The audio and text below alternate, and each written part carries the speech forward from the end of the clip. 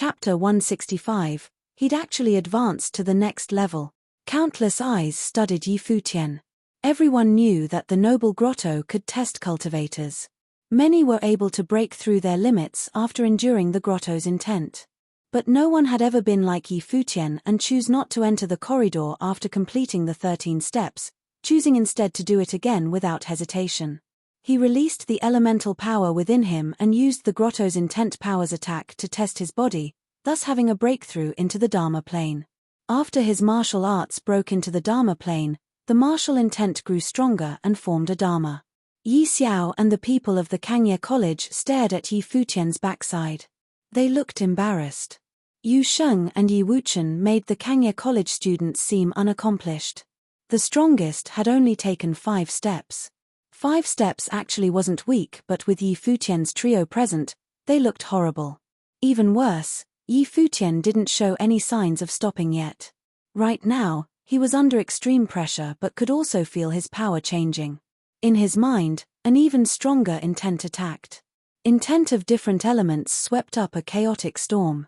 It destroyed everything and more statues imprinted in his mind.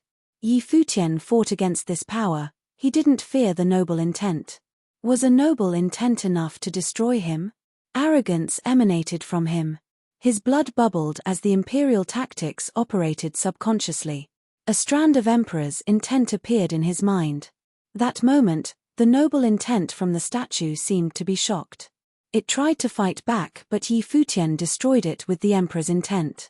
If he was stopped by the grotto today, he wouldn't be able to kill a true noble in the future. Without hesitation, Futian took the 12th step for the second time. His arrogance didn't reduce, he was still like an emperor. Even stronger intent from the statue rushed into his mind. This time, Futian didn't destroy it. He allowed it to attack his spiritual intent. He was like an emperor, no matter what came, it would all submit to him in the end. As soon as he made his 12th step, Futian made his 13th without any fear. This time, his steps were steadier than before. There wasn't any faltering.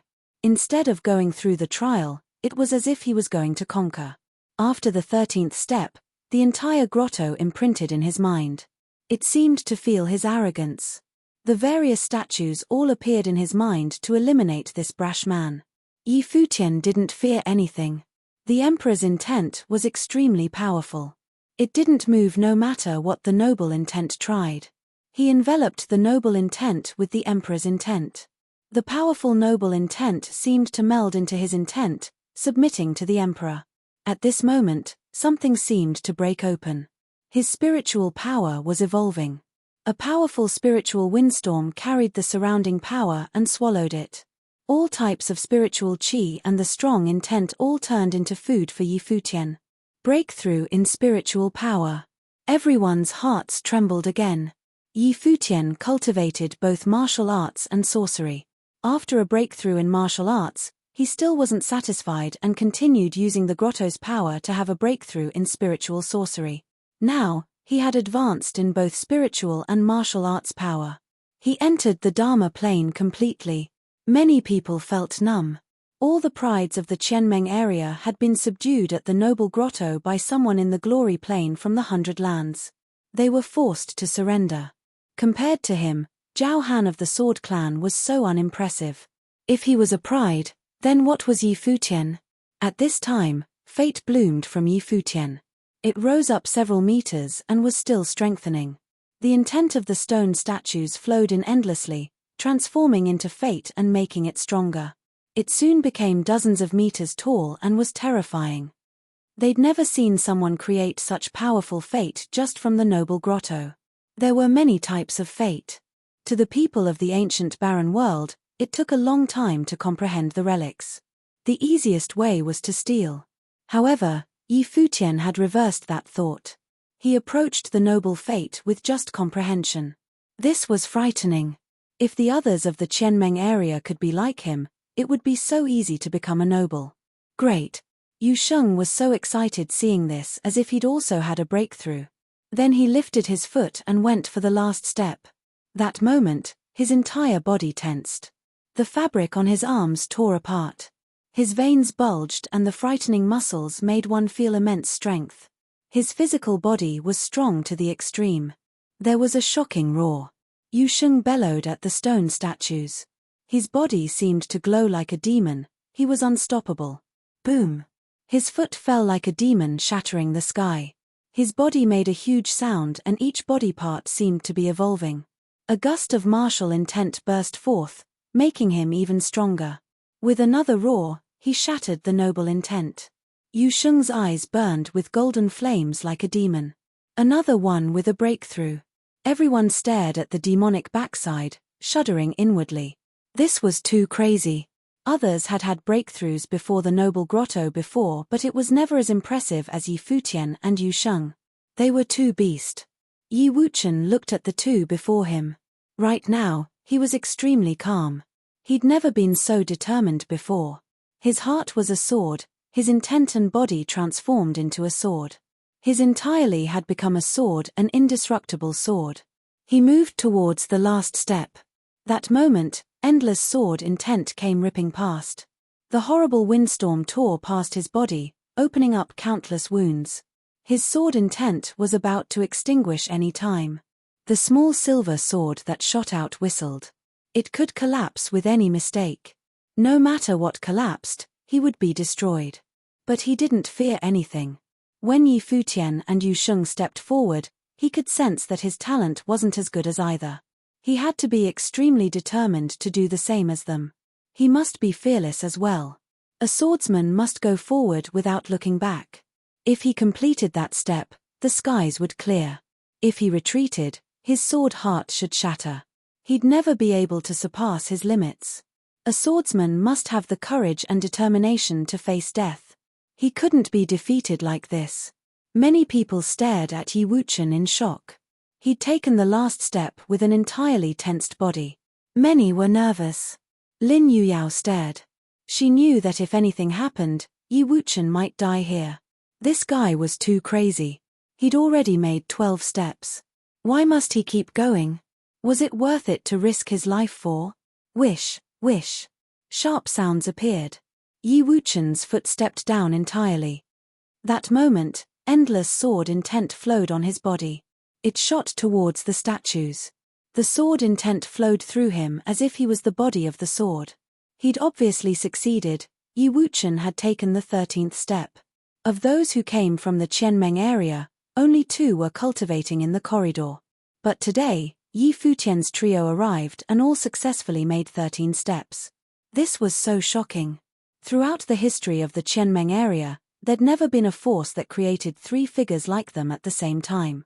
Now, they all stopped at the last step. Yi Futian's gaze fell calmly on the statues. He continuously sensed the intent contained in the statues carved in the grotto. His freedom meditation operated and he could feel each intent power clearly. The more he felt it, the more he experienced the strength. He attempted to release the Emperor's intent. It surged into a statue and slowly, he realized that it resonated with the noble intent as if trying to make it surrender. Just as he'd guessed, the Emperor's intent born at Donghai City that day was even more advanced than noble intent. He just didn't know how to use it yet.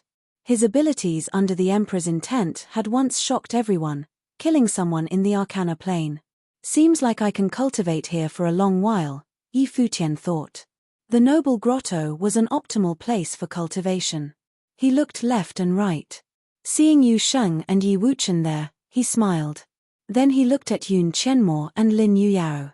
The freedom meditation showed him the statues releasing pressure on them. His Emperor's intent communicated with the power within those statues. Then he called, Yun Qianmo. Yes. Yun Qianmo looked over at him. Comprehend well and try advancing again, Yi Futian said. Beside Yun Qianmo, Lin Yuyao saw this and couldn't help but call, hey. Yi Futian looked at Lin Yuyao in confusion. He saw her resentful gaze and angry eyes as if she felt he was biased. Yi Futian was speechless. Was this girl jealous? Stupid. Overlooking her, Yi Futian said, one by one. With that, he guided power into Yun Qianmo's mind. This wasn't an attack though. It was for Yun Qianmo to feel. Beside Yi Futian, Zhao Han looked at this coolly. Yi Futian had clearly overlooked his existence. Yun Qianmo, Zhao Han called. The girl looked over and he said, "Come back within a month." He'd said that if Yi Futian could beat him, he wouldn't care anymore. He couldn't go back on his words. He still wasn't willing though, so he only gave Yun Qianmo 1 month's time. Yun Qianmo's eyes hardened. Then Zhao Han stepped back, getting ready to leave. "Did I allow you to leave?" a cold and arrogant voice said. Zhao Han's steps froze. Chapter 166. This voice naturally came from Yi Futian. Everyone's gazes focused on Yi Futian's direction. Was he crazy? He had defeated Zhao Han and the latter had taken a step back, only telling Yun Qianmo to return to the clan after 1 month. This was still domineering, but even though Yi Futian had shown his extreme talent, he was still lower in plane. Zhao Han not going back on his words was already good enough, but now Yi Futian was challenging him again. Wasn't this giving Zhao Han an excuse to mess with him? "Are you talking to me?" Zhao Han gazed at Yi Futian with some mockery in his eyes. "Don't take a single step before my mood turns better," Yi Futian said coldly instead of answering the question. "Move then die." Zhao Han's expression turned odd. "Move then die?" He looked at Yi Futian and sneered. If the youth wanted to die, then he'd let him. "How would you like to die?" Zhao Han asked coldly. As soon as he said that, something extremely sharp flashed past Yi Futian's eyes. In a blink, an extremely terrifying intent power shot to Zhao Han. This time, it wasn't gentle like the intent that had entered Yun Qianmo's mind. Instead, it was filled with the thirst for killing. In a moment, Zhao Han felt that it wasn't Yi Futian before him but the strong intent power in the stone statues that came at him. Accompanied by a sharp sound, shocking sword intent burst from Zhao Han's body. However, the other intent pierced directly through everything, coming from the sword intent of the stone statues. Sizzle. Everyone heard a pained cry mixed into the piercing sharp sound. Zhao Han trembled as blood flowed out from his body. Even his eyes were bleeding. At that moment, everyone's eyes were trained there, staring at the two figures. The statue lit up. Someone looked to the kendo statues in the grotto. They were glowing. Just like in the Kang Mountain relic. Watching this scene, Liu Yuan's expression was dark.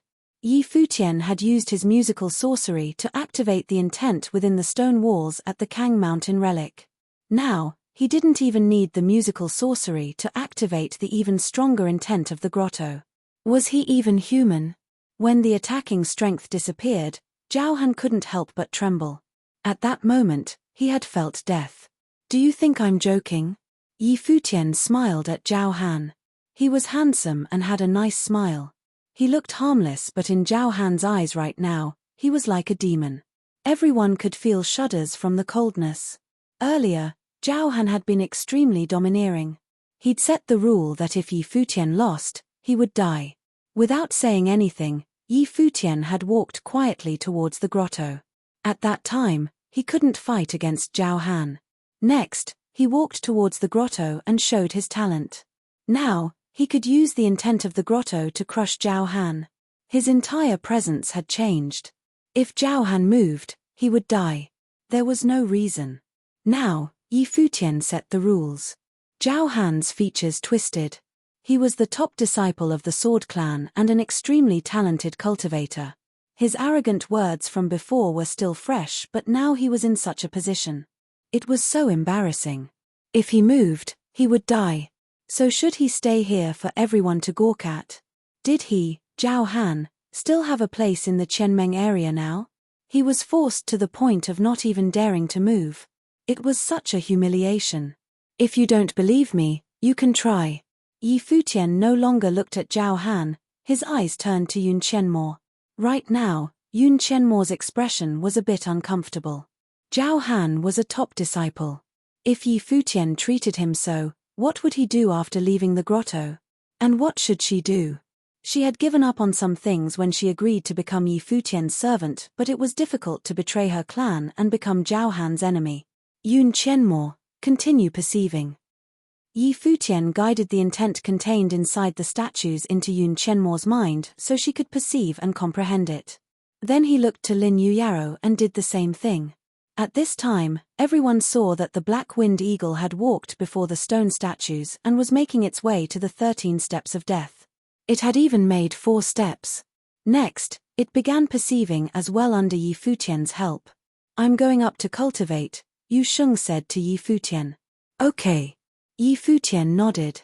Yu Sheng walked up to the grotto's corridor, walking under the statues. He felt the mighty intent emanating from them. He found a quiet place to sit and began perceiving quietly. Yi Wuchen did the same. He had forcefully made the 13 steps and some changes had occurred to his body. Now, he needed to relax and perceive for a while. The grotto deserved for him to take his time. Only Yi Futian and Zhao Han remained standing there. Yi Futian looked at all the statues, feeling the powerful intent within them and increasing his fate. Zhao Han was in a bad position. He was forced to stand there, not allowed to take a step. Now, he looked to Yi Futian with dark eyes but not daring to risk it. Behind him were the prides of the Qianmeng area. Mo Fan, Li Lianyi, and the others were all unsettled. Today's performance of Yi Futian's trio was too overbearing. Yi Xiao, Chu Kuangren, and the others were even more speechless. Yi Xiao especially looked at them with a complex expression. Time passed bit by bit. After a long while, everyone saw Yun Qianmo move. She had started attempting to move forward. Under their shocked gazes, she walked to the 10th step. Then she tried her 11th and succeeded as well. Many people couldn't help but look to Yi Futian. It seemed that Yun Qianmo could only do this with his help. He had guided the stone statue's intent so Yun Qianmo could sense it. After a short pause, Yun Qianmo tried the 12th and then the 13th. Succeeding all the steps, she walked into the corridor. This made Zhao Han even more uncomfortable, as well as Yang Ziki and Liu Yuan. It was not only Yun Qianmo. Next, Lin Yuyaro, her guards, and even the black-winged eagle tried to step forward with Yi Futian's help. They approached the corridor and finally walked onto it. Of course, because they relied on Yi Futian, the intent they had were far from Yu Sheng and Yi Wuchen's because they had relied on themselves. Still, they received a lot of fate. Next, they could slowly study it in the corridor. Seeing the many bodies in the corridor, everyone else was speechless. Was this possible? Yi Xiao looked to Yi Futian with a bit of hesitation. Looking at Lin Yuyaro and the others cultivating in the corridor, he seemed to make a decision. Yi Xiao finally called out, "Yi Futian." Yi Futian looked away from the statues and turned to Yi Xiao. "Yes, Your Highness." "Take us to the corridor," he said with a straight face. He said us instead of me. He'd included the people of the Kangye College. Obviously, just saying himself would be very embarrassing, so he added the others as well. Yi Xiao knew that begging Yi Futian wasn't too glorious, but he'd only taken 4 steps. If he had to use that rate for accumulating fate, it would be hard to receive the noble fate. He needed the noble fate. If he had it, the throne would be his. He may also have a chance similar to Luo Junlin too. Then Kangye Kingdom's throne would just be a backup plan. Thus, he lowered himself like this. Even so, his voice was still cold as if he was ordering Yi Futian instead of begging him. Hearing Yi Xiao's voice, Yi Futian smiled. "Since the emperor ordered that we shouldn't rely on others, I'm sure you will understand him and rely on yourself." This was what Yi Xiao had said when they entered the ancient barren world. Now, Yi Futian returned it to him. Yi Futian hadn't forgotten Emperor Yi's kindness to him.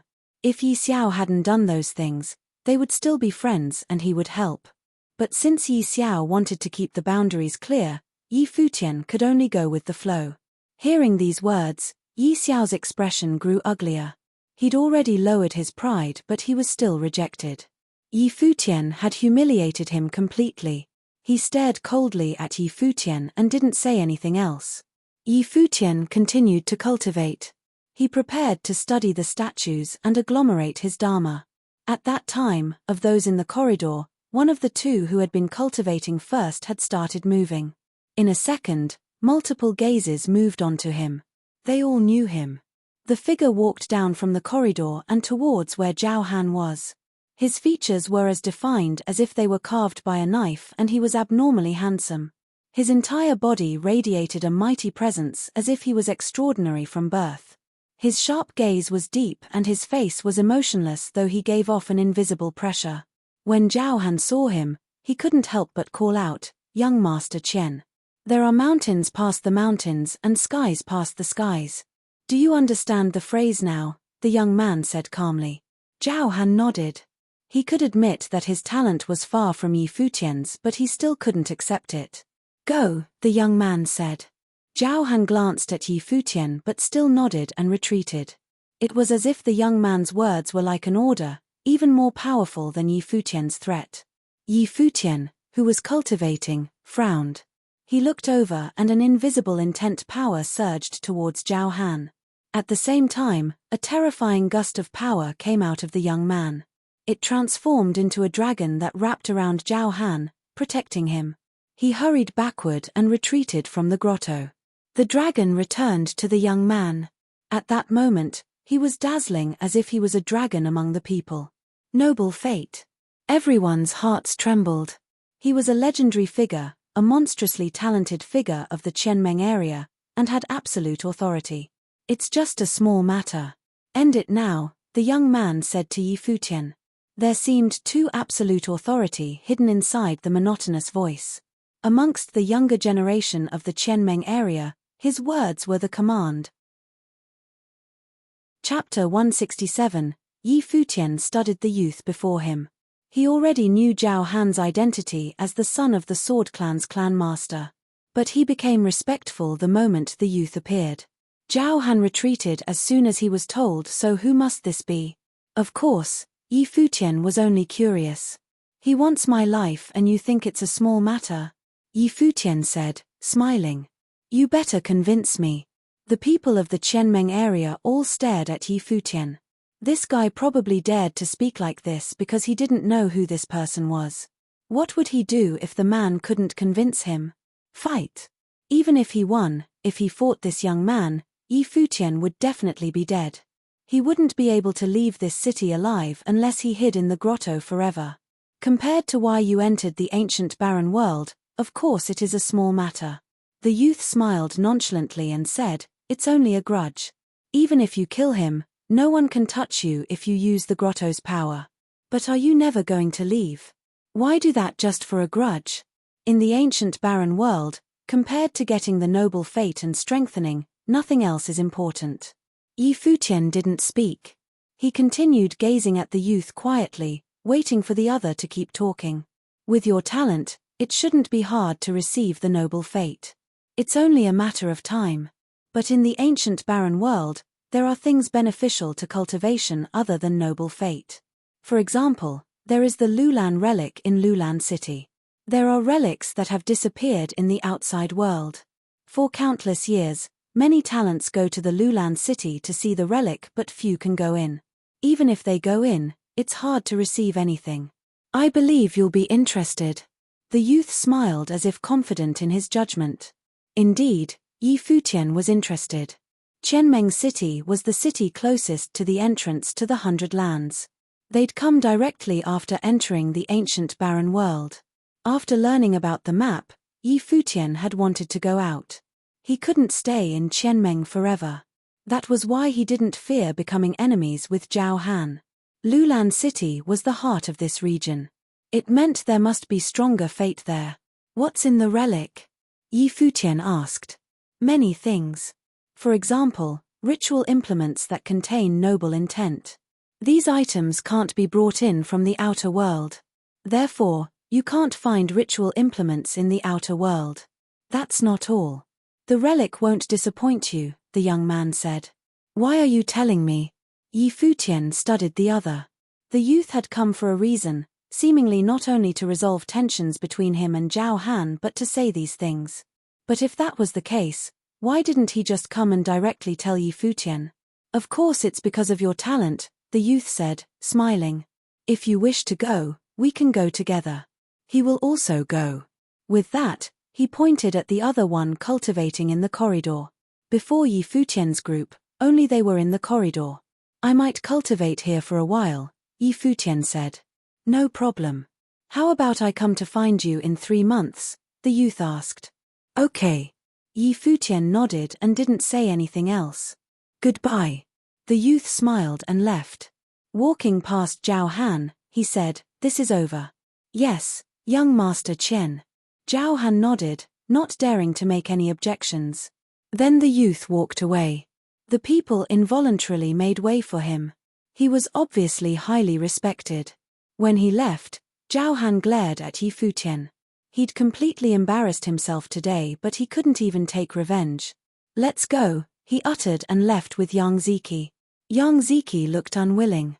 He still couldn't help but look at the beautiful figure in the corridor. He couldn't accept that the girl he liked would become someone else's servant. Thinking that she would serve a man, he felt furious. But he couldn't do anything. Even Zhao Han was powerless now, he could only leave as well. The spectators whispered amongst themselves. Yi Futian was valued highly by young Master Chen and was invited to Lulan City. With Yi Futian's talent, he would be terrifying in the future. Perhaps young Master Chen wanted to pull Yi Futian under him. If he agreed, he might become a top figure of the Qianmeng area. Young Master Chen was the young leader of the Qianmeng area. Yi Futian didn't think about Zhao Han. Just as the young man had said, this truly was a small matter. He anticipated more interesting things from the ancient barren world. Of course, he knew why the man had invited him. There was definitely a use for him. Maybe the man wanted to use him, but he didn't mind. This was mutual, and he'd see after arriving at Lulan City. He stepped out and onto the corridor. Faint intent weighed down on him. He walked down the corridor. Whenever he walked past a statue, he could feel the intent coming from it. It was very clear, and it was easy to sense under the statue. There were also many caves in the grotto that seemed natural. Yi Futian walked into one. The outside pressure was gone. If he didn't want to endure the pressure, he could go into a cave. After familiarizing himself, Yi Futian walked down the corridor. He returned to outside the 13 steps of death. He walked through it again without using the Emperor's intent. Instead, he used pure elemental power, such as fire, water. He continued using the noble grotto to test himself. This made many speechless. The noble grotto, the place with the strongest fate in Qianmeng City, had become Yi Futian's toy. He could cultivate however he wanted. In the following days, the people who remained saw Yi Futian cultivate in various ways. Sometimes, he used comprehension. Sometimes, he communicated with the statue's intent. Sometimes he walked before the grotto as if relaxing. The poor geniuses couldn't even take 7 steps. Seeing Yi Futian's active figure, they really wanted to beat him up. Even worse, the black-winged eagle would sometimes get up and caw. Every time it flapped its wings excitedly, the others wanted to roast it. This beast was too much of a bully. After a few days, Yi Futian finally quieted down. He walked into a cave inside the grotto. The grotto was deep and dark, they couldn't see him. What made them speechless was that he made Yun Chenmo guard the cave so the others couldn't peek at him. He was really ordering the beauty around like a servant. Time flew by. Yu Sheng, Yi Wuchen, and the others were also cultivating quietly. One day, a terrifying aura filled the air outside Yi Futian's cave. His body produced a huge rumbling sound. His blood bubbled and roared. 3 life spirits appeared behind Yi Futian, the majestic thunder dragon, the dazzling golden rock, and the aggressively powerful ape. The 3 released 4 elements: thunder, wind, metal, and earth. Outside the cave, horrible spiritual qi flowed wildly into the cave. The spiritual qi in the grotto seemed to be sucked dry as it grouped towards Yi Futian. It used the life spirits as the original shape and covered them to create dharmas. Cultivators in the dharma plane could create dharmas. Martial artists could create dharma with the martial arts intent, and sorcerers used spiritual qi and spells. The dharma could greatly increase combat power and endlessly cast spell attacks. Mandate sorcerers usually used life spirits to solidify dharma and fuse the life spirit into the dharma. Yi Futian had more than 1 life spirit. Theoretically, he could create many dharmas. Now, the 3 life spirits behind him were going to create 3 different dharma. However, Yi Futian didn't do that. His emperor's intent came to life and enveloped the life spirits and Dharma. At the same time, he released noble intent and fused it in. There was a whoosh and the world tree was released. The three Dharmas were swept into the tree, turning into a terrifying vortex. The various elements intertwined and screamed. The cave seemed to turn into a black hole, crazily swallowing the spiritual chi from the outside. Rumbling continued, reverberating in Yun Chenmo's ears outside the cave. She really wanted to go see what was happening that could make such a commotion, but she didn't. Yi Futian had ordered her seriously. She didn't know what Yi Futian would do if she intruded. The guy looked harmless but was nothing nice. The commotion lasted for a long time. Inside the cave, only one Dharma was behind Yi Futian. It looked quite strange. It had the terrifying body of the ape and flashed with gold and dirt yellow glow. Thunder and lightning flowed past it. Every part of this ape was like a dragon. Its hands were filled with power but were sharp as if it could transform into the golden rock's claws at any moment. Behind the ape, there was also a pair of domineering wings. At a glance, the ape seemed to push up against the heavens. Like the snow ape at the Mount Tianyao, it could stir the world. Yi Futian cultivated the practice techniques Emperor Yi Qing gave him. The Dharma he created today was dedicated to Emperor Yi Qing and the snow ape. Yi Futian's three main life spirits were included in this Dharma. Covered by the Dharma, no one could be able to tell what it was. However, Yi Futian didn't stop. The Dharma disappeared and he closed his eyes to continue. He had many life spirits. Since he combined his three main life spirits into one Dharma, he could continue making other Dharmas. Chapter 168. 168 You can't take it in the grotto's cave. Yi Futian was still cultivating quietly. After countless days, Yun Chenmo sat outside the cave. She felt a shocking fire elemental spiritual chi charge towards the cave. She could feel the heat even sitting outside the cave. He's doing it again. Yun Chenmo's eyes flashed. What exactly was that guy cultivating? The commotion a few days ago was huge. Was he going to do it again now? If he was agglomerating Dharma, he'd already succeeded days ago. Was he agglomerating double Dharma?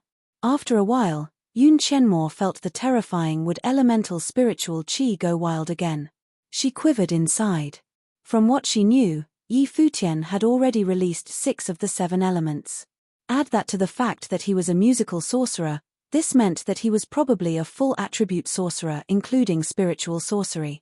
Yi Futian had only performed twice in the Chenmeng city, once at the Kang Mountain Relic and once at the Noble Grotto.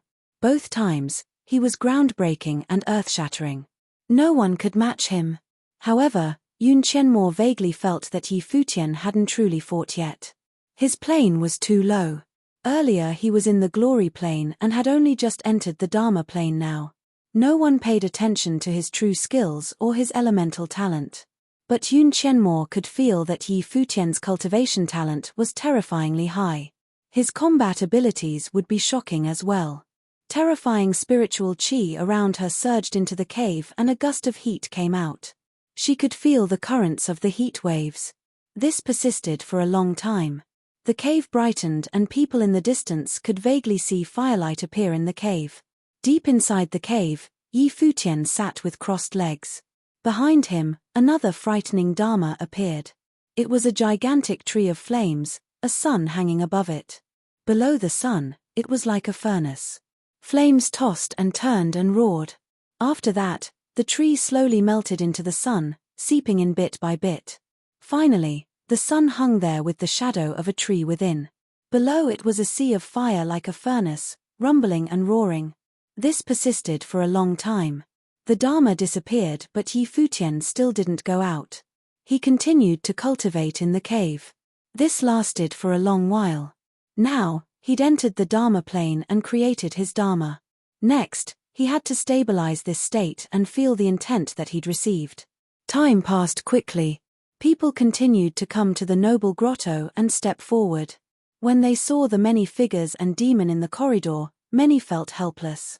3 months finally ended. This day, a group of strong cultivators arrived before the Noble Grotto. The young man at the head was respectfully called Young Master Chen by many. This was the young man who had made the promise with Yi Futian earlier. When he arrived, he saw Yi Futian and Yu Sheng talking about something in the corridor. As if seeing him, Yi Futian's group walked down. There was a qualitative change to their auras.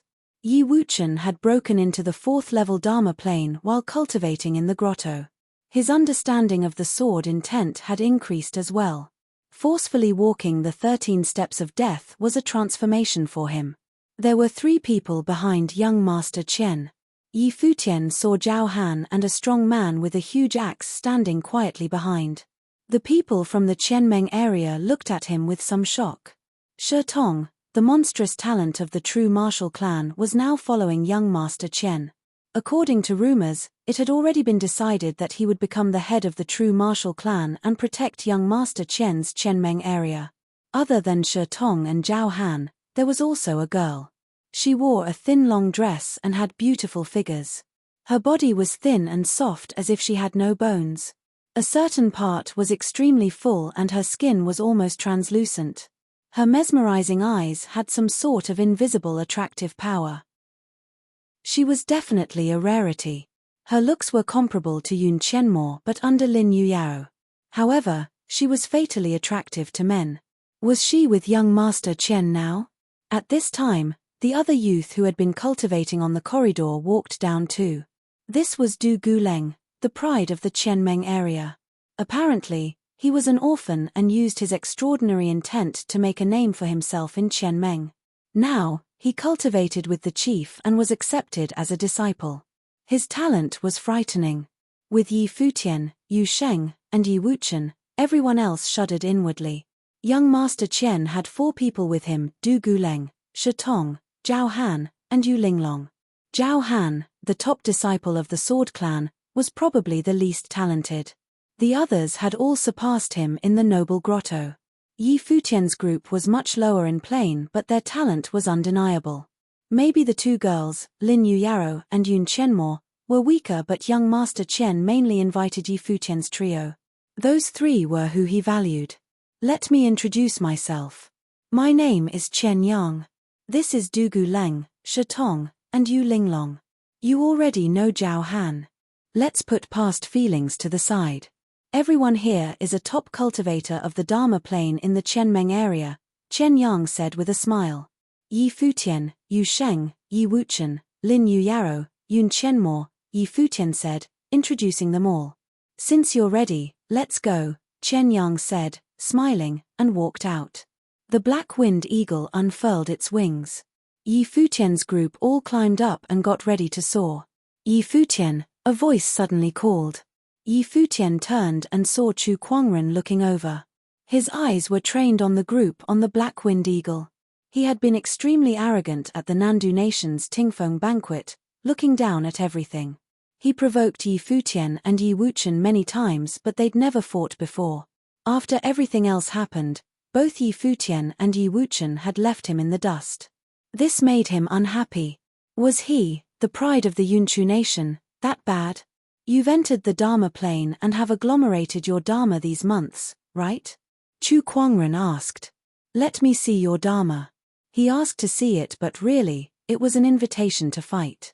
He wanted to see if he was truly surpassed by the one who used to be in the glory plane. Yi Futian's eyes flashed and he said, you can't take it. Boom. A gust of strong power bloomed from Chu Kuangren, sweeping to Yi Futian. Yu Sheng walked forward. He was about to fight but Yi Futian stopped him and said, in that case, lose all hope. As soon as he spoke, a sun appeared behind him. His body seemed to be bathed in endless fire. The terrifying sun shone down directly, appearing to contain the endless strength of fire. When Chu Kuangren looked at Yi Futian's Dharma, beams of sunlight pierced downward. His eyes started burning instantly. The sun's mark appeared in his eyes. Ah! With a cry, Chu Kuangren shut his eyes painfully. Figures from the Yunchu nation rushed up but the black-wing eagle flapped its wings and flew. Yi Futian's Dharma disappeared. Chu Kuangren didn't open his eyes until they soared into the air. Blood flowed from his eyes and the sight was disturbing. Chu Kuangren looked at the disappearing figure. Just as Yi Futian had said, his red eyes were filled with despair. He was once the man who said he'd teach Yi Futian a lesson. His nickname was Quangren, meaning wild man, so his personality was obvious. But now, he realized that some people weren't that eye-catching in a lower plane but one day would suddenly become someone who couldn't be surpassed. He was definitely a bit hopeless. The talent he'd been proud of for so long was now like nothing. He wanted to see Yi Futian's Dharma and Yi Futian said he wouldn't be able to take it. He really couldn't, he couldn't even glance at it. Chen Yang's group of 5 sat on another demon in the air. It was a wind rock. When the black wind eagle caught up, Chen Yang chuckled and said, "Your Dharma is pretty good. Was it created with a spell and spiritual chi?" "It's alright," Yi Futian said casually. He obviously wouldn't tell Chen Yang that he'd included his life spirit in his Dharma, as well as spiritual intent. Otherwise, why would Chu Quangren get hurt just from a glance? "You're being modest. We're headed towards Lulan City now though. Perhaps you'll see even more talented people," Chen Yang said with a smile. Yi Futian nodded and didn't speak further. "Yun Chenmo," Chen Yang called the girl behind Yi Futian. Yun Chenmo looked over. "It was very difficult for you to make the decision. You have guts. On the other hand, Zhao Han is a bit too arrogant and I told him to move on from it." "Don't worry about it," Chen Yang said. "Thank you, young Master Chen." Yun Chenmo was a bit reassured. The group continued forward. The wind rock sparkled and was extremely fast. The black wind eagle didn't want to appear weak. It rode with the wind as if trying to compete with the wind rock. Its eyes were more arrogant now and occasionally glanced at the wind rock with pride. It had eaten wind rock meat before, after all, and it was tasty. It wondered when this wind rock could be cooked too. After countless days, a city even grander and more ancient than Qianmeng City appeared in Yi Futian's sight. They'd arrived at the Lulan City. The ancient Lulan has an extremely long city. This city was built inside the ancient barren world by the ancient Lulan countless years ago. Inside this ancient city, the ancient Lulan has absolute power, Yun Chenmo said behind Yi Futian. Yi Futian nodded. The black wind eagle sped up and caught up with the wind rock. Yi Futian asked, "Where are we going now?" Chen Yang turned to look at Yi Futian and answered with a smile, "We're going to visit the Lulan Palace inside the ancient barren world." Chapter 169, Ancient Lulan was inside the Lulan city of the ancient barren world. For countless years, ancient Lulan controlled this old city. They even built a palace inside. Apparently, it connected the outer world to the true Lulan palace. Even the top forces from the barren city couldn't shake ancient Lulan status in this city. According to rumors, ancient Lulan only had one reason for controlling the Lulan palace, forbidding anyone from looking into it, the Lulan relic. The Lulan relic was the most well-known relic of Lulan city. Apparently, even ancient Lulan didn't have some of the items inside. Thus, for many years, ancient Lulan had been sending strong cultivators into the relic to dig everything out. To enter the relic, one must receive permission from the Lulan royalty.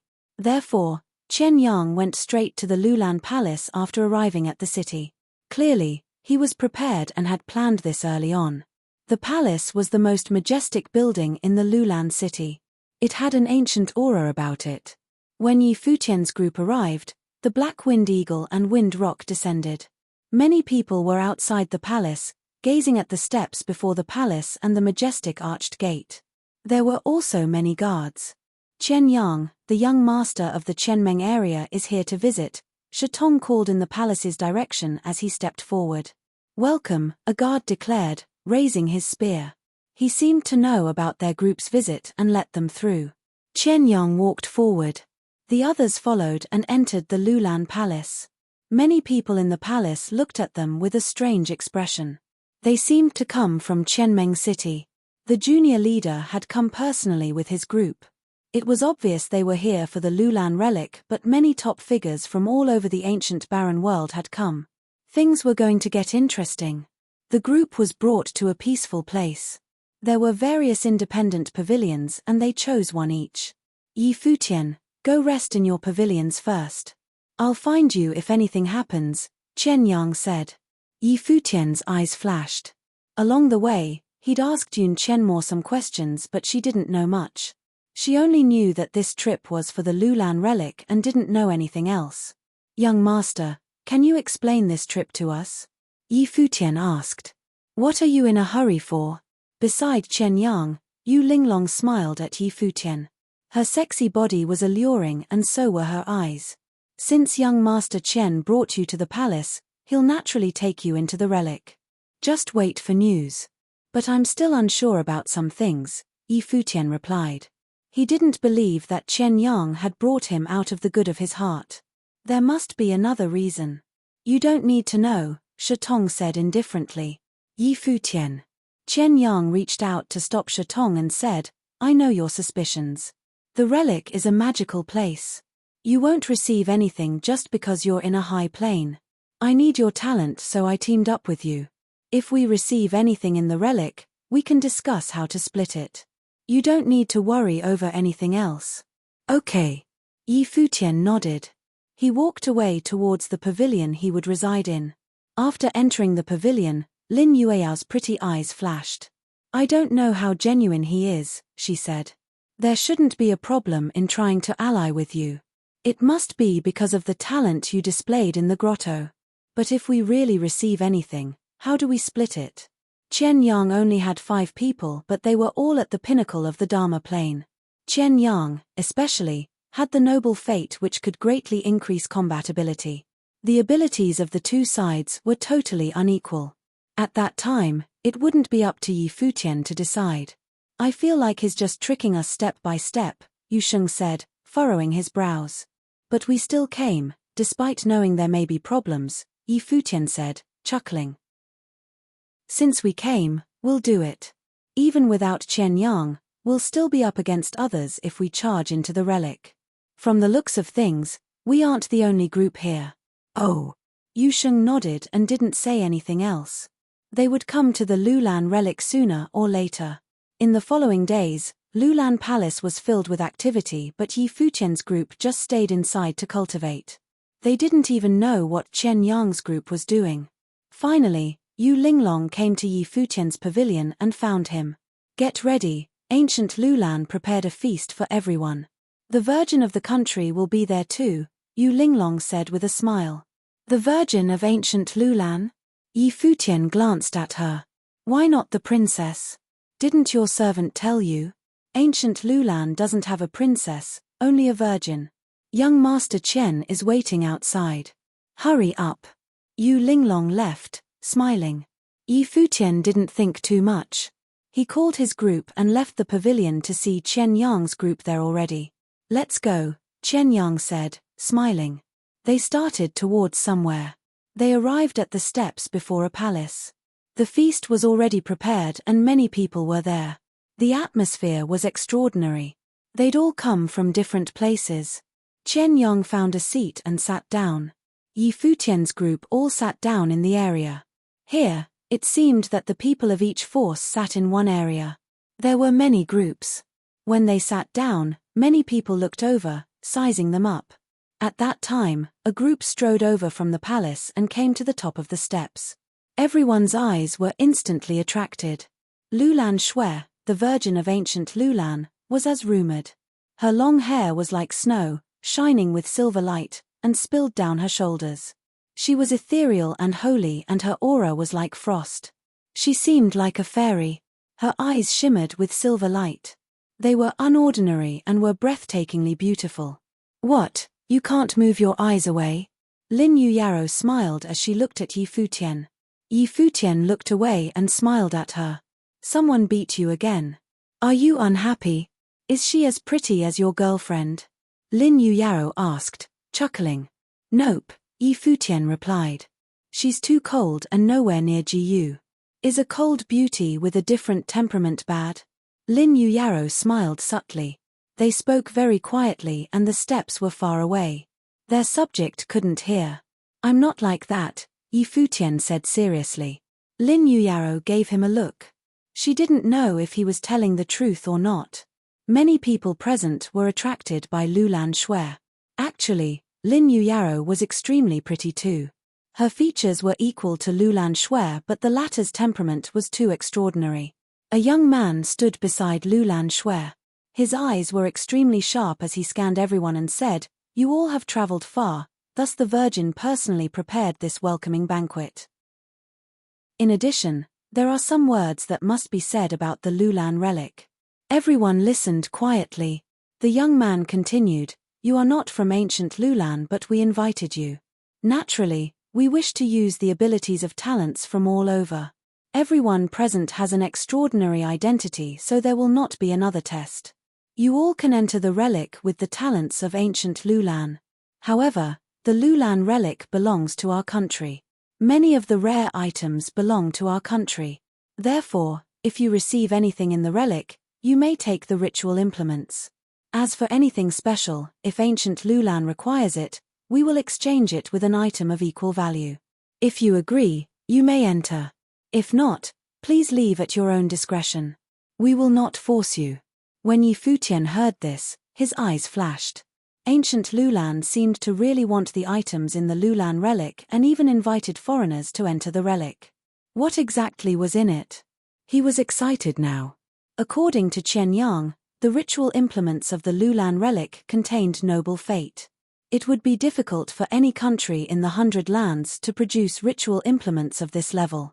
The people were still quiet. They knew about this already. If you do not speak, I'll take it as acquiescence. As for the dangers in the relic, I'm sure you all have thought about it. I will not waste any more time, the youth said. Let us begin the banquet. Everyone's expressions flickered. They all had different thoughts but still looked at Lulan Shui. Just then, she stood up and faced them all. Please eat your fill. I have other matters to attend and must excuse myself. Virgin, are you going to test the people of ancient Lulan? Someone asked her. Lulan Shui paused. She looked over and nodded. The banquet is unnecessary. Can I go along with you to see the talents of Lulan? The person asked with a smile. Lulan Shui gazed at the youth. She muttered something and left. The youth turned to everyone and asked, Are you all interested in going? It's boring eating here. Why don't we go observe? Someone else said. All right. Those who wish to go may follow me. The others may dine or leave as you wish, the youth said calmly. Many stood up instantly and walked over to him. Let's go too, Chen Yang said. He stood up and walked towards the youth. However, one group left quietly. They didn't follow the others and seemed to be disinterested. Chen Yang knitted his brows at them. They seemed to come from there. If people from there were also interested in the Lulan relic, the consequences would be unimaginable. Chapter 170. Countless people were gathered around the palace's military drill ground. There was a matrix inside the large military drill ground. It was covered in fog and battle drums were on all sides of it. Armored soldiers beat the drums, causing the matrix to be like a scary battlefield. The people of the ancient Lulan had their assessments here. If they could move past the entire battlefield, they would pass. The moment the Virgin Lulan Shui arrived, she attracted many eyes. Her silver hair, silver eyes, and extraordinary aura were all shocking. They'd never seen such a beautiful lady with such a unique aura before. However, she was too cold, as if no one could approach her. The Virgin stood before the military drill ground and looked downward. Instantly, many people stepped onto the grounds as if they wanted to show off. This seems to be a fantasy battlefield, Futian said, looking at the grounds. Apparently, the Lulan relic is a battlefield. Maybe this is to get us accustomed, Yun Chenmo said from beside him. Will you go try? Lin Yuyaro asked with a smile. We can go directly into the relic. There's no point in wasting time, Futian said. You can perform in front of the Virgin, Lin Yuyaro said, smiling. Futian glared at her, not bothering to reply. Beside them were people from other areas who'd come for the banquet. At this time, someone said, I heard that the relic is a battlefield and this assessment might be a drill. Would anyone like to try? The speaker came from the Yang city of the ancient barren world. The Yang clan was a terrifyingly powerful force with an extremely high attainment in fire. The Yang clan was the top of these comers. The other two parties came from Yunxiao City and Zhoutian City. Yunxiao City's head force was the Yunxiao Mountain clan. They had absolute authority in that city. In the outside world, the Yunxiao Mountain was a renowned sacred mountain. Countless clans pledged loyalty to it. The Zhoutian City's top force was the Zhoutian Pavilion. In the outside world, the Zhoutian Pavilion ruled over many kingdoms. In those places, the kings didn't dare disobey them. These cities all represented powerful regions in the outside world. The 100 lands couldn't be compared. The Yang clan cultivates fire and the ancient Lulan cultivates water. Fire and water do not mix. I'm afraid the Yang clan will find it difficult during this trip into the relic, someone from Yunxiao City joked. Shouldn't fire and water be complementary? A Yang clan member chuckled nonchalantly. This matrix is a battle matrix that tests the will. If you all are interested, you can try, the sharp-eyed youth beside the Virgin Lulan Shui said to the group from the podium. Everyone's eyes flashed, seeming to be a bit interested. The head of the Zhoutian City said, "Why don't each of us send 3 people forward to try?" "All right," people of the Yang City and Yunxiao City agreed. "Sure." Qian Yang nodded too.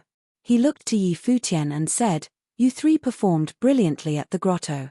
This matrix is like a different melody that utilizes the same playing techniques. It is quite similar, so how about you all take this chance?" "No need. We're not interested." Yi Futian smiled and shook his head. Qian Yang glanced at them. He quickly smiled and nodded. "No problem. If that's the case, then you go try." Behind him, Shi Tong, Yu Linglong, and Zhao Han all nodded and walked to the other end of the grounds. "You're willing to miss such a good opportunity?" Qian Yang asked Yi Futian with a chuckle. "Aren't you the same?" Yi Futian replied, smiling.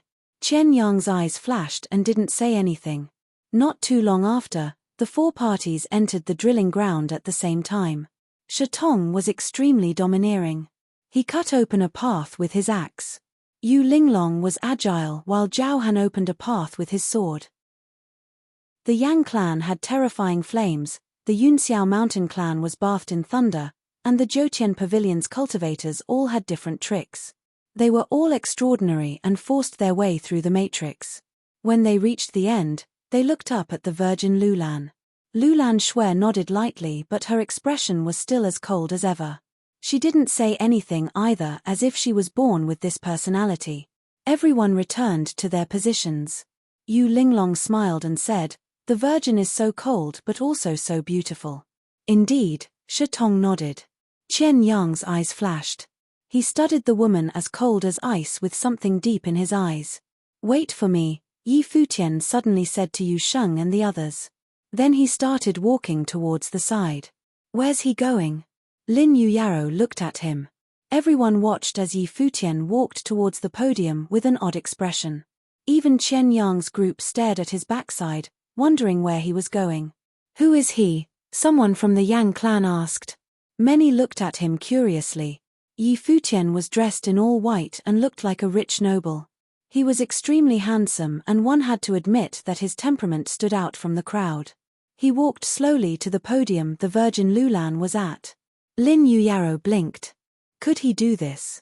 At this moment, the sharp youth beside the Virgin looked to Yi Futian as well and saw that he was calm as if he was someone extremely important. "May I help you?" he asked. "I have some questions for the Virgin," Yi Futian said calmly. The sharp youth furrowed his brows, but the Virgin Lulan Shui looked over to Yi Futian. She said, "Let him come." Thus the youth let him pass. Yi Futian walked to Lulan Shui and asked with a smile, "You cultivate the power of ice, focusing on spiritual sorcery, correct?"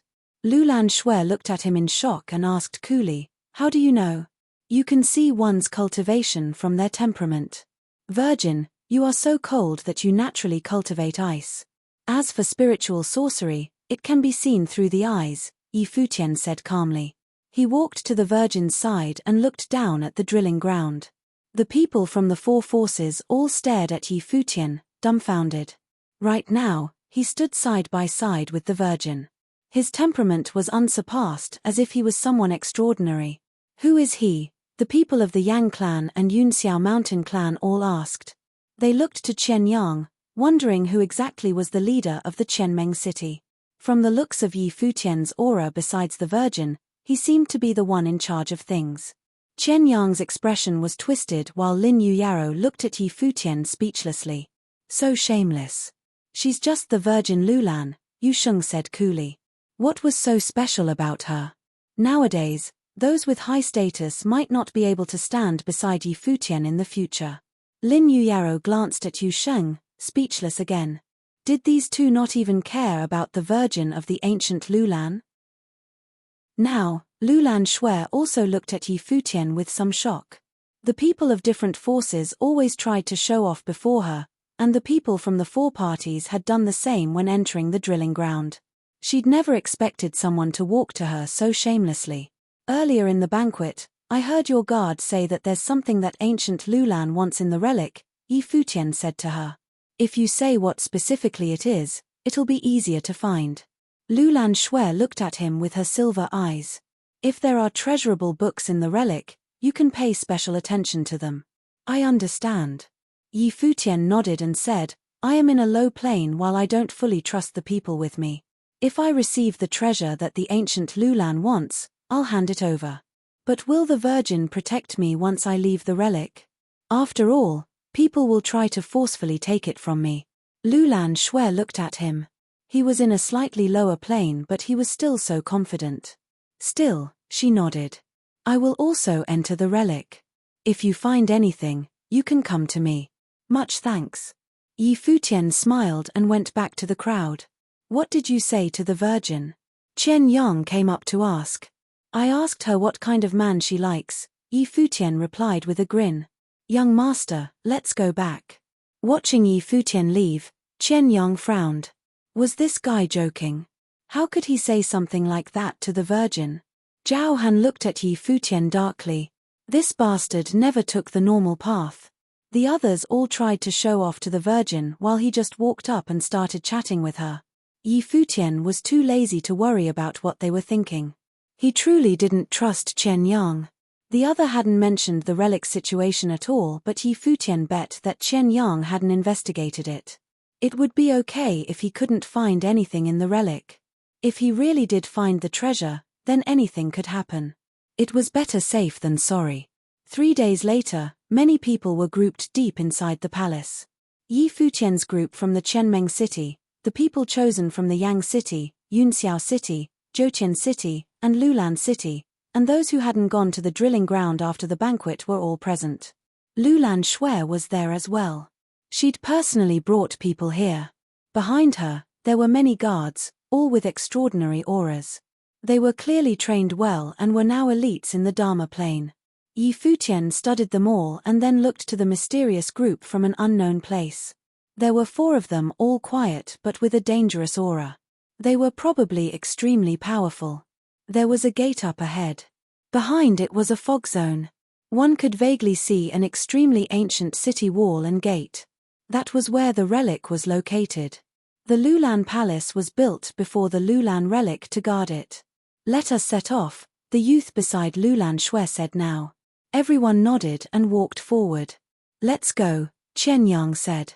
Yi Futian's group stepped out, walking past the gate and into the foggy area. A strange feeling filled the air. They passed through the fog and the old city wall became clearer. The relic is past the city gate. Be careful, the man beside Lulan Shui said.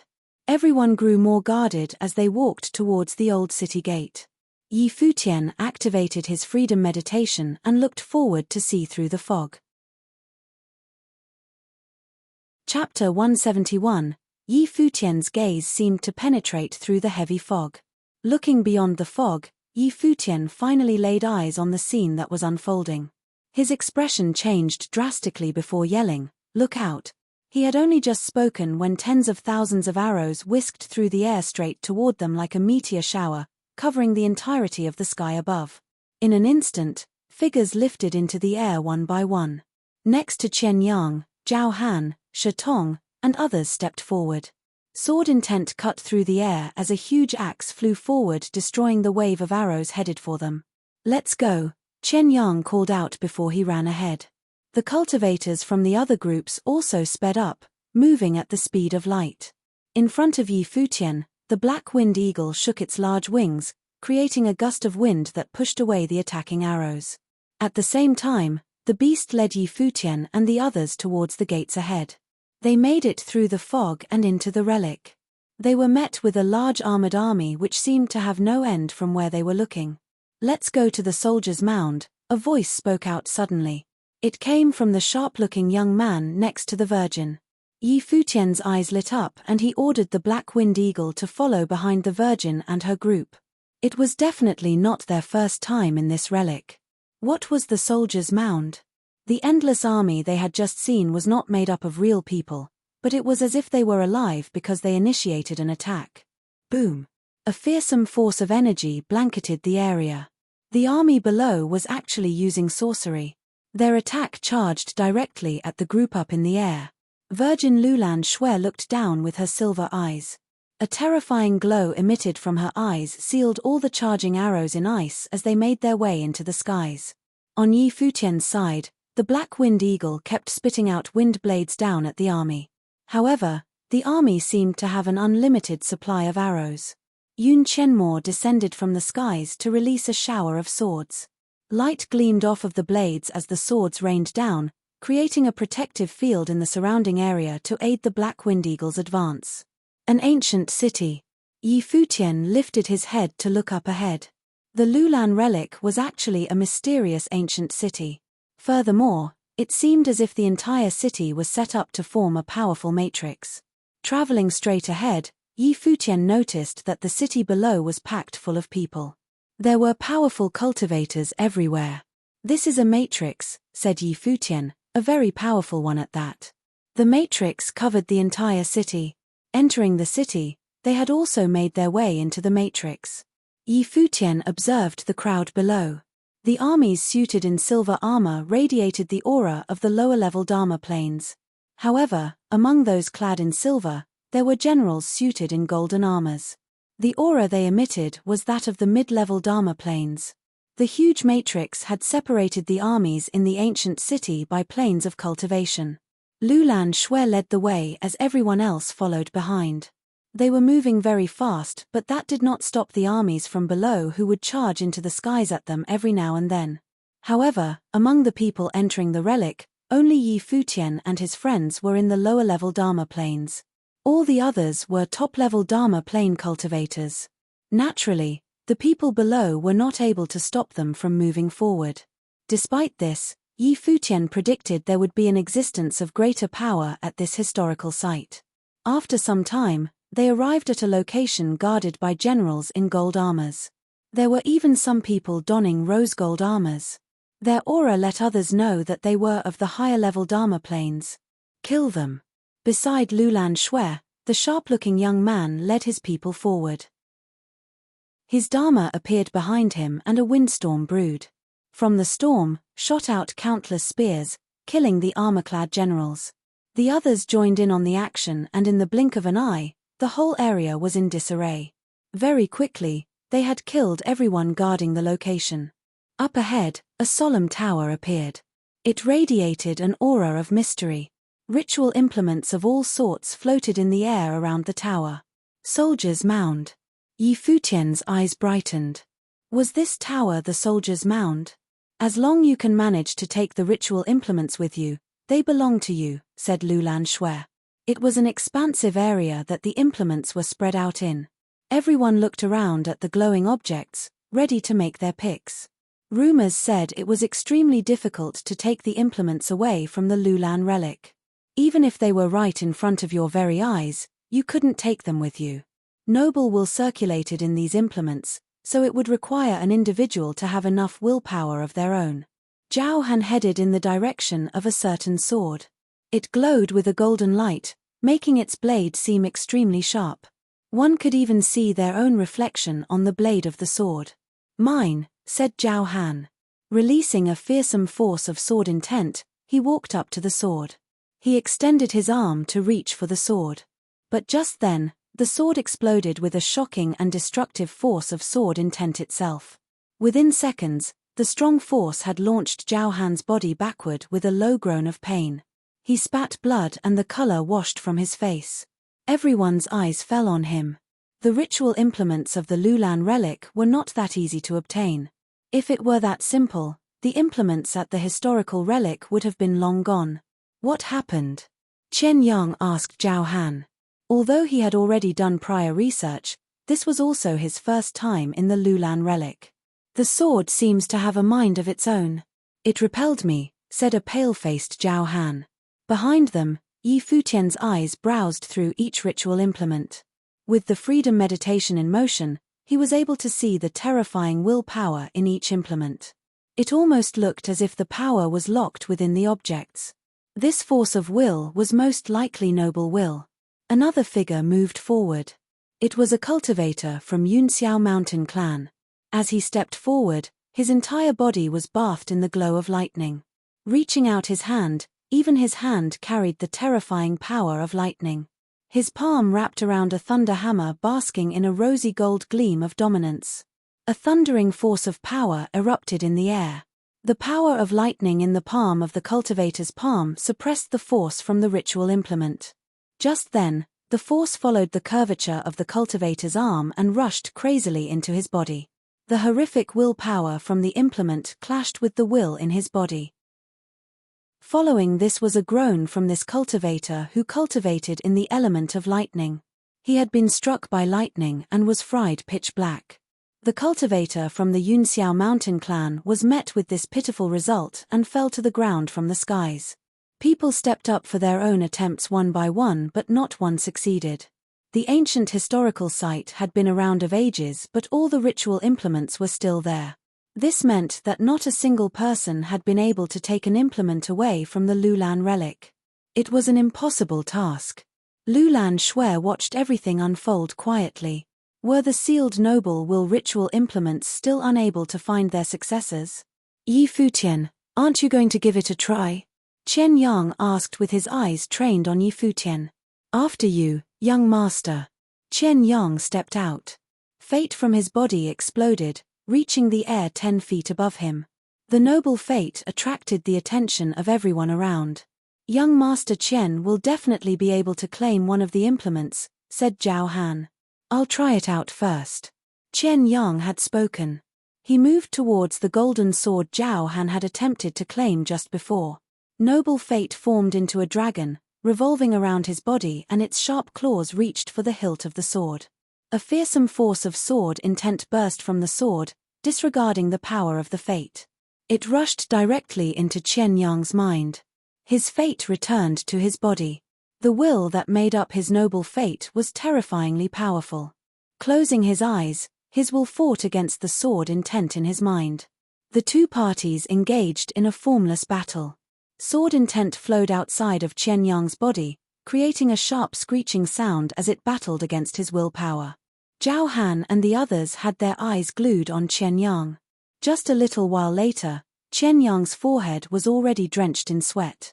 Perspiration ran down his face like an endless waterfall. Whoosh! A force of sword intent whisked by. Chen Yang was pushed back and the sword intent dissipated, returning back into the sword. A voice spoke out right after, still lacking a little something. Hearing the voice, everyone's eyes widened and looked towards the sword. Could it even make noises like that? Who was speaking? Chen Yang's face was drenched in sweat and he had turned pale as a ghost. He had actually failed. I couldn't win against the noble will in the sword. The ritual implements of the soldier's mound choose their successors, said Chen Yang with a heavy expression. The implements had life, the life of their original owners. Their noble will was not destroyed and was sealed in this historical site, to live on in the implements they possessed when they were living. The sword and the noble will came as a package deal. The will would never be destroyed. Thus, one must obtain the acknowledgement of the noble will within before being able to take control of the ritual implement. Yi Futian observed in silence. He had also deduced that the implements of the soldier's mound choose their own successors, just as Chen Yang had said. I'll give it a go, said Yi Futian. He walked forward and laid eyes on a flame scepter. Getting up close, A burning flame was ignited in the palm of his hand as he reached out for the scepter. A first-level Dharma plane cultivator? Everyone looked at Yi Futian in shock. This was the guy who walked up to stand side by side with the Virgin the other day.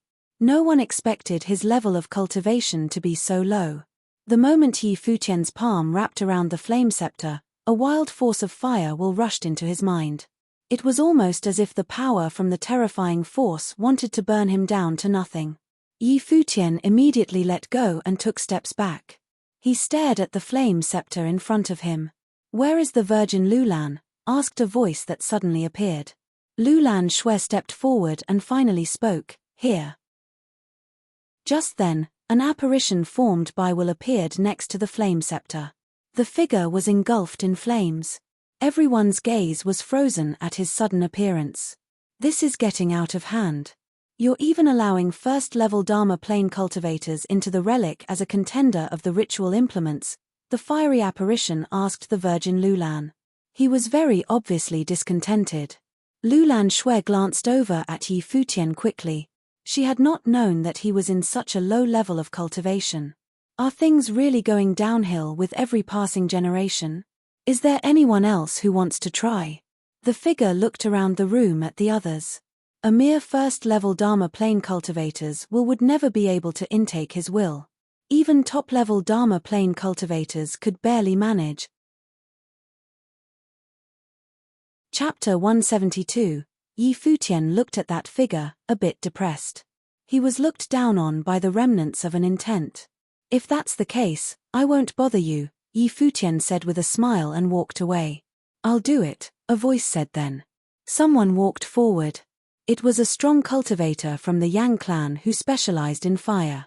He was currently bathed in flames, and the mark of a flame lit up between his eyes. He grabbed at the flame scepter up ahead. The flame figure was embedded inside the scepter. At that moment, a terrifying gust of fire intent exploded. The mark between the Yang clan cultivator's brows seemed to light up and transform into powerful fire intent. It was at the noble level. The surrounding spiritual chi surged into the mark. It glowed brighter and brighter like a fire zone. The two came to a stalemate. After a long while, a lazy voice drawled, "I'll just settle with you. I'm not willing to wait anymore. I hope you won't bring disgrace to my ritual implement. I will accompany your last few days in the relic. How much fire intent you can inherit is entirely up to you. Once out of the relic, you can only use your own abilities to activate the power inside the instrument." "Thank you, Senior." The Yang clan cultivator looked excited. He was the first to receive a ritual implement that contained noble intent. With this, he would have the chance to turn the noble intent into the purest and strongest fire intent, creating a mid-level noble intent. With its help, he would also have extremely explosive abilities, especially inside the relic because the other could aid him. Many people glanced at Yi Futian. How could a first-level Dharma plane cultivator think so highly of himself and enter the relic? At the same time, many people made attempts after seeing the Yang clan member succeed, but they all failed. But just then, there was a shocked cry. In one area, a few people received recognition from the ritual implement at almost the same time. "It's them." Everyone else's eyes flashed. It was the four mysterious people. Now, 3 of them had received ritual implements with the noble intent. Even the Virgin Lulan Shui was a bit stunned. When the last person received his ritual implement, the 4 of them flew into the air and left without glancing at anyone else. "Virgin," the sharp youth beside Lulan Shui said, "these people come from the barren city. They're interested in the relic as well, and there might be a variable." Lulan Shui's eyes flashed. She could obviously tell that the 4 from the barren city were frightening. They were probably at the top level. If they really were interested in the Lulan relic and received something, they most likely wouldn't exchange with ancient Lulan. At this time, Yi Wuchen walked to somewhere in the air. There was a sword before him. It was silver, gleaming with sharpness within the silver light. Yi Wuchen's gaze was like a sword, and he was instantly surrounded by sword intent. It radiated from him, enveloping towards the silver sword. In an instant, the silver sword burst with dazzling light. Shocking sword intent pierced into Yi Wuchen's mind as if trying to kill him. Yi Wuchen's eyes were extremely sharp. Sword intent went flying from between his eyes, fighting against the other sword intent and trying to rush into the sword. Crackle! A burst of terrifying sword intent instantly swept through the air, wrapping Yi Wuchen within. It was out for the kill and wanted to shatter Yi Wuchen's will. He seemed to not feel anything. His body appeared to transform into a sword. Endless sword intent flew past him. He seemed not to be of flesh anymore, rather, he had the body of a sword. Instead of retreating, he forged onwards. Crack! There was a sharp sound, and blood appeared at the corner of Yi Wuchen's lips. It was like the final warning to him. Yi Wuchen closed his eyes. He could feel the sword pointed at him as if it could end his life at any time. At that moment, in his senses, Yi Wuchen also transformed into a sword. He went towards the sword in front, trying to resonate with it. The two swords clashed and the one that Yi Wuchen transformed into cracked. It broke apart bit by bit, but the broken sword melded into the other one. It couldn't be killed. The sword clanged and shone brightly. Then it was grasped in Yi Wuchen's hand, the sword intent fused with Yi Wuchen's will. He succeeded. Everyone's eyes flashed, trained on Yi Wuchen. Qian Yang's eyes were also odd. He invited Yi Futian's group because he saw the trio's performance at the Noble Grotto. They could triumph over the Noble Grotto. Could they triumph over the noble ritual implements? Reality proved that they could. Yi Wuchen had received one while he and Zhao Han had failed. It was a different sword, but it showed that Yi Wuchen's will was strong and was recognized by the sword. Yi Futian saw Yi Wuchen with the sword in the air. A smile appeared in his eyes. He couldn't be left behind. Picking up his feet, Yi Futian arrived at a place further back. There was a dragon-shaped guqin before him. He stood before it and strummed the strings. In that instant, terrifying musical sorcery rushed into Yi Futian's mind. It shook in everyone else's eardrums at the same time, but the attack on Yi Futian was stronger. The music created when the strings were played was like a dragon's cry. The guqin contains dragon charm. Yi Futian's eyes flashed. He played the strings again and the dragon cry once again shook the sky and earth. This time, the intent shaking inside Yi Futian's mind was even stronger, like a type of backlash. "Stop," an ice-cold voice said. Yi Futian looked up and saw that flame scepter in the hands of the Yang clan cultivator. The illusory intent appeared again. The flame figure stared at Yi Futian and said coldly, "You are not allowed to touch that instrument." "Why?" Yi Futian glanced over. It was one thing for the figure to not let Yi Futian touch it since it was the physical incarnate of the scepter's intent. But why did it care if Yi Futian wanted to choose another ritual implement? No reason. "If I tell you to stop, then stop," the flame figure replied indifferently. It appeared extremely overbearing. Yi Futian glanced at it and then lowered his head. He played the instrument again. True dragon roar sounded, shaking the world. His mind suffered from the backlash again. He realized that the guqin only had pure intent and no consciousness. The intent was completely melded into the guqin. "I want this," Yi Futian said coolly to the flame figure, looking up. "You can't withstand it," the flame figure said coldly. It seemed to care for the guqin and didn't want Yi Futian to disgrace it. "Oh!" Yi Futian sneered. He strummed the instrument strings and music streamed out continuously. Like a dragon roaring from a mountain, a burst of extremely powerful intent charged endlessly into Yi Futian's mind. The flame figure glared at him. "A first-level Dharma plane dares to touch this guqin? He's looking for death." Yi Futian didn't know what it was thinking. He continued playing while his mind continued to suffer the melody's backlash. It transformed into a shocking intent attack. The dragon's roar shattered everything. This instrument seemed to not allow anyone to play it. But Yi Futian wouldn't give up. He continued. The dragon's roar intensified, almost tearing apart his will. The emperor's intent descended, protecting his will. Playing the instrument, he overlooked everything. Ignoring everything, he plucked the strings and an extraordinary aura radiated from him. The dragon cried and the music continued without break. The surrounding people stared at Yi Futian, listening to his melody. The flame figure furrowed its brows. The music grew higher and more domineering, but Yi Futian was still unmoved. A strange look flashed past its eyes. Could Yi Futian really stimulate the Guqin? But how could he withstand the backlash with his plane? The old and simple Guqin slowly started glowing as Yi Futian played. The music grew more and more terrifying while the light became brighter and brighter. Following an extremely loud dragon roar that shook the sky, the music became bright. It cut across the sky and many ritual implements rattled, seemingly affected by the music. At that moment, Yi Futian felt something break in the Guqin. It was dazzling bright and his intent finally melded directly into the Guqin, no longer feeling any backlash. In fact, he felt the extremely powerful intent contained within the Guqin. It seemed to lie on the instrument just as how the flame figure had been on the scepter. Seeing this, the flame figure's expression grew uncomfortable. Yi Futian had actually awakened the Guqin. Terrifying flame intent burst from its eyes, going to brand Yi Futian. It was so frightening. Yi Futian's emperor's intent seeped into the Guqin. He plucked the strings and a shockingly resonant music seemed to explode. It was like a true dragon coming to life. It collided with the incoming fire intent, shattering it. The surrounding ritual implements shook even more violently, seemingly guided by the music.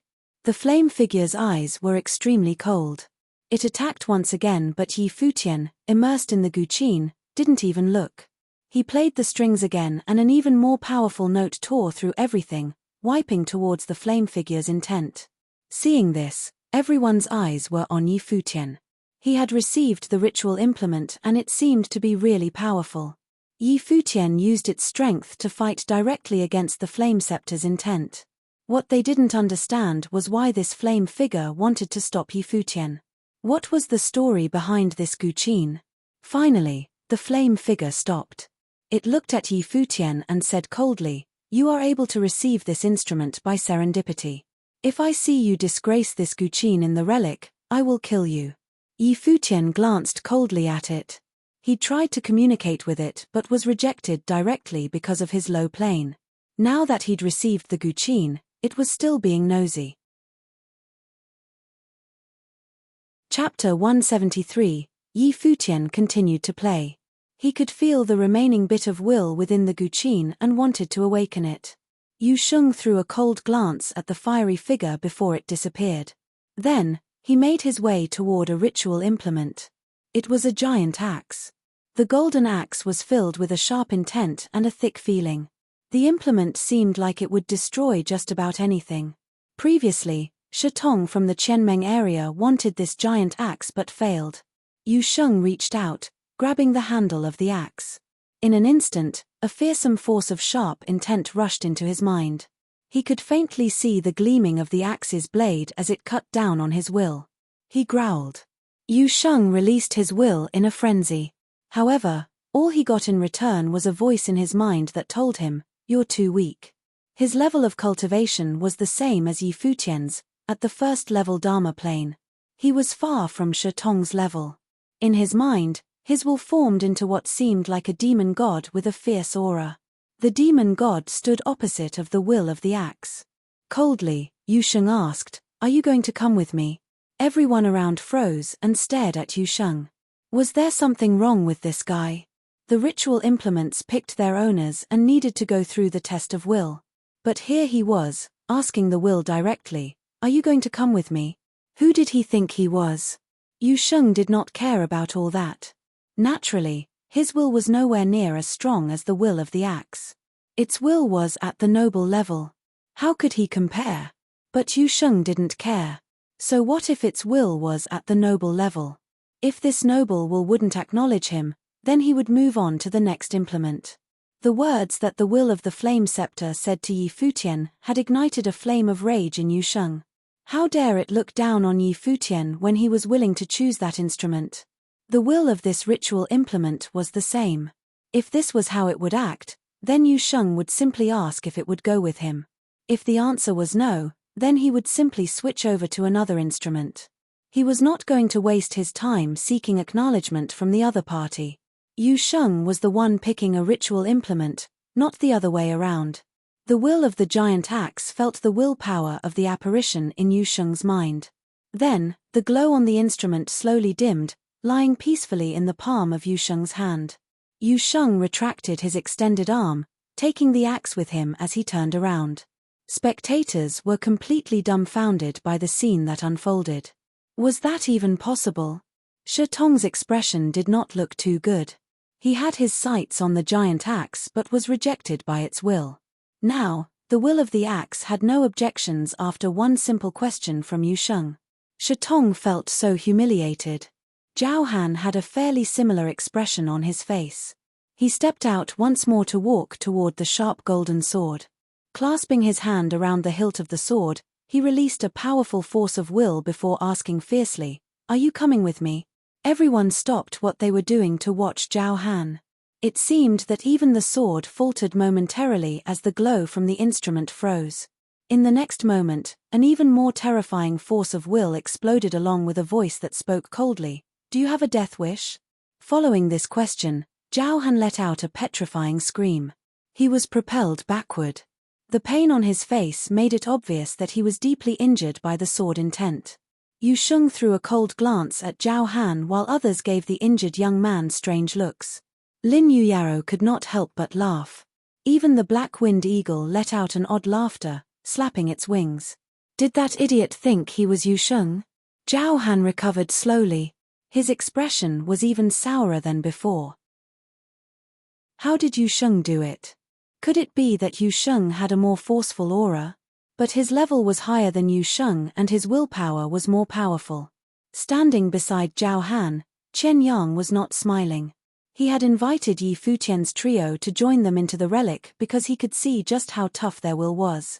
Now, the three of them had actually received recognition from the ritual implements and gotten their own noble-level instruments. All the while, as the young master of the Qianmeng area, Chen Yang had yet to be acknowledged by any of the ritual implements. Yi Futian, who was in the midst of acquainting himself with the Guqin, also stared slack-jawed at Yu Sheng. He sighed inwardly, realizing that he was one-upped by Yu Sheng. Within the Guqin, that bit of will seemed to have been awakened but did not make a sound. Yi Futian did not have anything to say to it either. Both Lin Yuyaro and Yun Qianmo made attempts but also failed to be acknowledged by any ritual implement. Yi Futian thought to himself, what would happen if I tried to take another ritual implement? Would it reject me? However, he did not make any attempts to do so.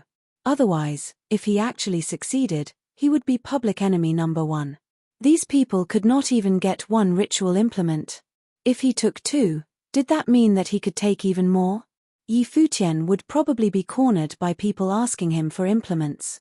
"Let's go," said Yi Futian. He mounted the black-winged eagle and others followed right after him. Everyone turned their attention to the group. "Follow them," said Chen Yang. The 5 cultivators from the Qianmeng area got on the wind rock and trailed after Yi Futian and his friends. Everything that happened was the perfect proof that Chen Yang made the right choice inviting Yi Futian and the others into the relic. He wanted to see what further advantages Yi Futian would get following this. "Let's go," said the Yang clan member who had obtained the flame scepter. He was the head of Yang City, a prodigy of the Yang clan, Xiao Mu. He was extremely gifted in the element of fire. Everyone in Yang City listened to his orders. His position was equal to that of Chen Yang in the Qianmeng area. The others also tried to communicate with the ritual implements but quickly realized that they would not be acknowledged. Accepting their failure, they joined their leader in the skies to chase after the 2 groups that had previously departed. Only the virgin Lulan Shui's people were left at the site. Something flashed through Lulan Shui's silver eyes. This situation was different from before. This time, everyone chose to follow closely after Yi Futian. It was probably because they witnessed 3 low-level cultivators obtain ritual implements. This might have sparked something in their minds. Those from the barren city were also very outstanding. All 4 of them had acquired implements, but no one chased after them. Most likely because the 4 were much too terrifying. They were a group of their own and did not acquaint themselves with others. In a flash, Lulan Shui was also following after Yi Futian. There were more people who had acquired implements today than there ever was in the history of the site. No one knew how this would affect the site of the Lulan relic. Atop the black-winged eagle, Futian and the others could clearly see the trail of people chasing behind them, but they did not care. Futian was still getting acquainted with the Guqin. How would he be able to release its power if he was not well acquainted with the instrument? This is the imperial palace of the old Lulan kingdom, Wuchen suddenly said. Futian gave him a strange look before asking, another palace? He looked at Wuchen's sword. The sword contained will, just like the flame scepter. It might know some things about the ancient past. Ancient Lulan is called ancient because the Lulan kingdom had once fallen. The imperial palace was taken over and all the powerful cultivators in the palace were brutally murdered. The Lulan kingdom was utterly destroyed and the nation collapsed.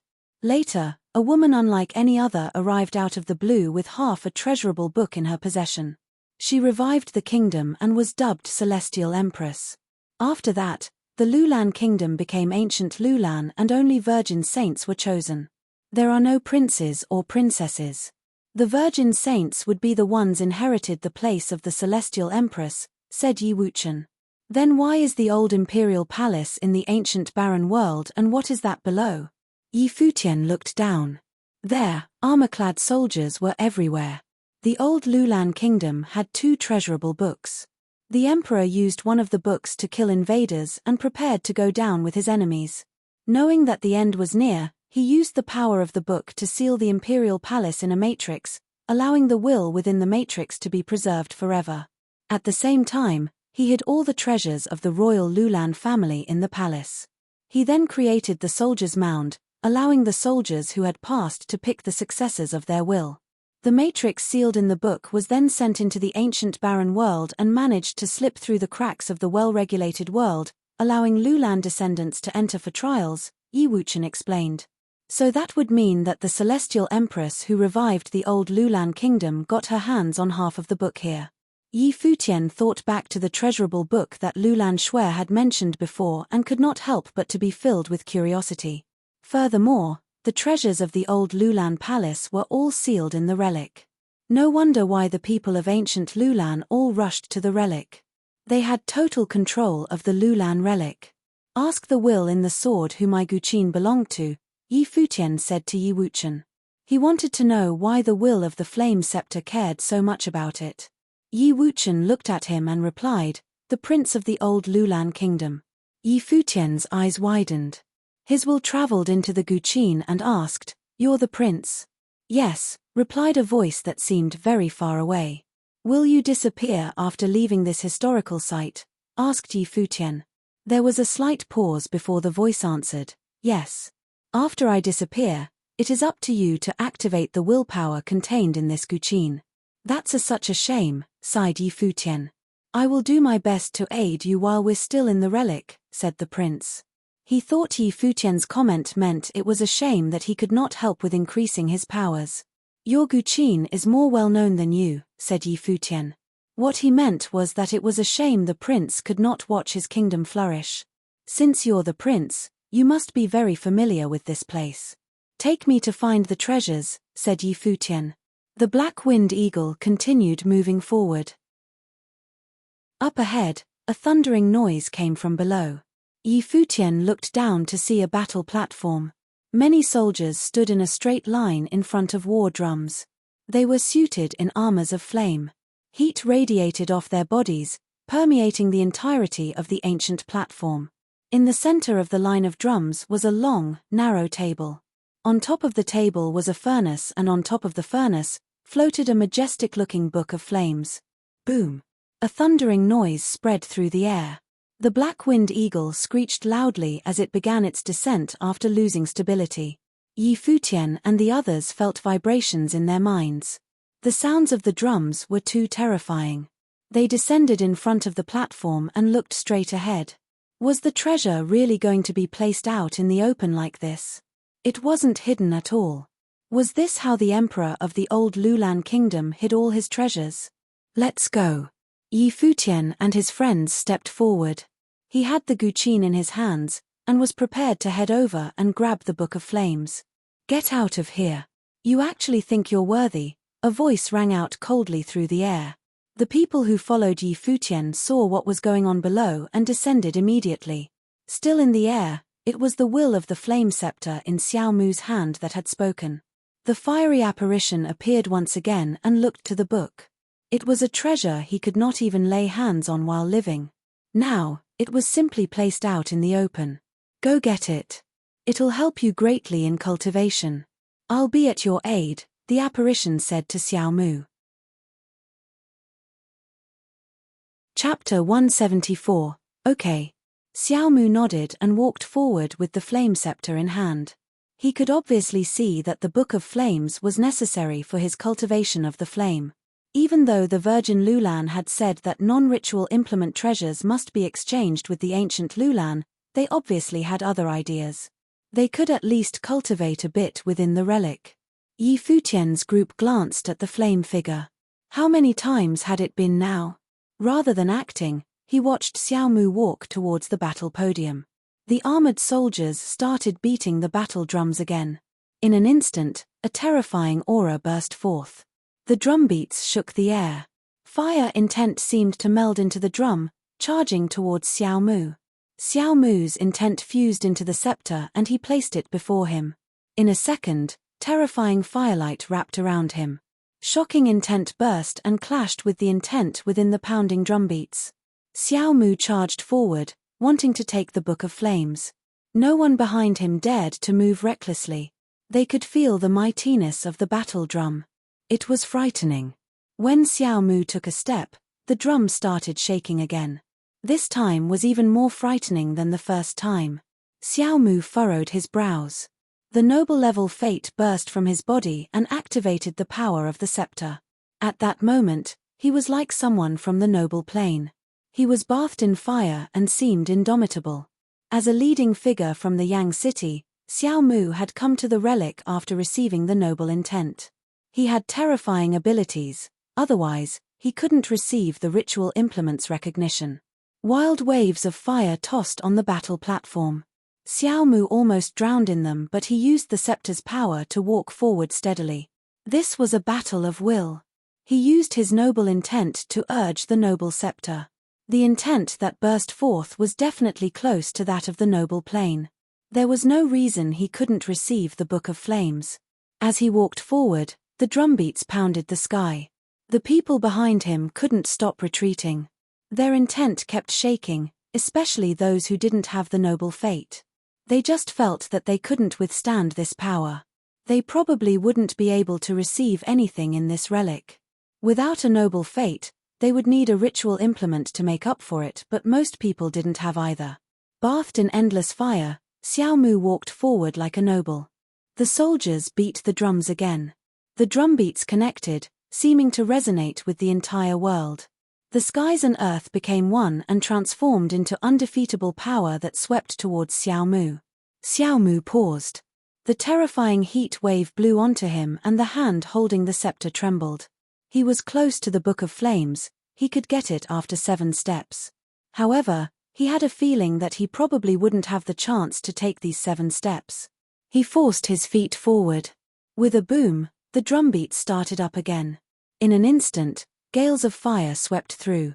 Terrifying intent went alongside the drumbeats, attacking the scepter and Xiao Mu. Boom. With a loud boom, Xiao Mu was forced back. He frantically urged the power within the scepter. The mark between his eyes burned brightly, but the scepter cracked. It almost broke, but he held on. The crack healed and he panted heavily, his pallor slightly pale. He failed. Many people's eyes flashed. The powerful Xiao Mu had failed, even with the help of the noble ritual implement. This meant that they had no chance. In the back, the sharp youth besides Lulan Shui said, "It seems difficult for anyone to receive it. I wonder if those in the barren city would be able to do it." For many years, generation after generation of strong cultivators walked into the relic. The ritual implements that could be taken were all taken already. The ones that still remained were extremely difficult to take. The sharp man had tried for the Book of Flames before but had failed, though he'd gone further than Xiao Mu. Virgin Lulan Shuer had obviously tried before too. She'd almost succeeded but failed at the last step. The flame figure appeared once again where Xiao Mu was. Its expression was not pretty. "Senior, I tried my best," Xiao Mu said. "I know." The flame figure nodded. "It seems that no one can take it. What a pity. Were the treasures in the palace so hard to take nowadays? If so, there would probably be no other gains." People started whispering amongst each other when they heard its words. Could no one take it? Since the noble intent's physical incarnate said so, it must be so. But just then, a figure clad in white walked out towards the battle platform, stealing everyone's attention. Everyone looked at him with some shock. Yi Futian's talent was unparalleled and was recognized by a ritual implement, but his plane was low. He didn't have the noble fate either. How would he utilize all the power of the ritual implement? Would he try something that even Xiao Mu couldn't accomplish? The flame figure was stunned when Yi Futian walked past it. It looked at him in shock and asked coolly, "What are you doing?" "Trying, of course." Yi Futian smiled at it. "Are you stupid?" the flame figure asked coldly. Xiao Mu had failed even with its help, but Yi Futian still wanted to try. Was he qualified to try? He totally didn't know his place. "Maybe I'm lucky." Yi Futian smiled. "You overestimate yourself," the flame figure said coldly.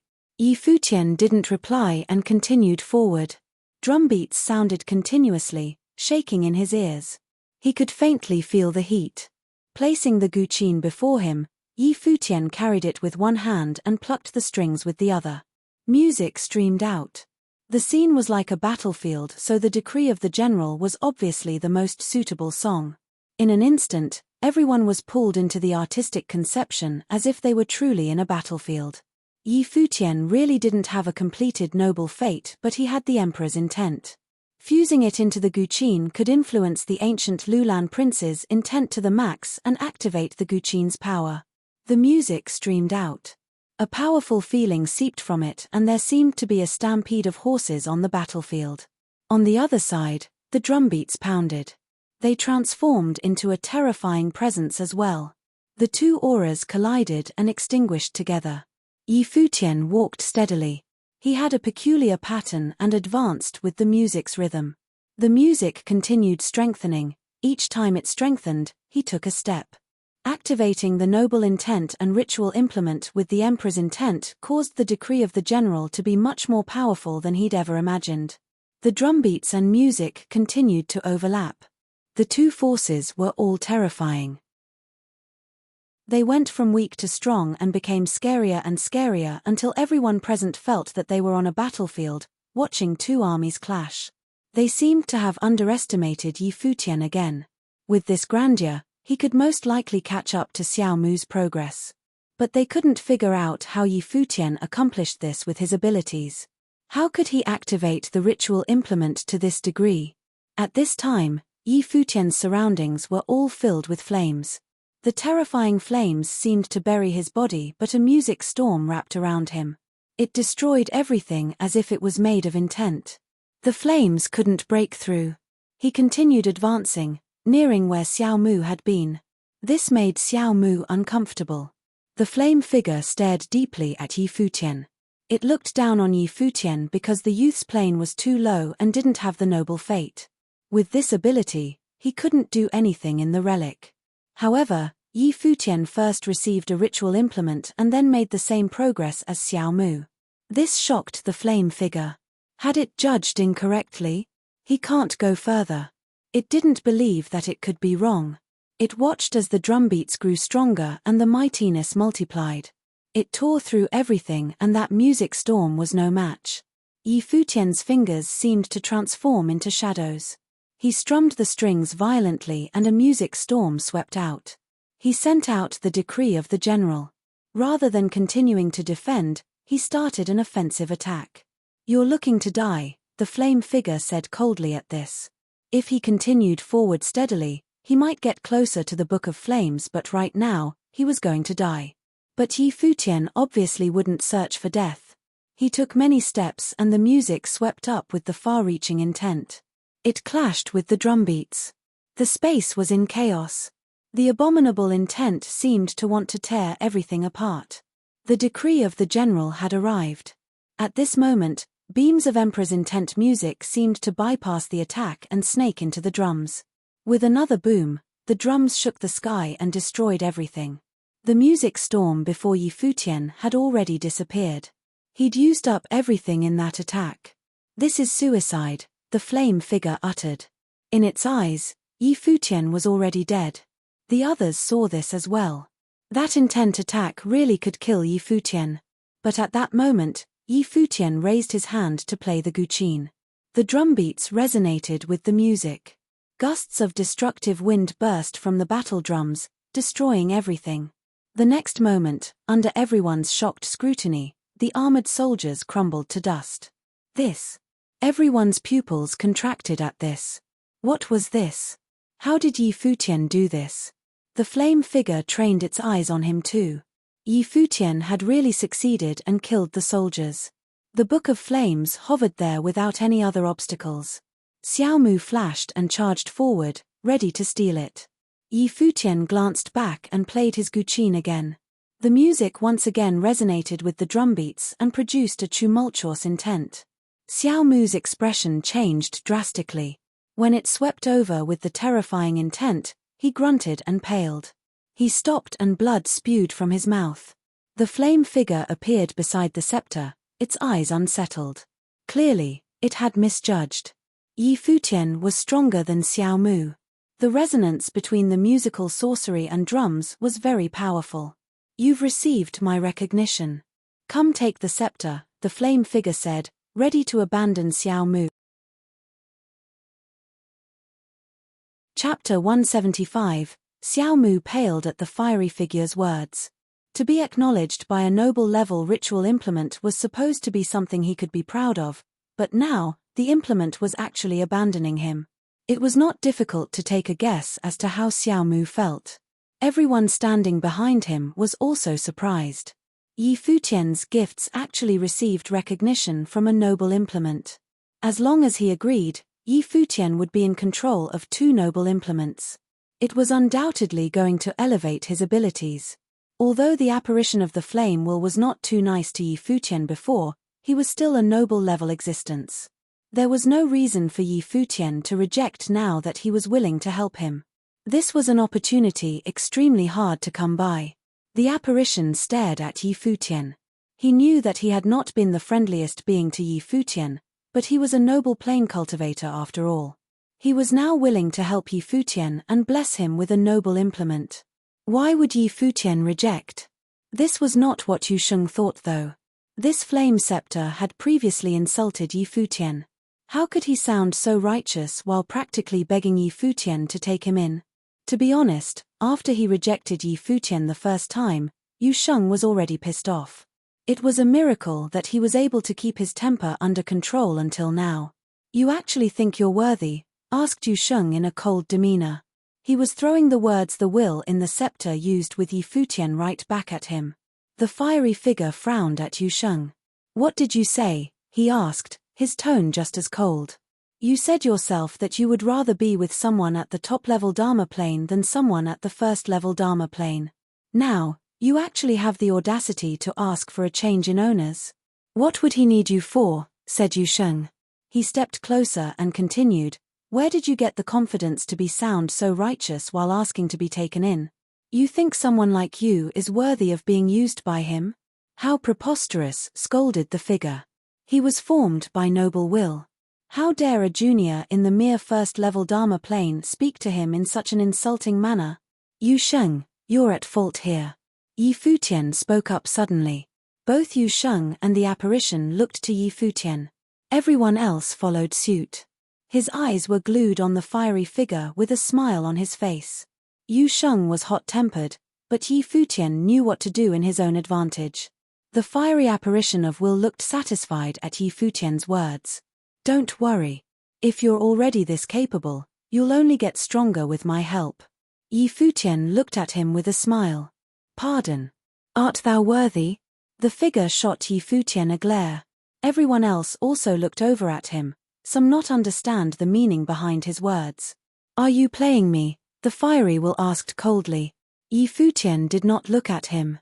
Instead, he said to Yu Sheng, "What were you thinking? Although this guy is a bit of an idiot, we can just get rid of him. It is a noble implement after all. Even if I don't use it, I can still sell it, right?" Yu Sheng was dumbfounded by Yi Futian's utterance. A smile then spread across his face. His rage dissipated and he scratched the back of his head. "I guess you're right." Jaws dropped all around as the bystanders stared at Yi Futian. Forget about whether or not Yi Futian would actually be able to get rid of the flame will of the scepter. If it really was possible, it would greatly reduce the power of the ritual implement while still in the Lulan relic. Was Yi Futian really not planning on using the implement? The apparition's expression fell as he stared dead at Yi Futian. In a cold demeanor, he spoke, "You dare to insult me? You're too noisy, so you can disappear now." Finished with what he had to say, Yi Futian's emperor will surged into the Guqin. However, the will of the prince in the Guqin was unwilling to cooperate this time. The fiery apparition used to be a lord in the Lulan kingdom. Yi Futian's eyes grew cold. So what if he refused to cooperate? The emperor will pushed on forcefully. Yi Futian's fingers danced across the strings of the instrument. The music instantly rushed into the war drums, striking down on them. The drumbeats shook the air, creating a terrifying battlefield. The sounds of the Guqin and the drums intertwined to form a ferocious force of willpower. A terrifying windstorm washed towards the fiery figure. "You're acting out of line," reprimanded the apparition. He was formed by will and the flames around him blazed wildly to withstand the incoming windstorm. "Kill him!" Yi Futian shouted. As soon as the words left his mouth, the sounds of the Guqin started once again. The energy was through the roof. The drumbeats vibrated through the air in the melody of a chaotic nation. The music was a destructive force. The windstorm swept past and the fiery figure shouted, "You psycho!" After his outburst, 2 gusts of wind came together and washed over the figure with great force. The power from the combined forces wiped out the apparition formed by flame will.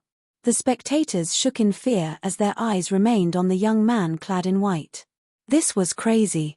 He actually destroyed the will of a noble implement others couldn't obtain. The reason being it was unworthy of him. What an arrogant guy. "Yu Sheng, hold on to this for now," chuckled Yi Futian. Yu Sheng nodded and walked forward to take the scepter. Xiao Mu watched from the sidelines but could do nothing to stop him. He was injured by Yi Futian even when he had the ritual implement in his possession. Now without the instrument, Xiao Mu was definitely no match for Yi Futian. So, of course, he wouldn't want to go ahead and get in Yu Sheng's way. Yi Futian walked over to the Book of Flames and reached out for it. In an instant, the Book of Flames turned into nothing. The Chinese characters seemed to have escaped the pages of the book and were floating in mid-air. Each character contained a powerful will. Yi Futian released his own will. Afterward, he felt a rush of fire intent to assimilate into his own will. At this moment, Yi Futian glowed in a strange light. The Book of Flames was truly mystical. The characters from the Book of Flames were incorporated into his released Sun Dharma under the guidance of willpower, becoming the power of the Dharma. At the same time, every character became ingrained in his mind. He acquired more fate and the Book of Flame will probably enhance the power of his Dharma. Everyone around stared at Yi Futian. Xiao Mu's expression was far from happy. He couldn't do anything about Yi Futian now. All he could do now was to wait until they left the relic so he could steal Yi Futian's fate. The Book of Flame might have been able to aid his noble fate into becoming mid-level noble fate, but now, it had been taken by Yi Futian. Yi Futian turned his head to look in the Virgin Lulan Shui's direction. He gave her an apologetic smile. He couldn't possibly be blamed for this, right? The Book of Flame had been absorbed into his Dharma. There was no way he could exchange it with ancient Lulan even if he wanted to. "I'm off," said Yi Futian. The Black Wind Eagle came forward immediately. The group stepped on to the back of the demon beast and they continued to travel ahead. When everyone else saw Yi Futian leave, they immediately moved to follow behind them. Who cared if they weren't able to take down Yi Futian now? They could at least witness how far he could go. They finally understood. It was not their fault that they could not receive recognition from the implements. They should not even think about getting something from the relics based on their abilities. The Lulan relic existed for so many years. Who knew how many powerful cultivators from ancient Lulan had already set foot in the relic? Although ancient Lulan was inviting people from all different places to enter the relic now, the reality was, anything that could be taken was already taken by ancient Lulan. To ancient Lulan, the most important thing now should have been to get their hands on the treasures they could not obtain previously. That was the real truth behind the invitations to the cultivators of other cities. Looking ahead at the figures on the Black Wind Eagle, nobody would have expected for a first-level Dharma plane cultivator to have the most outstanding performance in the relic. Qian Yang, Zhao Han, and the others were in even greater disbelief. Qian Yang thought that even though Yi Futian had extraordinary gifts, everything would still be easily controlled since his level of cultivation was so low. On the Black Wind Eagle, Yi Futian's will entered the Guqin. He asked, "Do you know where the treasurable books of the Lulan kingdom are located?" "No," answered the prince. He sounded very aloof. The prince had not wanted to destroy the fiery apparition before, but Yi Futian used his powers by force. Although the power was greatly weakened because of his resistance, Yi Futian was still able to activate the will in the war drums with the power of his own will, creating a harmony with the Guqin to wipe out the flame will. Despite it all, he was a noble will. "You were too arrogant." The prince's will in the Guqin was not happy. "Is noble will really that powerful?" Yi Futian asked nonchalantly. "Can't you feel the difference in my class of will?" "What class?" asked the prince after a brief silence. Although he could feel that it was powerful, he could not really tell of what class Yi Futian's will belonged. "Emperor will," Yi Futian answered. Yi Futian's godfather had instilled many ideologies in him since he was young. He had witnessed the snow ape's demeanor and he had met the Donghuang general. His body once exploded with the true power of Emperor Will. Because of all of this, cultivators of the noble plane meant nothing to him. They weren't an unreachable existence. The noble plane was simply another plane in cultivation. The day would soon come when Yi Futian would slay a cultivator of the noble plane. The Nandu nation's Emperor Luo was someone he must kill. It was also because of this that he chose to wipe out the fiery apparition even though many others thought he might forgive him. "Are you joking?" asked the prince. "It's a shame that I cannot release its power in all its glory just yet. I can only activate simple uses of this power. And to think you won't even be able to witness it in the future." Yi Futian did not try to argue with the prince. "Lead the way." The Black Wind Eagle continued moving forward, ignoring the many armies on the ground below. Somewhere far ahead, large buildings could be seen faintly. The simple but classic architecture seemed to be the emperor's living quarters. Despite this new discovery, Yi Futian currently had his brows tightly knit. A terrifying aura radiated from the area ahead. A loud cry carried through the air. It sounded like a horrific battle had erupted. "Seems like someone broke into the emperor's quarters." Yi Futian focused his attention up ahead. The prince had led them into the center of the ancient historical site. This should also be the most dangerous area. If it was true that someone broke in, then it should be the four from the barren city. They had left right after acquiring their ritual implements. Did they come here directly? Continuing forward, they could see the large group of people on the stairs down below. Many of them were donning armors. They seemed to be a fearsome army. This army even consisted of many high-level Dharma plane cultivators. There were many generals in the rose gold armors. However, all of them were now clustered around a single figure. This domineering figure stood at the very center of the crowd. He wore a simple long robe with no armor. From this figure came an indescribable aura, one of a true noble plane cultivator. His gaze closed in on Yi Futian's group. His stern eyes were ice cold. Had more people come to deliver themselves to death's door? All those years ago, the emperor of the Lulan kingdom met his demise bringing down this army. But not before he managed to set up a huge matrix to train the descendants of his kingdom. He even hid the kingdom's treasures in the matrix. Since things had already come to this, then they would kill anyone and everyone who approach. Chapter 176. Yi Futian focused his gaze on that figure like a true noble figure. It was most likely that the will of a noble cultivator who entered the ancient Lulan palace wouldn't extinguish. This noble's abilities would appear in the figure created by the flame's intent. Die, the noble uttered coldly. As soon as he spoke, the military stepped forward at once. A burst of destructive intent agglomerated and hurled towards Yi Futian's group in the sky, wanting to destroy them all. Yi Wuchen took a step forward. He waved his sword and sword rain instantly poured from the sky, falling towards the incoming attack. Everything in its path was pulverized. However, the intimidating figures continued. The army didn't fear death. Yu Sheng also stepped forward. He brought his axe down. Its shadow cut through the air, shattering all the armored soldiers in its path. Yi Futian sat cross-legged on the black-winged eagle. He placed the guqin on his knees and stared forward at the noble. He now knew what level his combat ability was in the relic, but he was unclear how powerful the noble was. The people following Yi Futian also saw this scene, but no one went forward to fight.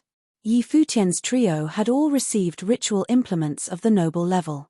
Of the others, only those with noble fate would have any combat ability. The others would die a certain death if they were hit by noble-level cultivators.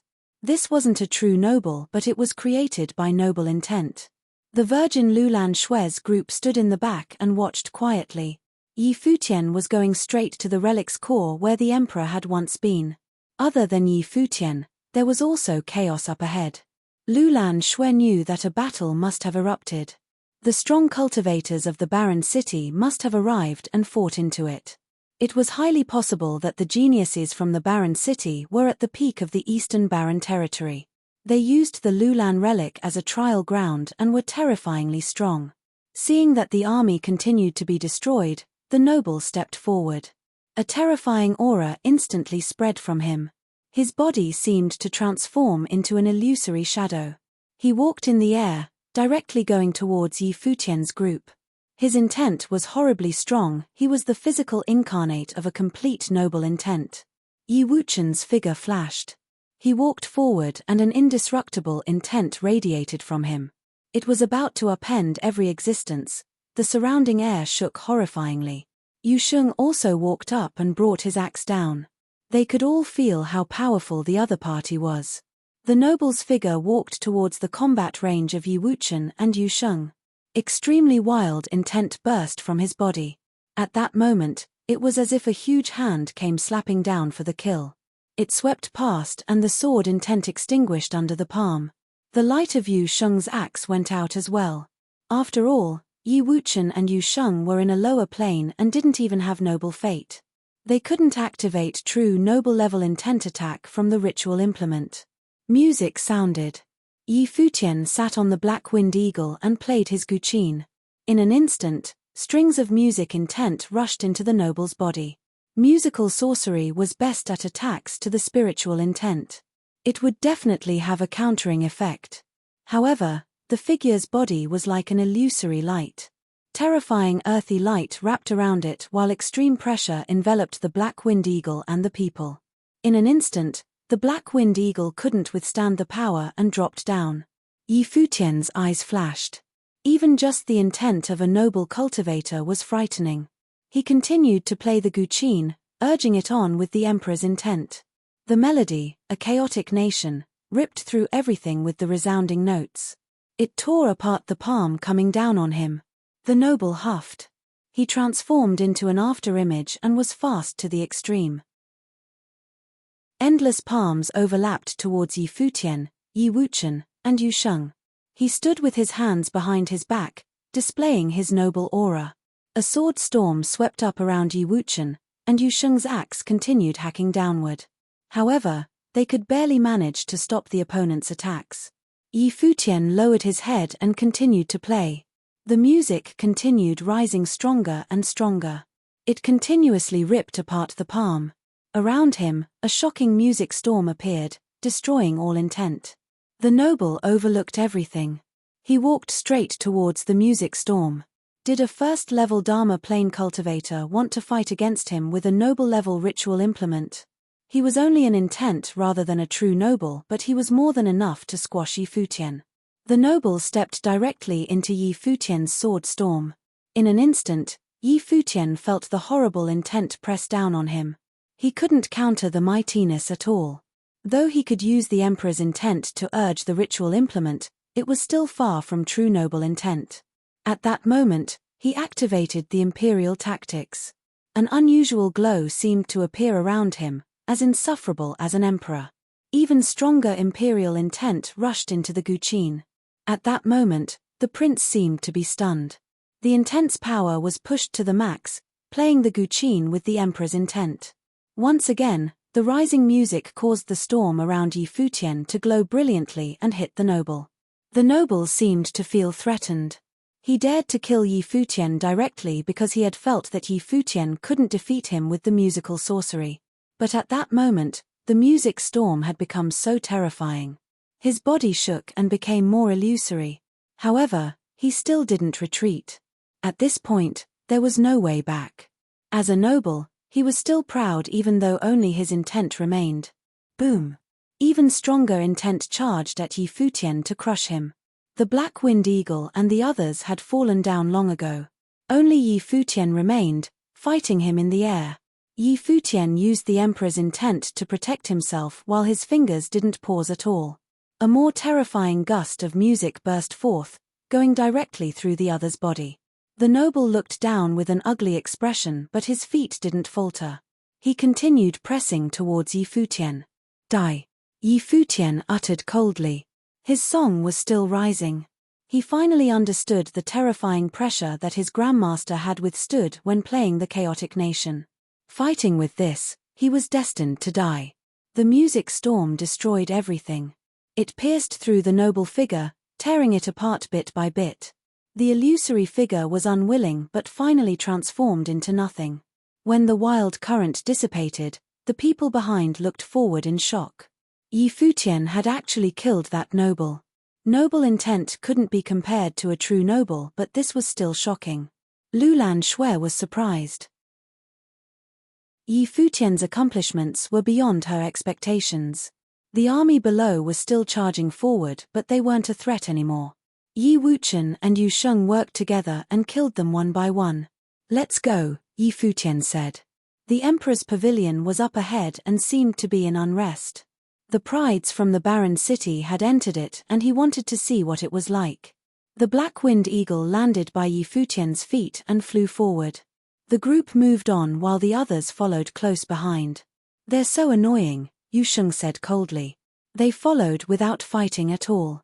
Were they really the prides of their cities? Were they all planning on stealing the treasures after they found them? Finally, Yi Futian came to the site of chaos.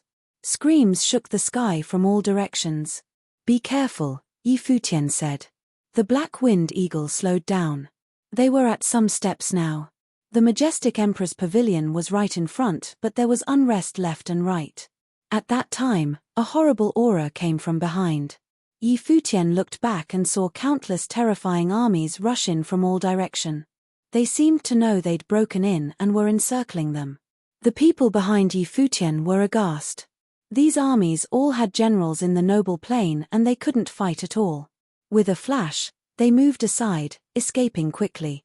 We're entering the pavilion, Yi Futian said. At this point, there was no reason to retreat. But here, two figures flashed quickly from both left and right. Behind them, countless noble figures chased after like lightning.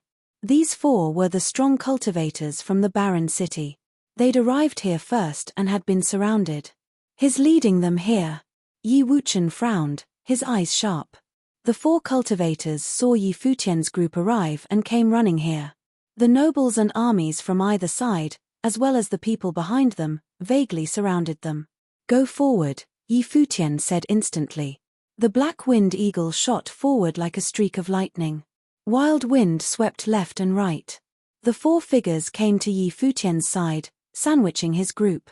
They ran towards the pavilion, side by side. Yi Futian placed the Guqin in his lap. He sat on the black-winged eagle and music streamed out. He was ready to fight at any time. Go back. A barren city cultivator rushed before Futian's group and withdrew his sword. It burst and sword light submerged everything, enveloping everyone on the black-winged eagle. Not only that, but the other three acted at the same time. Using the power of the ritual implements, the four worked together, forcing the black-winged eagle back. After forcing them back, their spells disappeared. They didn't really want to kill Futian's group, instead, they just wanted them to block the pursuers. Streaks of noble figures descended and rushed to Futian, coldly glancing at the four who had entered the pavilion. Cold murderous intent flashed past the eyes of these nobles. In their eyes, Futian's group was already dead. Chapter 177. Those beside Futian did not have pleasant expressions on their faces. The pursuit of the four cultivators had actually pushed their group back to block the army chasing after the four while they escaped scot-free into the pavilion. Just then, multiple figures formed by noble will appeared in front of them. It was terrifying enough to that one figure at the beginning. Now, it was basically mission impossible. They were not going to stop until Futian's whole group was dead. Respectable seniors, please carry on. I'm simply passing by, smiled Futian. The black-winged eagle retreated into the sky above the pavilion, clearing the entrance to the building. But the noble beings just stood there, disregarding Futian's words. An enormous army rushed towards them from behind. It seemed like all the cultivators in this area of the palace were gathering here. Looking out at the ocean of soldiers, there seemed to be no end. A truly terrifying sight to witness. At the wave of a noble being's hand, the armored soldiers began to advance from all directions in the sky. They had the whole area on lockdown and had no intentions of letting any intruders leave unscathed. Away from where Futian was, the people who were chasing him were now trying to get away from where he was. They were being chased as well. Had they turned around just a bit later, they might have been caught in the same situation as Futian and his friends. Luckily, it did not seem like the noble beings noticed them. But even so, the army chasing after them had their hearts pounding. After getting far away, they looked back at the pavilion. The entire area had been completely filled by the army. A shiver ran up their spines every time they laid eyes on the enormous army. The pavilion was at the very center of the relic and also where the most powerful cultivators were gathered. It was difficult for anyone who set foot in the area to make it out alive. From the corners of their eyes, they were faintly able to see the blurred figures of Futian and his friends. They were still hovering above the pavilion, completely surrounded by the army. There was no escape. This was probably going to be the end of Futian and the others. The group watching from a distance had witnessed the fight between Futian and the noble from before. The opponent was just too powerful. Futian used all he had to kill the noble. But in this situation now, it did not seem like he had a chance. Can they escape? Asked the sharp youth beside the virgin Lulan. It was said that ancient Lulan had sent numerous cultivators into this area over the year but none had succeeded. Those who entered never exit. However, some extraordinary beings have been discovered during this expedition into the relic. Monster cultivator, Futian, as well as the four prodigies from the barren city. That group had already made their way into the pavilion. Perhaps they would be able to find half of a treasurable book. Keep moving. Lulan Xue did not answer his question because she did not know the answer either, but things were not looking good. Seeing that the army was still chasing after them, they could only continue to run. It would be easy enough for them to kill these ordinary soldiers, but they could not risk attracting attention from the nobles. Things would be tough if that happened. Although the royals of ancient Lulan were prepared for all types of situations, they did not have to get involved just yet. It was better to just observe for the time being. Above the pavilion, Futian and the others were surrounded. Yu Sheng and Wuchen were on either side of Futian, prepared for combat. We already cleared the way for you. Seniors, can't you guys go after them first? Futian asked, feeling slightly defeated. You're all going to die anyway, the order doesn't matter, said one of the nobles. Why do you guys have to be this way? I don't want things to end badly for both sides. How preposterous, said another noble. End badly for both sides. Did Yi Futian really have what it took to say something like that? Just then, one of the nobles waved his hand, signaling for the army to move in closer. The armored soldiers all charged toward Yi Futian's group. You guys take care of this, said Yi Futian. Yi Wuchen and Yu Sheng nodded. They might not be able to go against the nobles, but the soldiers were not a problem at all. The two of them attacked from either side. When the enemy approached, Yi Wuchen's sword and Yu Sheng's battle axe swung out at the same time. Blood was shed immediately. Yi Futian sat down in the air above the pavilion and began to play his guqin. The crisp sound of the instrument filled the air, disturbing the atmosphere. The imperial tactics were activated and, in an instant, Yi Futian's body was surrounded by an invisible force field. He sat there with a majestic vibe around him. As he played, the notes elevated, vibrating through the air. The sound created a force that was able to disturb all consciousness. The soldiers charged forward one by one but were stopped when the sounds of the guqin reached their ears. Crackling noises filled the area, and the soldiers were destroyed with nothing left of their bodies. After all, they weren't really living beings. At this time, another battle had started inside the pavilion. Shocking forces of energy were given off of 5 figures. The 4 barren city cultivators had one person surrounded. This person was another noble but had a majestic vibe. His noble will was extremely powerful and domineering. He was like an emperor and exuded superiority in a single glance. This person was the one who led his army in the invasion of the Lulan kingdom. He was the emperor of another powerful kingdom. He stood guard in the imperial palace and no one could make it past him. The barren city cultivators did not come from the same group. They were sent by 4 different powerful groups in the eastern barren territory. Groups from there treated the Lulan relic as a training ground and a test. The test was to see who could acquire the most treasures from the Lulan relic. They all had noble fate and mid-level noble fate at that. In addition to their powers as top-level Dharma plane cultivators and their ritual implements, they were extremely capable. However, they were still no match for one noble even after joining forces. The noble's abilities were incredible. He wielded his sword, also formed from noble will, ready to kill. The barren city cultivators kept retreating. They only managed to defend themselves against the opponent's attacks when working together. Let's go, said one of the cultivators.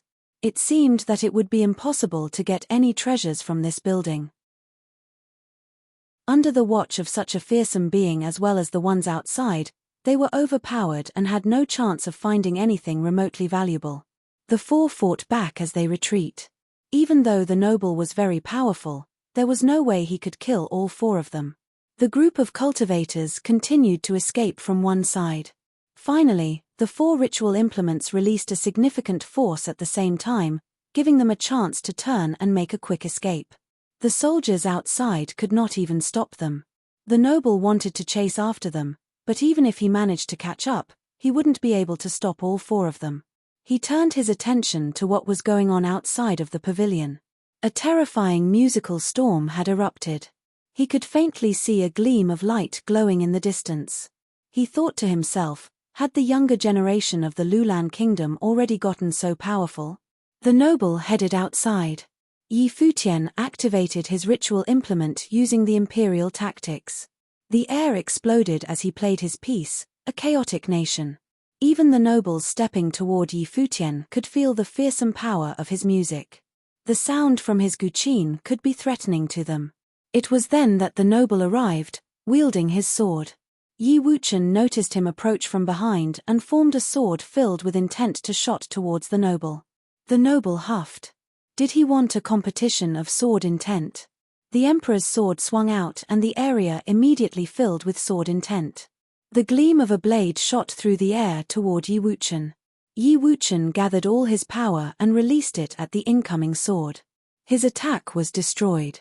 His silver sword vibrated, threatening to escape his grip as his body flew backward. The noble made his way to Yi Futian. All the soldiers bowed at the sight of their emperor. "Are you a Lulan royal?" the emperor asked Yi Futian. Yi Futian continued to play as he looked up at the person speaking to him. "No, I'm not from the Lulan kingdom. I'm just a person who came for a trial. How about we call it a day? Call it a day. The emperor's expression was ice cold. For people had already escaped. There was no way they could let these people get away as well. Since you're already here, then stay, said the emperor. Don't force my hand. Yi Futian stared at the emperor, his eyes just as cold. Oh, really? Sneered the emperor. Kill them. Yi Futian continued to stare as he spoke. Yu Sheng, take the others into the pavilion to search for the treasures. Wu Chen, you watch my back. I'll take care of these people. Yu Sheng, Yi Wuchen, and the others widened their eyes. Yi Futian spoke so nonchalantly, but how was he going to take care of such powerful beings? Go. Trust me, said Yi Futian. As if he could feel the self-confidence exuding from Yi Futian, Yu Sheng nodded and guided the others into the pavilion. The emperor and the other nobles looked at Yi Futian as if he were insane. Was he going to take care of them? Where did this arrogant bastard come from? Yi Wuchen took a step back to stand behind Yi Futian. He was also curious where Yi Futian got all that confidence from. What made him so sure he could take care of the nobles? After Yu Sheng and the others were out of sight, Yi Futian looked to the emperor and said, Senior, you're a swordsman and is formed by will. If I am victorious today, then you shouldn't let your sword will go to waste.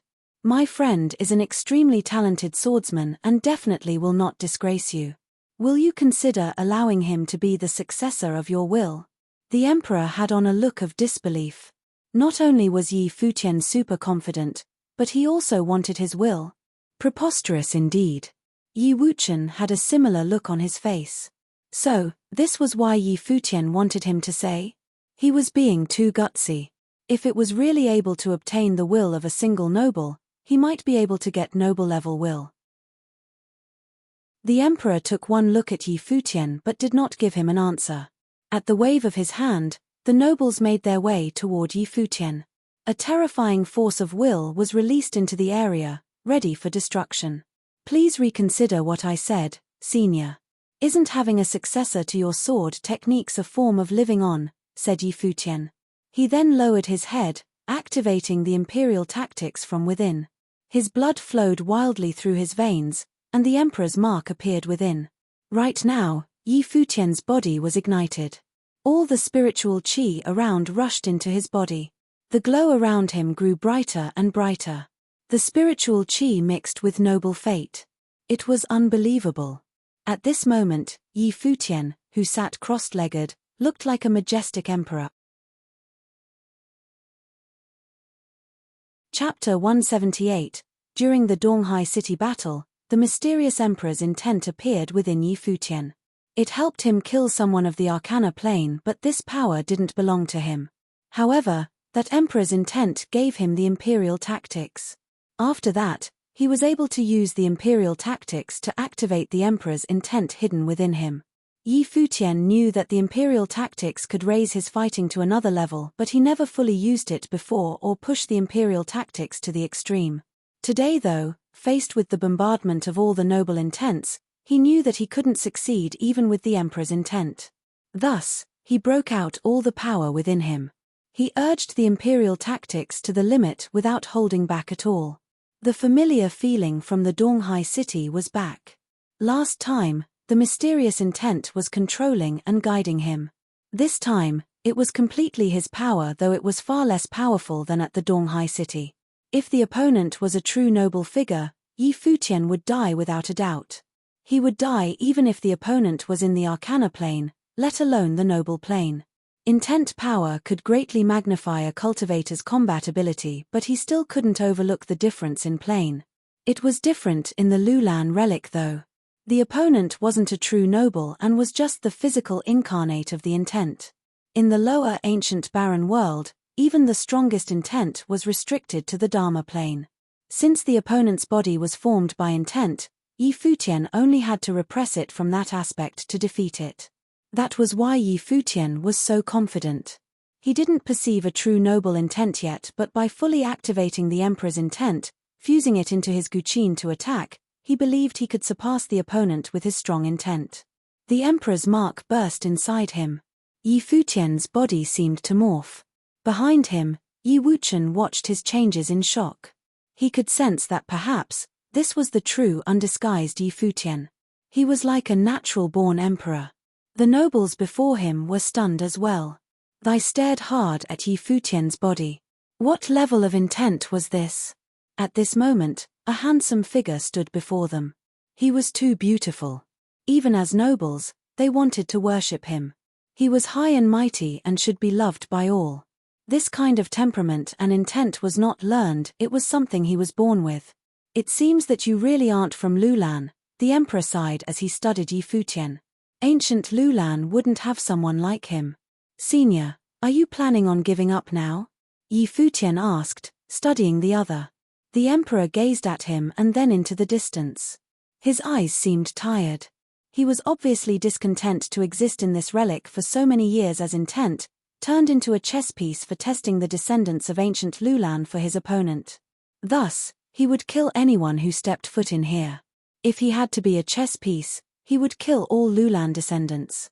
He was long tired of this and survived through persistence. No. He looked away and said to Yi Futian, if you lose, you die.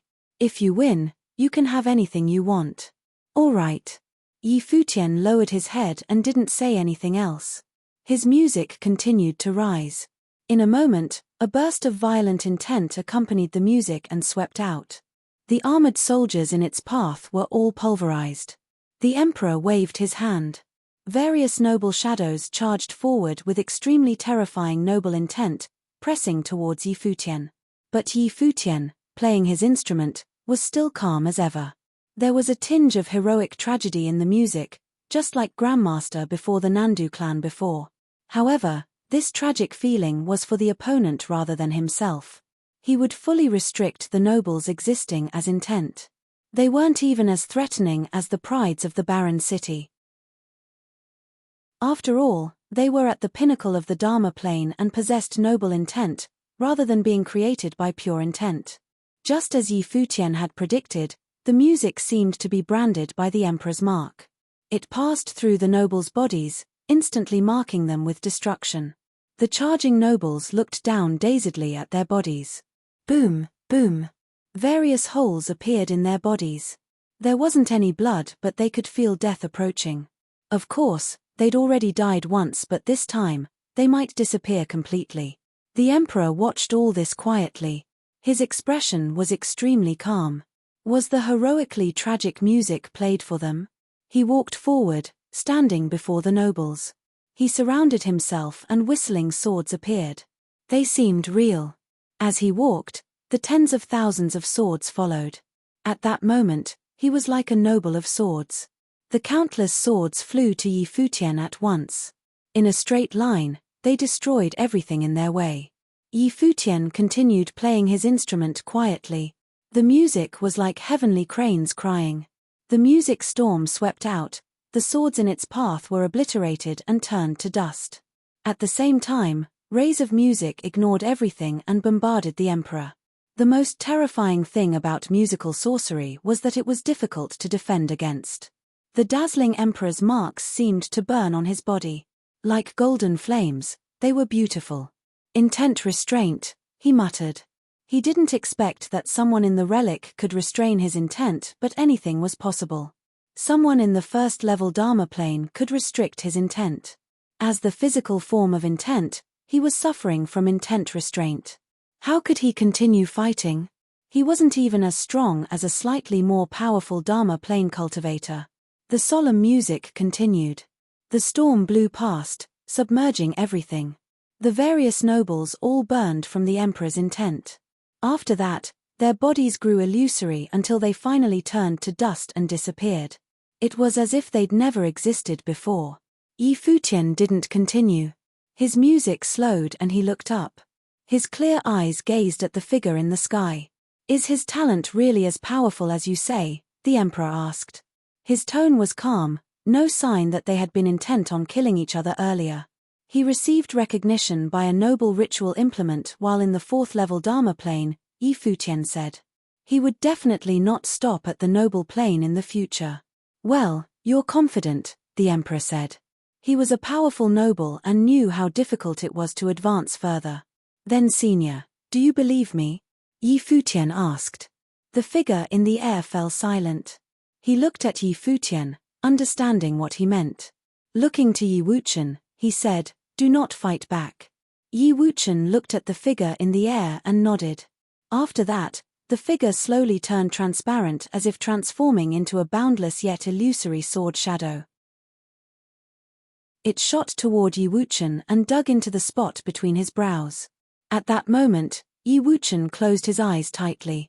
Terrifying sword intent flowed across his body, strengthening by the second. Yi Futian watched this scene with a smile. His emperor's intent disappeared. He felt extremely weak, devoid of any strength. By fully using the imperial tactics, he'd used all his strength. Earlier, he'd supported himself with pure will.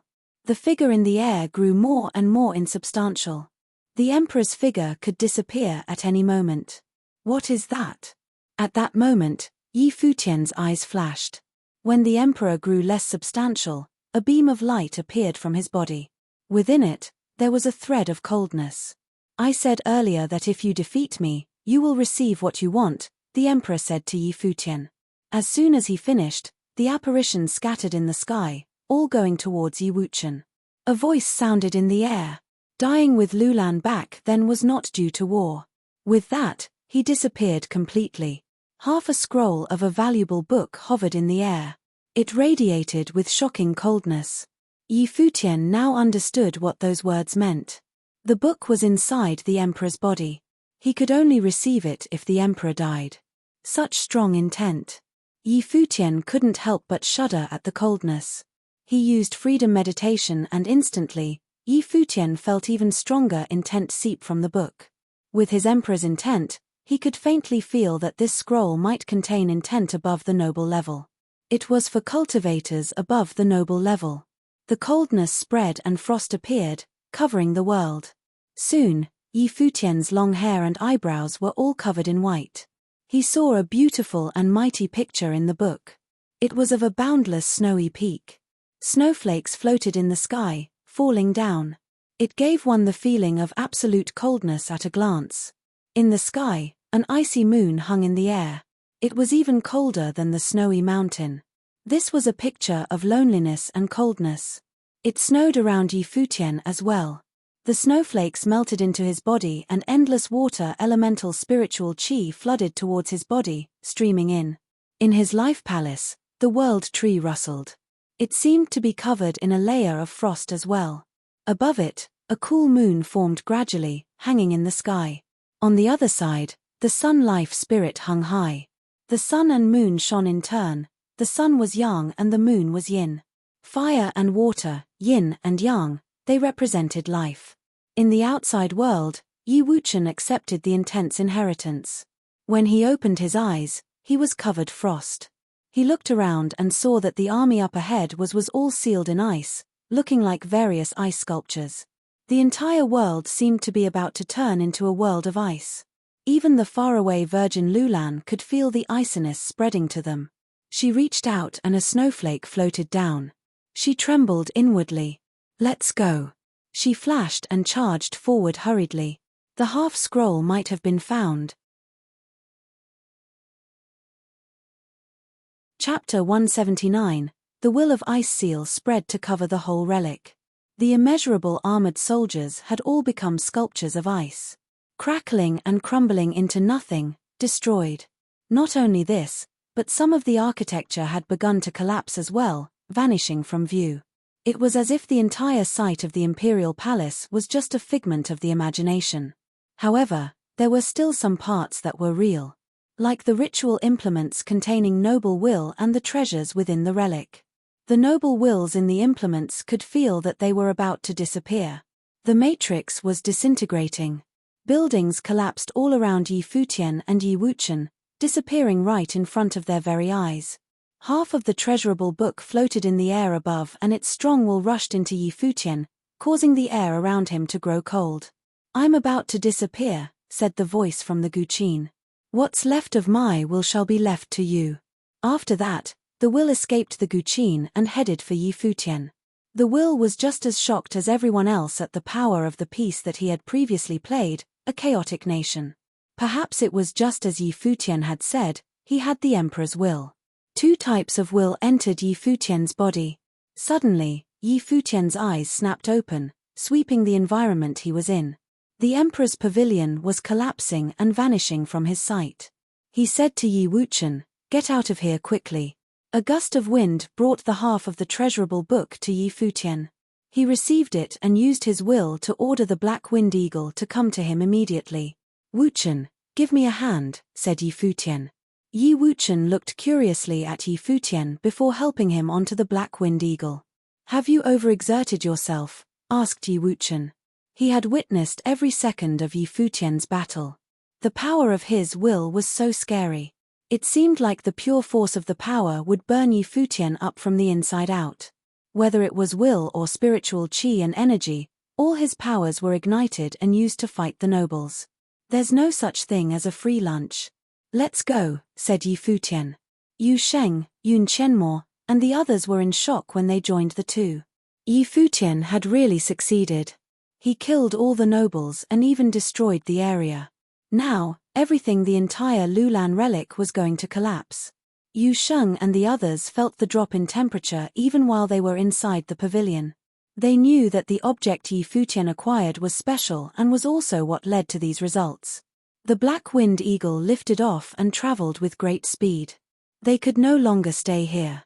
Especially when Yi Futian's combat abilities were diminished. The battle took up all the power he had. If he hadn't even it his all, it would not have been possible to defeat the nobles.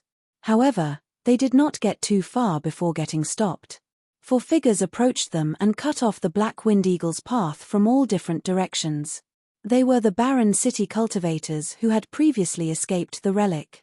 After they were forced by the noble to retreat, they had given up on this area, knowing they had no chance there.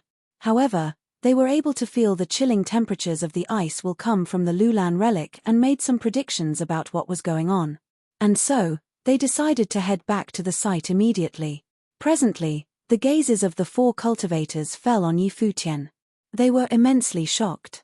When they had pushed Yi Futian and his friends to block the nobles and the army, they did not think it would be possible for them to destroy the nobles and the relic site.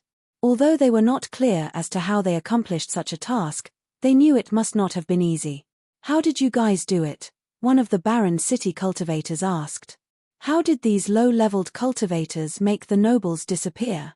The cultivators had experienced the power of the noble emperor firsthand. He was extremely powerful. There was no way Yi Futian and the others could beat them. Unless, they had some other methods to destroy the relic, which then led to the demise of the nobles. Nobody answered their question. The barren city cultivators were not bothered by the lack of a reply. "It doesn't really matter how you did it. Hand over all the treasures you acquired." Since Yi Futian's group had taken care of the group of nobles for them, the barren city cultivators were now the strongest beings in the relic. From the other direction, Virgin Lulan and the others rushed over. The barren city cultivators were surprised to see them but chose not to care. "It's only the Virgin Lulan. She might have been an all-powerful being to the people of the cities around Lulan City, but to them, she was simply a pretty girl with an okay gift." They were more interested in her beauty than in her abilities. With her silver hair and bright eyes, she was graceful beyond words. Behind Lulan Shui, powerful cultivators from other groups joined. They had a feeling that the collapse of the relic was due to the appearance of the most important treasure. What's more, the wills in the noble ritual instruments all disappeared following the collapse of the relic. Without the help of the wills in the implements, it would be difficult for anyone to activate the power of the implements with their own spiritual will. The implements definitely were not as powerful as before. If so, they now had a chance against Yi Futian, though those chances were not too high. There were also those who were smart and decided not to chase after Yi Futian. Instead, they immediately rushed in the opposite direction. Qian Yang was one of those people. He knew the cultivators from the barren city were there and there was more to Lulan Shui than she let on. Even if he tried to go fight for the treasures, his chances of victory were slim. And so, he decided it was best to first go and get his hands on the ritual implements at the soldier's mound. Yi Futian was now the passive party. He saw all the powerful cultivators around him. He had no power for another fight while Yi Wuchen and Yu Sheng's level of cultivation were still too low. They would not be able to withstand an attack from all these people. Hand it over, a voice rang out coldly. It was the sharp young man beside Lulan Shui. His eyes glowed gold as he stared at Yi Futian and his friends. If the treasurable book had indeed appeared, the royals of the old Lulan kingdom must get their hands on it. It was a treasure the celestial empress wanted. In the past, the empress borrowed the power of half a treasurable book to rebuild Lulan. She had always wanted to have a completed book. Many people predicted that once the two books were joined, it would give the empress a chance to reach a level higher than the noble plane. If that was true, then ancient Lulan would be able to take control of the entire Eastern Barren territory. Yi Futian frowned and looked over at the sharp youth coldly. He then turned to Lulan Shui and said, "I will fulfill my promise to you, but what about what you promised me?" He had agreed to make the exchange with Lulan Shui. The treasurable book appeared and from that, he was able to gain a life spirit using the freedom meditation. He was also able to obtain willpower. The exchange would be worth it to him.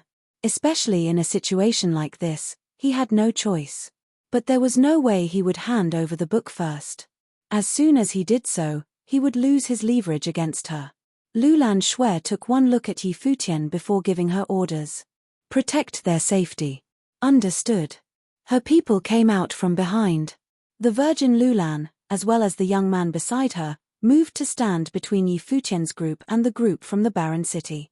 She said, "Ancient Lulan has no need for the things you guys acquired from the relic. We will allow you all to keep them. You guys may leave now." "You think you can stop us?" one of the 4 cultivators asked. They all held their ritual implements in their hands. Noble level fate rushed up, causing their auras to grow terrifyingly. "You guys are stepping out of line here," said the sharp youth. "This is the imperial palace of Lulan." "So what?" asked the cultivator holding the thunderwood. He took a step forward, bathed in the glow of lightning. The thunderwood in his hand began to absorb thunder spiritual chi from all around. His figure looked like that of a thunder god. "Get in formation," shouted the sharp youth. Immediately, a group of Dharma plane cultivators stepped out from behind. All with ritual implements in hand, though not all of them were noble level implements. Still, the group gave off an impressive aura. It seemed they were all metal elemental cultivators. They got into formation, perhaps setting up a matrix. A great light of the metal element shined towards the same direction. The light gathered there and a golden pattern appeared, spitting out an immense energy. The cultivator holding the thunderwood huffed before moving closer. His Dharma appeared behind him.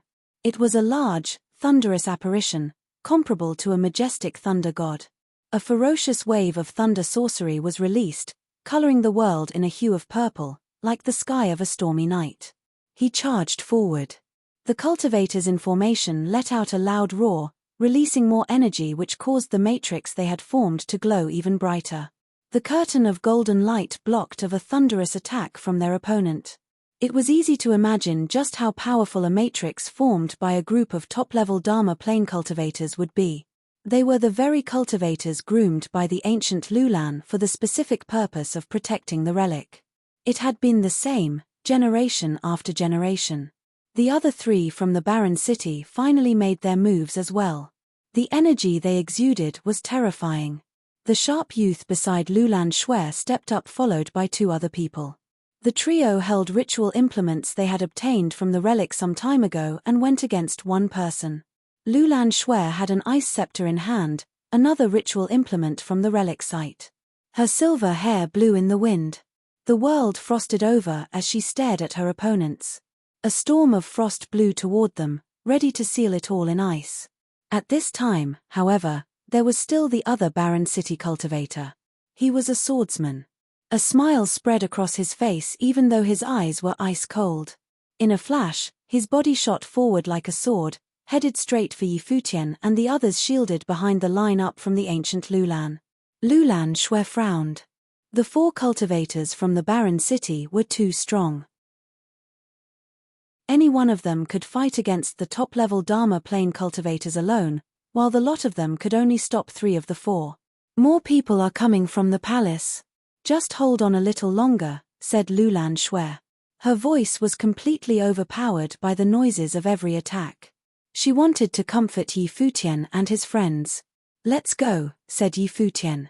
Spell scrolls appeared in his hand and he threw them in the direction ahead. The scrolls released powerful attack spells at the cultivator headed for them.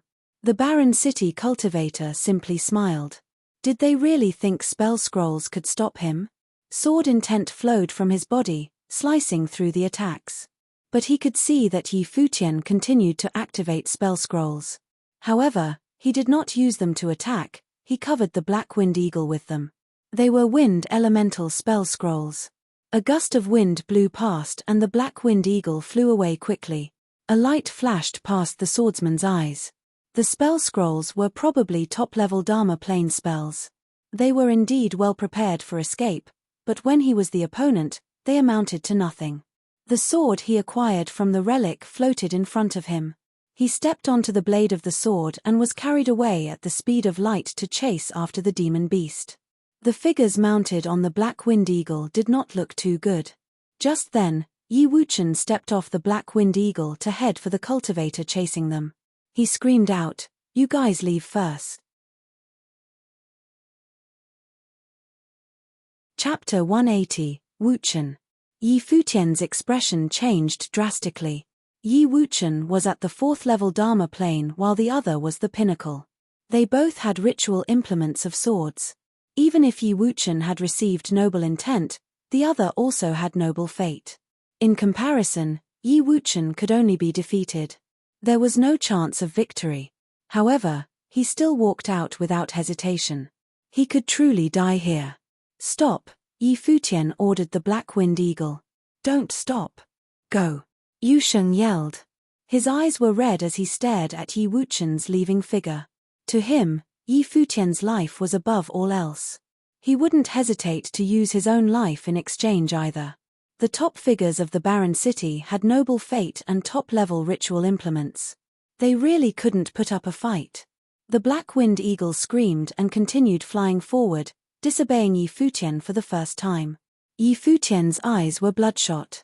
This scene was so familiar. He continued to take out spell scrolls, stacking them wildly around the Black Wind Eagle so they could hurry to the Lulan Palace. The relic had collapsed already. Lulan Shui said strong cultivators from the palace would come. He had to find them quickly. The moment Yi Wuchen stepped down from the Black Wind Eagle, his noble intent exploded. It was filled with omnipresent sword intent that surged into the ritual implement. Then his body seemed to transform into a sword. He became one with the ritual implement. That moment, his determined strength seemed ready to kill anyone blocking his way. Li Daoyun looked at the incoming Yi Wuchen. Irony flashed past his eyes.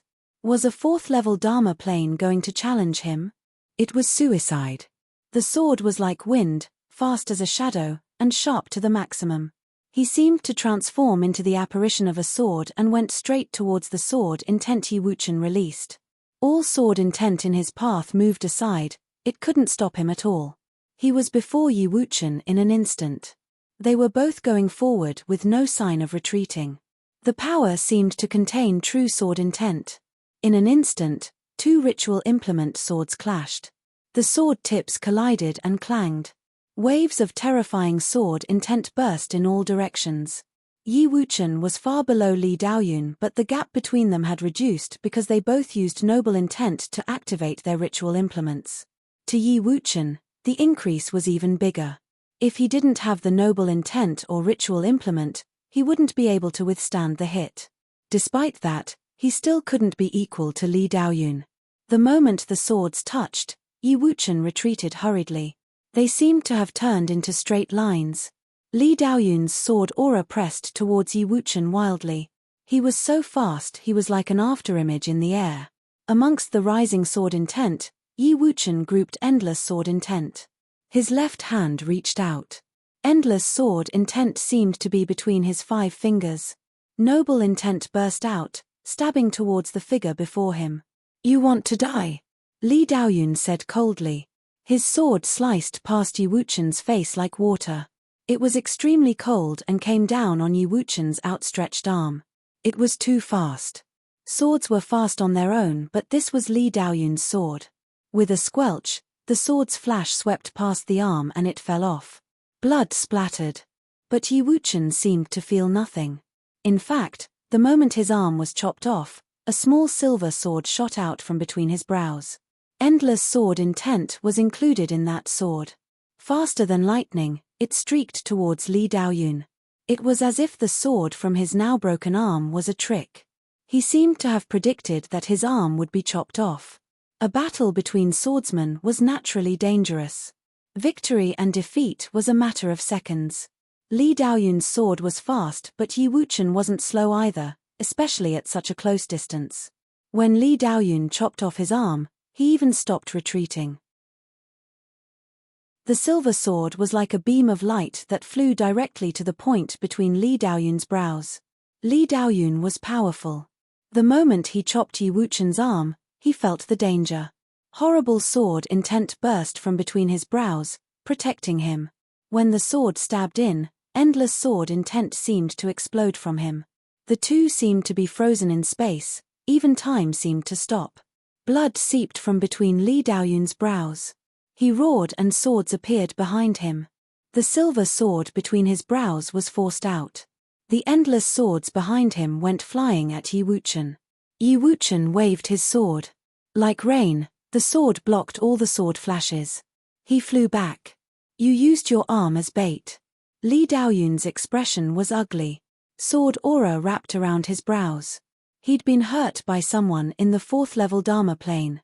This was humiliating. Yi Wuchen didn't reply. He turned and left decisively. He knew his abilities weren't enough, so he baited the enemy with his arm and lost it. But it was better than losing his life. Li Daoyun closed his eyes. The sword aura remained, healing the injuries. After a while, he opened his eyes. He shot into the sky again, fast to the extreme like lightning. The murderous intent in his eyes was so harsh. He wanted Yi Wuchen dead, not just Yi Wuchen, but all of them. Yi Futian now approached the palace. The relic had collapsed and this place wasn't big. In the distance, a group of people flashed. Their auras were extraordinary and were clad in Lulan armor. The leader was very powerful. They saw Yi Futian's group rush over. I have the book, Yi Futian said straightforwardly. The people stopped and Yi Futian continued, I already agreed to exchange with the Virgin, but someone is trying to steal it from me. Follow me. As soon as he finished, the black-winged eagle immediately turned around. The group didn't know what was the truth, but they still followed to check.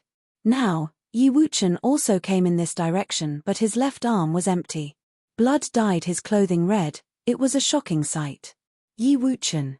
Lin Yuyaro paled. Did Yi Wuchen, the most talented figure of the Kangye kingdom, lose his arm? But Yi Wuchen climbed onto the black-winged eagle expressionlessly. Seeing the Lulan royalty, he said, the people after us are extremely powerful and may be equal to your virgin. Can you fight them? The leader's eyes flashed. I must determine if this is true. Yi Futian took out the book and coldness filled the air. The book is right here. You can ask the virgin if it's true later. The people are from the barren city. Think about the consequences if they take it. The leader had a heavy expression. More people will come. I'll bring some men to stop the pursuers. Go to the palace first. With that, he ordered some men to protect them. Of course, this was also to ensure that Yi Futian wouldn't escape. Okay. Yi Futian nodded. He advanced with the people from the palace. Behind them, horrible sword intent came rushing over. It was Li Daoyun after them. The people of ancient Lulan grew serious. He truly was powerful. The leader waved his hand and led his men forward. Whoever blocks me, dies, Li Daoyun said coldly. He released his dharma and endless sword light burst forth. The figures pursuing him were stabbed between the brows and died immediately. Yi Futian looked over coldly and continued using spell scrolls to go forward. Before entering the ancient barren world, he'd taken many spell scrolls from the Kangye kingdom. The wind spell scroll was specifically for this type of situation. He looked at Yi Wuchen's arm and murderous intent flashed past his eyes. "Why did you do this?" he asked. Even though Yi Wuchen losing his arm angered him, he knew that it was already difficult for Yi Wuchen to stop the other and escape. The moment he walked off could have been his last step. Having one person die is better than many dying. Yi Wuchen's answer was simple and sounded logical. But who would choose to sacrifice himself for another? When he'd stepped off the black-winged eagle, he was as straightforward and decisive as his sword.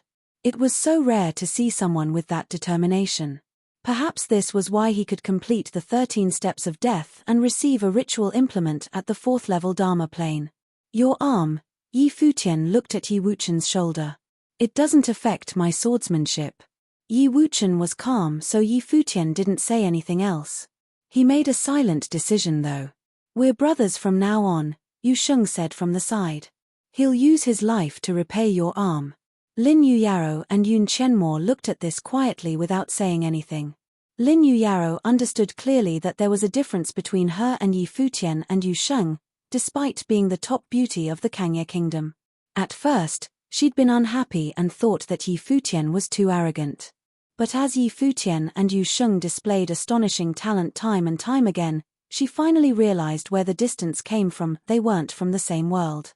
She could even feel that to Yu Sheng, only Yi Futian existed. The latter was his religion and an existence he must protect. There was even distance between Yu Sheng and Yi Wuchen. But with what Yu Sheng had just said after this event, she understood that the distance didn't exist anymore. She suddenly thought about a lot. The top 3 of the Kangye Kingdom's Fenghua rank, the 3 top figures who had stolen the spotlight at the Nandu Nation's Tingfeng banquet, had stirred up a storm in the ancient barren world too. They made all the top talents in the outer world lose color. What miracles would be made if they were together? She might never be able to imagine what would happen. The palace appeared before them. Even more strong cultivators flooded out. After understanding the situation, they all went over there. The danger was temporarily dissolved. Li Daoyun couldn't attack the Lulan Palace. Chapter 181. Near the Lulan Palace, Yi Futian and the others stood on top of the black-winged eagle and watched the battle unfold in the distance. Li Daoyun was even more powerful than they had imagined.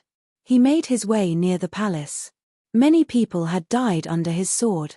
Ancient Lulan had absolute control over Lulan City, but their control was limited to the areas surrounding Lulan City. Li Daoyun, who came from a powerful group of the Barren City, he did not care about ancient Lulan. So, what if he killed many of their people? It wasn't like they would send people to his clan and try to even the score. He cared even less about them while in the ancient barren world. Corpses laid all over the ground, but Li Daoyun still couldn't advance to the Lulan Palace was right there in front of him. Everyone knew what would happen if he made it there. Just then, those fighting Li Daoyun got into formation, attacking him and blocked his way. Li Daoyun stood there and looked over at Yi Futian standing far away. His cutting gaze also held a hint of ridicule. "You guys got lucky this time. If the Lulan Palace hadn't been here, Yi Futian and his friends would have never made it out alive. It was a pity that he could not get his hands on the treasure." Li Daoyun turned and was prepared to leave, still as arrogant as ever. "What's your name? Where are you from?" Yi Futian suddenly asked. Li Daoyun stopped in his track. Turning around, his eyes fell on Yi Futian. The ridicule in his eyes grew. What could he have wanted? Revenge. This was the way everyone lived. They always dreamt of getting revenge after being humiliated. What they did not know was, there was never a happy ending to revenge. Just death. Li Daoyun of the Fuyun Sword Clan. "Remember that," he replied. Everyone heard what he said. From his tone, it was easy to tell that he looked down on Yi Futian. Li Daoyun did not deem Yi Futian a worthy opponent. Of those from ancient Lulan, the ones who had heard of the Fuyun Sword Clan felt a shiver. They were left speechless. Although Li Daoyun had killed many of their people, it seemed like it would be impossible to get revenge. Li Daoyun left those words before leaving. He obviously didn't care about what Yi Futian thought. He was just a little disappointed that he could not steal the treasure from Yi Futian. However, this also did not bother him too much. This was the pride he had from being from one of the most powerful clans in the Eastern Barren Territory. Li Daoyun of the Fuyun Sword Clan, mumbled Yi Futian, repeating his name. He was also unbothered by Li Daoyun. They shared similar thoughts. In Li Daoyun's opinion, Yi Futian would only end up dead if he tried to get revenge. But in Yi Futian's opinion, Li Daoyun was dead as soon as he introduced himself. Cultivators of ancient Lulan left to bring back virgin Lulan Shui. "Let's go," said Yi Futian. He turned around and headed for the palace. Many of the cultivators of ancient Lulan stayed behind them to ensure their safety. Mounted on the black-winged eagle, Yi Futian seemed to be in deep thought. He remained that way for a while before whispering, "What would have happened if I handed the book over to them? Would Yi Wuchen's arm still be chopped off if he had released the book to the barren city cultivators?" "Don't think too much about it," said Yi Wuchen. He did not dwell on the situation at all. "Had you given the book away right in front of the Virgin, could you have ensured that the people of ancient Lulan wouldn't come after you?" Yi Futian made no further remarks. Returning to the same residence in the palace, Yi Futian took out the treasurable book. A chilling energy was still coming from the object. The picture in the book was just as icy cold as before, bone-chillingly cold. However, besides the terrifying will and the chilling artistic conception, there did not seem to be anything special about the treasurable book. Could it be that the existence of this half of the book was for the sheer purpose of carrying on the energy of this ice will? If so, then what was contained in the other half? He was very curious. The book would only be complete with both halves, but rumors had it the Empress of ancient Lulan rebuilt the kingdom with the power of just half a book. Although these rumors could not be fully trusted, Yi Futian refused to believe that a person with no gifts could become the Empress of ancient Lulan by relying solely on the power of a treasure. This was not to say that the power of treasurable book should be looked down on. There was obviously something special about it for the people of ancient Lulan to hold it in such esteem. Not long after, Lulan Shui returned with her people and arrived at Yi Futian's residence. "What are your conditions?" Lulan Shui stood in front of Yi Futian and asked in her usual cold demeanor. She definitely did not beat around the bush. "I want to take a look at the other half of the book," he said to Lulan Shui. "Of course, if the Virgin doesn't agree to it, I can consider changing my conditions." Ancient Lulan had previously stated that they wanted to do an exchange of equal value. To be honest, Yi Futian was the disadvantaged party when it came to trading his half of the book for a glimpse of the other half. However, ancient Lulan still might not agree with his request, and he was not going to force them to comply. After all, he did not have the right to bargain after their people provided him with protection to keep him alive.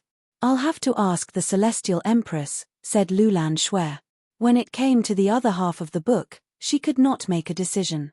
"All right, then you can take this half first." Yi Futian handed the book over to the Virgin. She looked at him in confusion but took the book anyway. Yi Futian did this to make his attitude known. Otherwise, the Empress might think that he was using the book as leverage. That might put them in danger once again. In the best-case scenario would be that they get a chance to see the other half of the book. If not, then he'll just have to change his conditions. "Wait here for my news," Lulan Shui said before turning to leave. Not long after the departure of the Virgin, another group of people arrived. It was Chen Yang and his posse. They had previously stayed in the pavilion across. Yi Futian. Chen Yang walked up to him with a seemingly friendly smile. "You sure got a lot from Lulan relic trip I invited you on." "I had some gains but also lost a lot," said Yi Futian. Chen Yang looked over at Yi Wuchen's dismembered arm and continued, "I heard you got your hands on the treasurable book ancient Lulan wanted most. I bet you made set some conditions for an exchange with the Virgin, right? Before bringing you guys here, I said that we'll split anything we got from the relic site. What do you plan to do now?" Chen Yang stared at Yi Futian. When everyone had rushed to fight over the book, Chen Yang had headed to the soldier's mound. But when he got there, all the ritual implements had already been taken. In other words, he did not get a single thing from this trip to the Lulan relic. Unlike him, Yi Futian and his friends gained so much. Right from the beginning, They each acquired a ritual implement from the soldier's mound. Then, they even obtained the most important treasure at the relic site. There was also the Book of Flames and probably even more they did not know of. With his bad mood, Chen Yang was bound to have certain opinions of Yi Futian. Split. Yi Futian's group looked at Chen Yang's group. Yu Sheng's eyes were ice cold when he asked, "Where did you get the audacity to ask such a question?" Chen Yang did not tell them a thing about the relic site before they entered. Neither did he warn them of potential dangers. It was obvious that Chen Yang was just using them. In Chen Yang's eyes, it did not matter if Yi Futian and his friends got a hold of the treasures because everything they got belonged to him. So, why would it have mattered to him if they died during the collapse of the relic site? "Watch your mouth," Shatong said coldly. His eyes fell on Yu Sheng's battle axe. He wanted it for himself. "Did you ever chip in when we were fighting the nobles for the treasures?" Yi Futian asked with a sarcastic smile. Chen Yang looked uncomfortable at the question. It was Zhao Han beside him who spoke up. "If it hadn't been for young Master Chen, you guys wouldn't have even been allowed to enter the relic. Now you guys want to keep all the treasures for yourselves." He wanted the sword in Yi Wuchen's hand. Now that the wills in the implements had disappeared, there was no need to get acknowledgement. As long as they could get their hands on the implements, it was theirs. Yi Futian looked at Zhao Han and knew there was no need to argue. He chuckled, "That's right. If he said they were keeping everything for themselves, then that was exactly what they were going to do." "Have you thought this through?" asked Chen Yang. He still had a smile on his face. "Absolutely," replied Yi Futian. The two met eyes. Although they had gained a lot from this trip, Yi Wuchen had lost his arm. How dare these people come at them with talks of splitting the treasures? What a joke. "I'm going to stay at the residence just across. Thinking it over a little more. Perhaps you'll change your mind," chuckled Chen Yang before leaving. Zhao Han and Shatong glared at Yi Futian and the others while Yu Linglong smiled charmingly at them. "Things are different here, outside of the relic. How strong can you be even with a noble implement if there's no noble will to help you?" she asked softly. Within every ritual implement in the relic, existed a noble level will that used their powers to help activate the powers of the implements they once used. In that situation, the powers of the implements were not to be doubted, but now, an implement was just an implement. It was only powerful if the person wielding it was powerful, and at the level of Yi Futian and his friends, the implements wouldn't be too powerful. "Yun Chenmo." Chen Yang suddenly spoke up again with his back still turned to everyone else. "You should also think things over." Yun Chenmo was shaken up by his words. Zhao Han turned his head to look back at her. His cold eyes pierced into her before he finally left. Right now, it was possible to see the conflict within Yun Chenmo from her eyes. She knew how powerful Yi Futian could be and was able to say that everyone in his circle was more powerful than Chen Yang and his posse. If she continued to cultivate with him, it would really help her. But now, it was possible that Yi Futian and Chen Yang might come face to face for a battle. Chen Yang was the young leader of the Qianmeng area and Zhao Han was the son of her master. She could not stand on their opposing side. Furthermore, Yi Futian and the others were powerful, but how would they go against Chen Yang's group outside of the relic? Yi Futian turned to Yun Chenmo. It was almost as if he could see the conflict in her eyes because he said, "If you want to leave, I'll let you go." Yun Chenmo's gaze froze on Yi Futian. Making a final decision, she said, "I can't stand against them." Yi Futian observed her calmly. Although Yun Chenmo's gifts were not too strong, she was a fairly resolute person. It was obvious when she had made the decision to become his maid. It was the same this time around. Once again, she was firm with the choice she made. Yu Sheng watched Yun Chenmo with his cold eyes. It was then that Yi Futian brushed past Yun Chenmo. He said, "Yu Sheng, take her fate and let her leave." Chapter 182, Stealing of Fate was a cruel thing. Using one's intent to tear the other's intent away, the latter would decrease in plane. But Yi Futian still made Yu Sheng do it, ignoring Yun Chenmo's hateful eyes. People had to pay for their choices. If Yun Chenmo hadn't agreed to be his servant, he couldn't have forced her to do so. This was a voluntary matter. Later, Yoon Chyenmore had fulfilled her duties, and so he helped her when possible. Yoon Chyenmore had gained much at the Kang Mountain Relic and Noble Grotto. Now, Chen Yang and Zhao Han had made it obvious they were enemies. Yoon Chyenmore was prepared to leave with just one sentence. How could it be so easy? When she went back, she would be part of the Sword Clan again, Zhao Han's junior sister. What would she do to them? If Yoon Chyenmore chose to leave after things settled, Yi Futian wouldn't snatch her fate. But she had to leave in this dangerous time after Yi Wuchen lost his arm. Yi Futian's mood went without saying. Yoon Chyenmore left after her fate was taken. She didn't fight. Yi Wuchen's ability to escape from Li Daoyun proved his abilities. Even though he lost his arm, she still wasn't his match. Only Chen Yang with his noble fate could restrict Yi Wuchen. Yoon Chyenmore didn't know that not only had Yi Wuchen escaped, but he'd also injured Li Daoyun. She also didn't know that Yi Futian hadn't used the intent contained in the ritual implement to receive the book, punish the king. He didn't use fate either and instead had an even stronger intent. Only Yi Wuchen saw this secret. Yi Futian had Yu Sheng take them to the pavilion because he didn't them to see the secret. Yu Sheng had understood this. After Yoon Chyenmore left, Yi Futian cultivated peacefully while waiting for Lulan Xue's news. Ancient Lulan Palace. The true Lulan Palace was not in the ancient barren world. The majestic palace was simple and clean, not opulent at all. A middle-aged woman clad in a white robe sat quietly in the ice matrix. She stared forward. There, a gust of terrifying coldness seeped out. It was the two scrolls. Right now, they were being combined gradually. She focused entirely on the books. She felt coldness bite into her bones from the books. It was like the intent of a sage and was extremely frightening. Sage. At that moment, her expression suddenly changed. As the Empress of ancient Lulan, she'd never been so serious before. Yes. A voice rang out in her mind. It was from the book. The Empress's heart quivered. The rumors were true. The scrolls of Lolan's ancestors contained and preserved sage intent.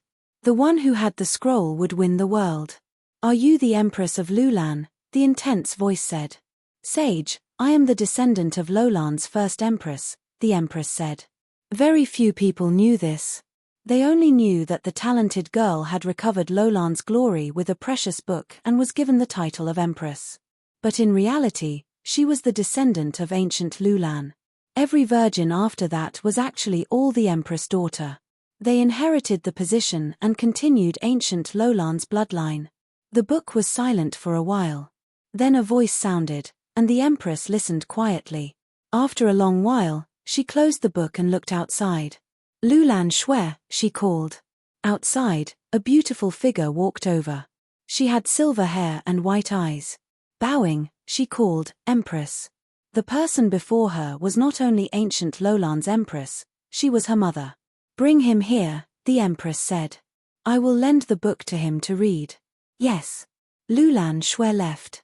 The palace of Lulan Xue was connected to the ancient barren world. The entrance was right in the palace, so Lulan Xue quickly entered the palace in the ancient barren world and found Yi Futian. The Empress wants to see you in the Lulan Palace. She agreed to your request, she said. Yi Futian's eyes brightened. The Empress wanted to see him? Okay. Yi Futian nodded and said to Yu Sheng beside him, I'm going. Wait for me here. With that, he left with Lulan Xue. The sharp man and a group of guards were beside them too. They were curious why the Empress wanted to see Yi Futian. He stepped into the passageway with Lulan Xue and found that he'd arrived before an immensely majestic palace. This was the true Lulan Palace. The strong force was truly confident in itself. It controlled the passageway alone. Anyone from the ancient world who wished to enter the ancient barren world needed Lolan's permission. The true Lulan Palace was obviously more imposing than the one in the ancient barren world. It was bold and simple. Yi Futian and the others arrived before a large pavilion. He looked left and right and saw guards everywhere. A beautiful figure stood on the steps. She was extremely elegant and felt like a king despite being a woman. Empress, everyone greeted and bowed.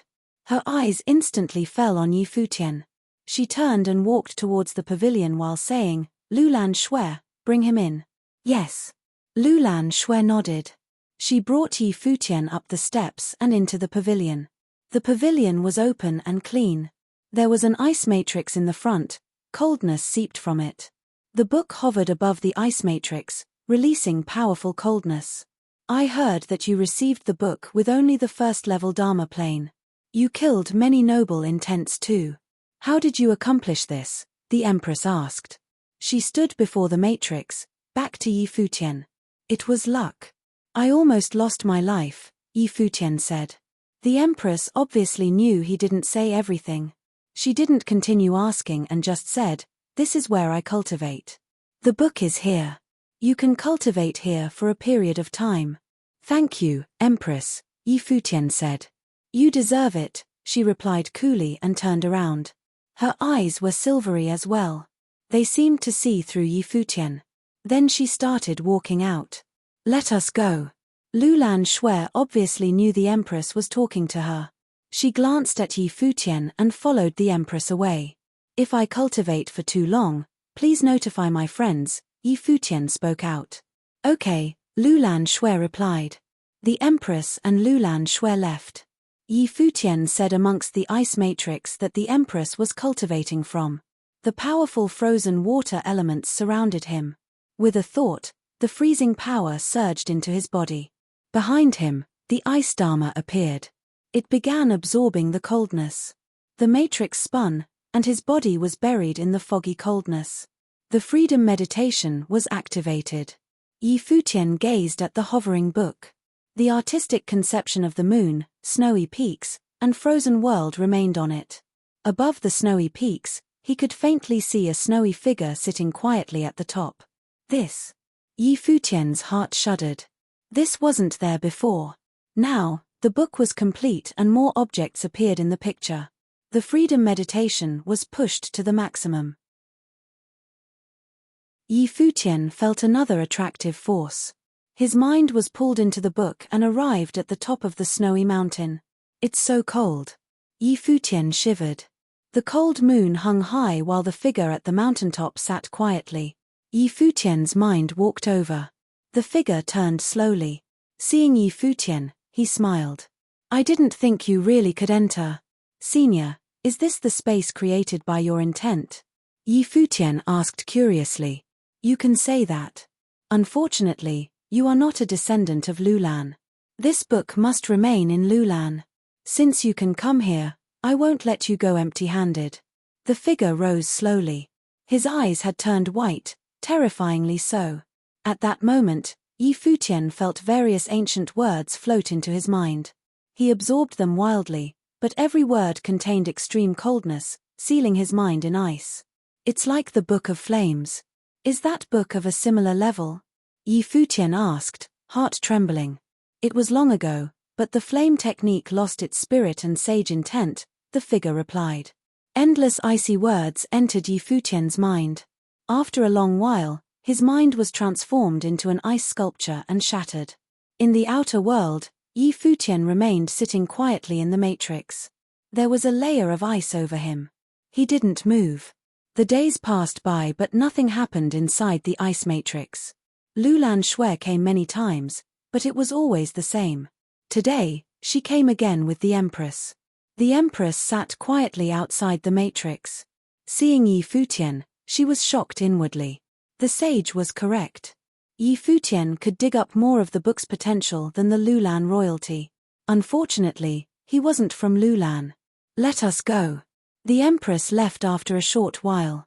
After a few more days, something terrifying came from within the matrix. Scalding hot currents flowed out. The ice on Yi Futian melted bit by bit. Then a terrible aura burst out. Behind Yi Futian, a strange sight appeared. The sun and moon hung high. Coldness and heat overlapped, transforming into a horrible whirlpool. All the surrounding spiritual chi sizzled. There was a sea of fire below the sun. Below the moon, icy glacier appeared. This was Dharma. Now, Yi Futian created yet another Dharma. This was the artistic conception of the ice matrix. It was even stronger than the sun dharma from before. Sun, moon, water, fire, Futian murmured. Not only did the Lulan sage have the ability to cultivate ice, but he also cultivated fire. However, the sage intent in the Book of Flames disappeared later. The flame talent disappeared gradually, and only the ice ability was passed down. Chapter 183, Lulan Palace, the Empress Pavilion. Presently, the Empress sat quietly in a gazebo. Beside her, Lulan Shui stood still like a statue. "What do you think of him?" the Empress asked out of the blue. Lulan Shui looked at the Empress in confusion. Futian, she clarified. "He is very talented," answered Lulan Shui. "Besides talented," the Empress continued to ask. Lulan Shui blinked a couple of times, still not understanding the meaning behind her mother's questions. Seeing how confused Lulan Shui was, the Empress realized just how clueless her daughter was to these things. Her eyes drifted toward the pond by the gazebo. She said softly, "He's got the look. It's hard to find someone so handsome in the palace. Plus, he is also gifted. Although he is a little young, age has never been a problem when it comes to the world of cultivation. What do you think?" Lulan Shui's beautiful silver eyes widened. The expression on her face meant she finally understood her mother's meaning. "I never thought about it," said Lulan Shui. "It's not too late to start thinking now," the Empress said, turning her gaze back to her daughter. "You'll have to start thinking about this topic sooner or later. Now the perfect match has arrived. If you let him go, it'll find hard to find a better guy." Lulan Shui looked into her mother's eyes, realizing she had a point. Futian was able to acquire ritual implements and the book at the first-level Dharma plane. Her mother also told her that Futian was able to communicate with the sage's will in the book. There was no doubt that he was extremely gifted. He was also very handsome, which indeed make him the perfect candidate. The Empress noticed that Lulan Shui was thinking about what she had just said. "If you don't choose him now, you'll still have to pick someone in the future. Think carefully." Lulan Shui hesitated briefly before nodding. "All right." Her reply was simple, as if she hadn't just made one of the most important decisions in her life. It was simply a mission to be accomplished by her. Just as the Empress had said, she was going to have to find a man sooner or later, and she did indeed have a great impression of Futian. He was easy on the eyes. "Then it's settled," smiled the Empress. She had a clear understanding of her daughter's personality. Lulan Shui was disinterested in most things, just like the vibe she gave off to others. This also applied to her love life. She had not known Futian for long, so naturally, she had no special feelings for him, but she did know how to make the best choice for herself. Futian was definitely not a bad choice. "Empress," a servant girl stepped in to report, "he has emerged." "Perfect timing." The Empress smiled. "Have him come over." The girl was shocked. The Empress was inviting Futian into her pavilion. No other man had ever had the privilege of doing so. Although she was shocked, she had to suppress her emotions. The servant girl bowed and was off to carry out the Empress' order. Not long after, Futian was brought to the Empress. In his eyes, the Empress and Lulan Shui looked like sisters, both cold yet beautiful. Except, the Empress was more of a dignified beauty. No one would dare to disrespect her. With silver hair and eyes, Lulan Shui's beauty was bewitching. "Greetings to the Honorable Empress." Futian bowed. The Empress nodded in acknowledgement and looked straight at him. "How did the cultivation go?" "I have made some progress thanks to you, Empress," said Futian, expressing his gratitude. He was worried about why the Empress had summoned him. The pavilion where the Empress and the Virgin resided hardly seemed like a place where he should be entering. "You earned it," the Empress replied nonchalantly. "What do you think of the Virgin's looks?" Futian froze. All he managed to do was blink. What was going on? He looked over to Lulan Shui. She simply stood there, cold and silent, like a statue. "She's beautiful, of course," Futian answered with a nod. This was the truth. He was a truthful man.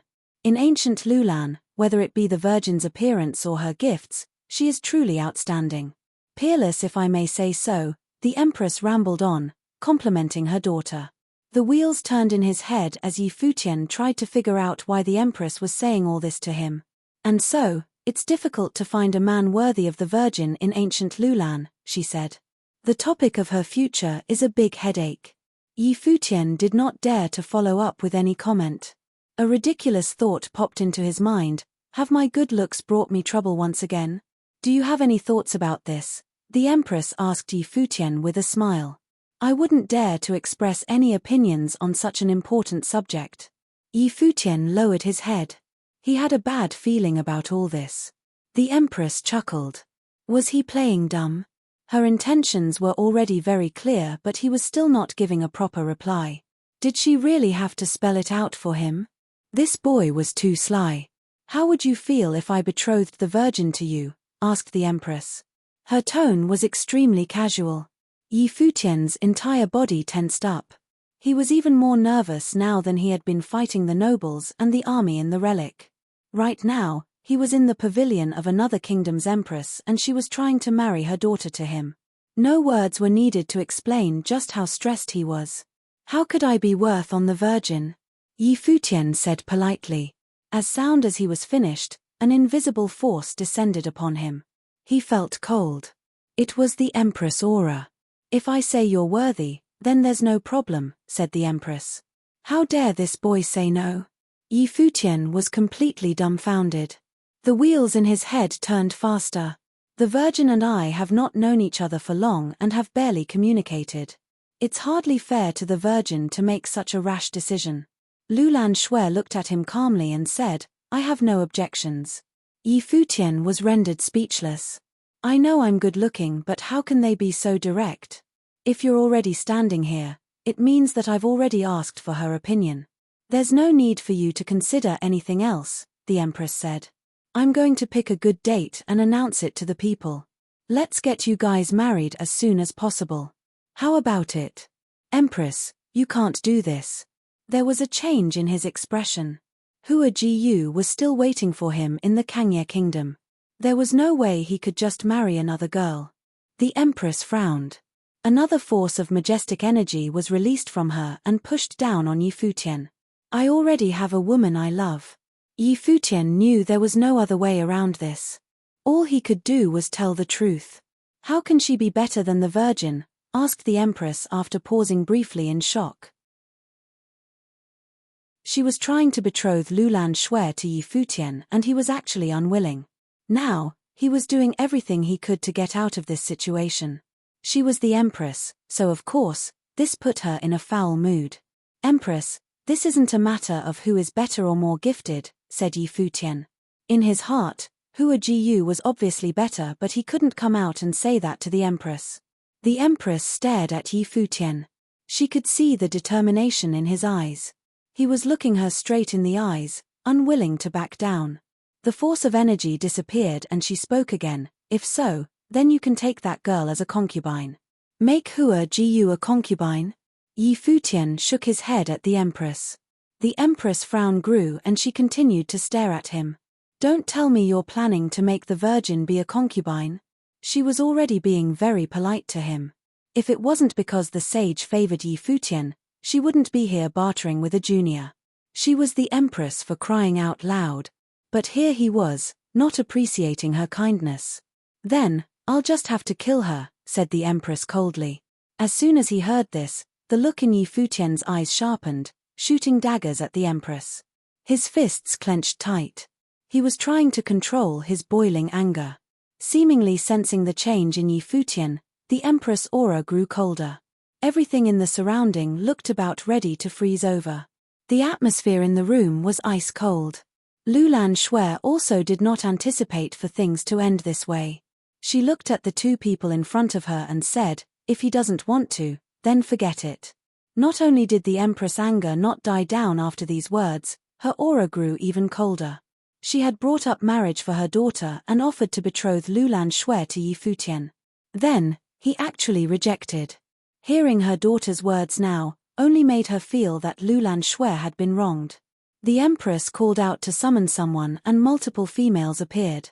"Capture that bastard and keep a close eye on him," ordered the empress. "Yes." The females stepped closer to him. "I can show myself out," said Futian. He turned around and began to walk away with the females following behind him. "How preposterous," said the empress in anger. "This bastard. You wanted me to marry him because you valued his talent and wanted him to become a citizen on ancient Lulan, but by doing this, you are offending him." Lulan Shui remained calm all throughout. Although, she did feel strange. Her mother had made an offer to marry her to Futian and she had even agreed to it herself. Now, they had both been rejected. "Then kill him," said the empress in a cold demeanor. So what if he was extremely gifted? She had already made her compromise, allowing him to marry both females. It was that jackass who chose to reject. Did he really plan to make Lulan Shui his concubine? Or did he think that Lulan Shui was not worthy to be his wife? "Why do you have to do this? Didn't you say that the sage holds him in high esteem?" Lulan Shui attempted to dissuade her mother from killing Futian. The empress' anger began to die down. She was just pissed. After all, this was her only daughter. As the empress, of course, she would be upset after getting rejected by Futian after she had been the one to offer her daughter's hand in marriage. "I shall go speak with the sage." In a flash, the empress disappeared and showed up at the hall for cultivation. She sat down at the center of the ice matrix. The book was still floating in the air. The empress' consciousness slipped into the book. Not long after, she opened her eyes with a strange expression on her face. Lifting her feet, she walked outside. She then arrived at the place where Futian was being put on lockdown. He was being watched. Seeing the empress approach really pissed him off. Indeed, Lulan Shui was beautiful, but so what? Did that mean he had to marry her? "What were you thinking?" The empress stopped right in front of Futian. Her tone was much calmer now. The anger from before was no longer there. "I don't understand what you mean," said Futian. "When you tried to leave before, I really wanted to kill you, but the Virgin begged for me to have mercy on you," she answered. "Then, please thank her for me," Futian replied coldly. "I'll make another compromise. What if you just take both of them as your wives?" "I'm not marrying her," Futian answered calmly. Chapter 184. Futian's decisive rejection changed the empress' calm expression. This was blasphemous. She was the empress and her daughter, Lulan Shui, was extremely talented and her beauty was unbeatable. She was willing to marry below her status but was rejected. Now, she was even willing to have her daughter share with another woman but was still rejected. "The Virgin isn't qualified enough for you," the empress asked coldly. If not for the sage's words, she would slap this boy to death. "Empress, you must know that the Virgin doesn't have any feelings for me. How can something like this be so casual?" Futian asked. "Just because she is pretty. Does that mean I should marry every pretty girl? Feelings can develop slowly. After being together, you will naturally fall for her," the empress said. Was this bastard pretending to be pure? Didn't all men only care about looks? After getting used to Lulan Shui beside him, the empress believed he would change heart. In her opinion, the girl Futian liked couldn't be prettier than her daughter. "Empress, I do not know the reason why you wish the Virgin to marry me, but I really do have a girlfriend already. Our relationship is very good as well. If you have your eyes on my talent, I've received some things in the Lulan relic and met the sage in the book. I can be friends with Lulan. You do not need to force me to marry the Virgin." Futian knew that he was attractive, but the empress was obviously doing this for his talent rather than his looks. She wanted to tie him in. Because he was in her territory, Futian must bow down and first get through this. The empress stared at Futian. This bastard was truly sensitive. She knew that Futian's words were logical too, but Futian would soon enter the ancient barren world to cultivate. He wasn't from Lulan either. How tight would their friendship be? It would just be a favor at most. This wasn't what she wanted. The sage wished for Futian to become a Lulan citizen. That was why she had the idea to marry her daughter. Only this relationship could tie Yi Futian tightly. He couldn't run if Lulan Shui had his child in the future. The Lulan bloodline could be passed down well too. But she didn't expect that Yi Futian would refuse. Looking at him, the Empress pondered. Her voice became slow and calm as she said, "In that case, I won't force you. I was too extreme earlier, but it is your fault too. The Virgin does have good feelings toward you. Maybe you will change your mind after some more interactions. Follow me." With that, she walked towards her own pavilion. "Thank you, Empress." Yi Futian followed her. The Empress' expression was cold as she cursed Yi Futian inwardly. She really wanted to beat Yi Futian up. Yi Futian also looked at the Empress' backside, cursing her inwardly for changing so quickly. He wished he was strong enough to beat this old hag up. When Yi Futian saw Lulan Shui at the Empress' pavilion, she was quiet and cold as before. It was as if nothing had happened. Perhaps this was her personality. Seeing the Empress and Yi Futian, she understood that they must have resolved things. "You'll return to the ancient barren world to cultivate soon," the Empress said. "Yi Futian, how long do you plan to stay there?" "I'm not sure. I might go to the barren city," Yi Futian said. Yi Wuchen couldn't lose his arm for nothing. He still couldn't take revenge, but he wanted to learn about some things. This could help with entering the Eastern Barren territory as well. "Your plane is still too low," the Empress said. "Ancient Lulan has placed many noble ritual implements in the ancient barren world. They're from the relic and have never been taken out. I heard that you received a guqin, but it won't be enough. I'll have the Virgin help you choose back in the ancient barren world." Yi Futian blinked. No wonder she was the Empress. Her tactics. Earlier, she seemed to want to kill him. Now, she was like a senior caring for her junior. So powerful. "Thank you, Empress," Yi Futian said. "Go out first." "I must speak with the Virgin," the Empress then said. Yi Futian nodded and went outside. Lulan Shui looked up at the Empress. It seemed that she still hadn't given up. "That bastard is very fake. With your features, I don't believe he won't change his mind. He'll forget his girlfriend within the month," the Empress said. "At that time, I'll make him beg me to marry you." As if imagining that scene, a cold sneer appeared in the Empress's eyes. Lulan Shui studied her without saying anything. "All right, you may go," the Empress said. Lulan Shui nodded.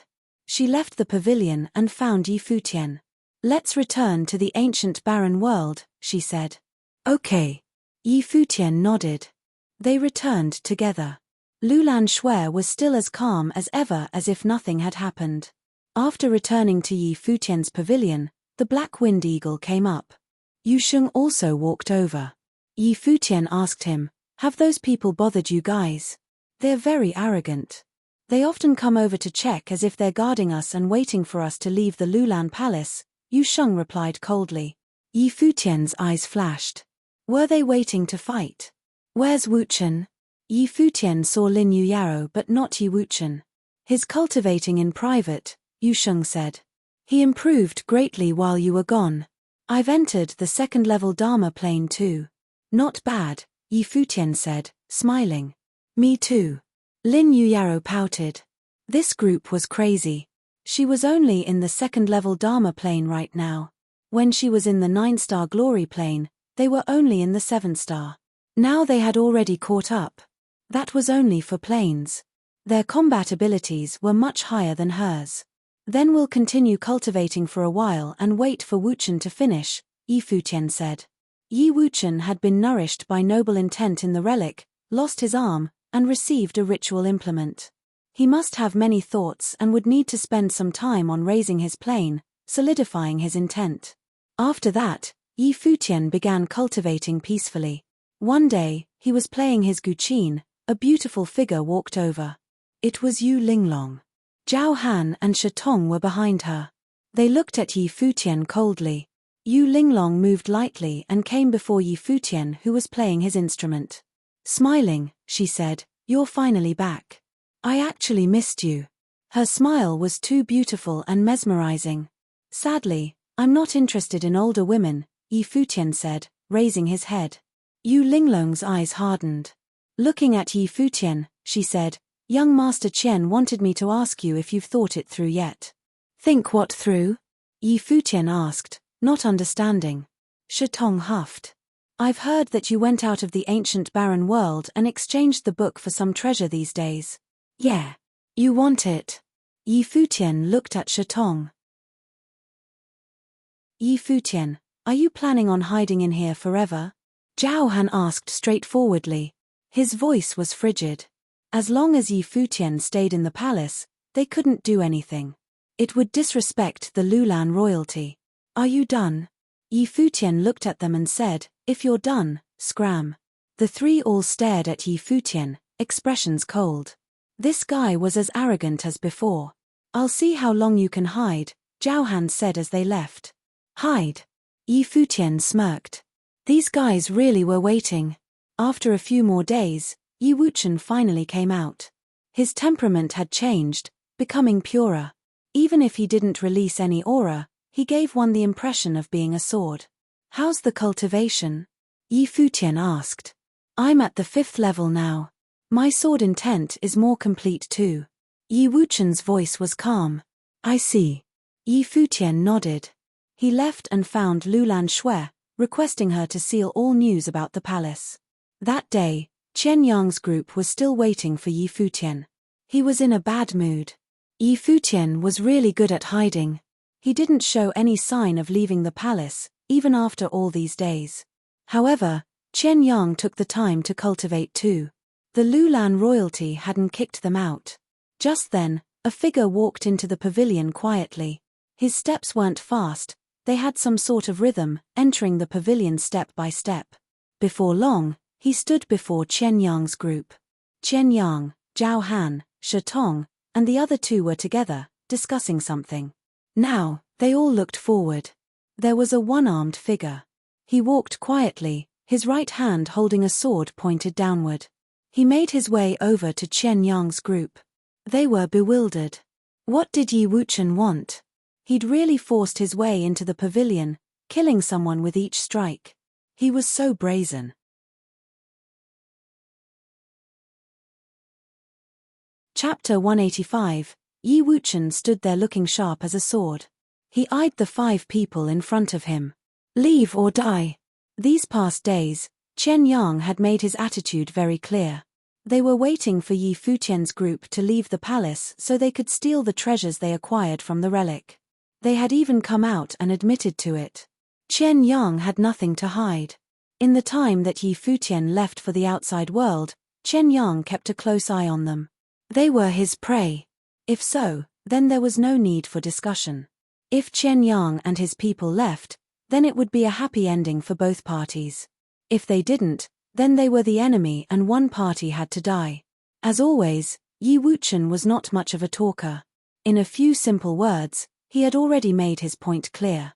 Chen Yang and the others were surprised by Yi Wuchen's words. They were all top-level Dharma plane cultivators. Even if Yi Wuchen had a ritual implement, how was he going to close the gap between himself and Chen Yang's group? Yi Wuchen probably wouldn't even be able to take down just Zhao Han. Furthermore, Chen Yang's powers were boosted by the noble fate he possessed. It was enough for him to kill any ordinary top-level Dharma plane cultivator instantly. "Is your brain failing after losing your arm?" Shitong asked coldly. "Young Master Chen, he's the one picking a fight, so if he dies here the Virgin can't blame us, right?" chuckled Yu Linglong. "Zhao Han, kill him and the sword is yours," said Chen Yang. "Thank you, young Master Chen," nodded Zhao Han. He was thinking the same thing. He and Yi Wuchen were both swordsmen. Yi Wuchen's sword was going to be his. Stepping forward, Zhao Han released a dominating force of sword intent. Behind him, swords appeared. All of them unsheathed loudly and floated in the air behind Zhao Han. "Since you're asking for death, I'll give it to you." Zhao Han's eyes were cold. Everyone could feel his murderous intent. Zhao Han was the son of the clan master of the Futian sword clan. Although he was gifted, he was completely defeated by Yi Futian, Yu Sheng, and Yi Wuchen at the grotto. That event made him feel utterly humiliated. Yi Wuchen was a swordsman just like him but was more gifted. However, it was a shame because no matter how gifted he was, he still had to die. The sword dermers behind Zhao Han shot out like flashes of lightning. The blades reflected in the daylight. The gleams of light from the swords were blinding. A deafening noise erupted, and in the blink of an eye, all the swords whistled through the wind headed straight for Yi Wuchen. Almost at the exact same time, sword intent exploded from Yi Wuchen's body. A formless flow of air wrapped around his body. With him at the center, a terrifying sword storm brewed. It was frightening to hear the sound the swords made as they cut through the air. When Zhao Han's swords approached, they were all destroyed by the air created by Yi Wuchen's swords. Zhao Han walked forward, and with every step he took, his sword intent grew stronger. The swords came endlessly from behind him.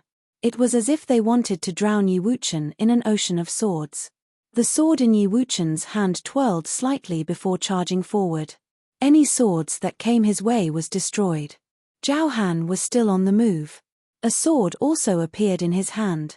His body was guided by the sword, moving quickly. Suddenly, there was a gleam of light. The gleaming of a sword. The bright light caused Yi Wuchen to close his eyes. In the next moment, the light grew brighter. Not only was it bright, it was also cold. It cut through the air and towards Yi Wuchen. "That's a quick sword," Yu Linglong exclaimed. Zhao Han was indeed the clan master's son. His abilities were not to be doubted. With the appearance of this sword, Yi Wuchen was bound to get hurt. It was a dead end for him. He released a force of sword intent which rushed into the sword in his hand. He waved the sword into the air. Swords fell like the rain. The light reflected off the blades resembled stars in the night sky. It was as if a meteor shower had struck the area. The chillingly bright light from Zhao Han's sword was drowned out by the meteor shower of swords.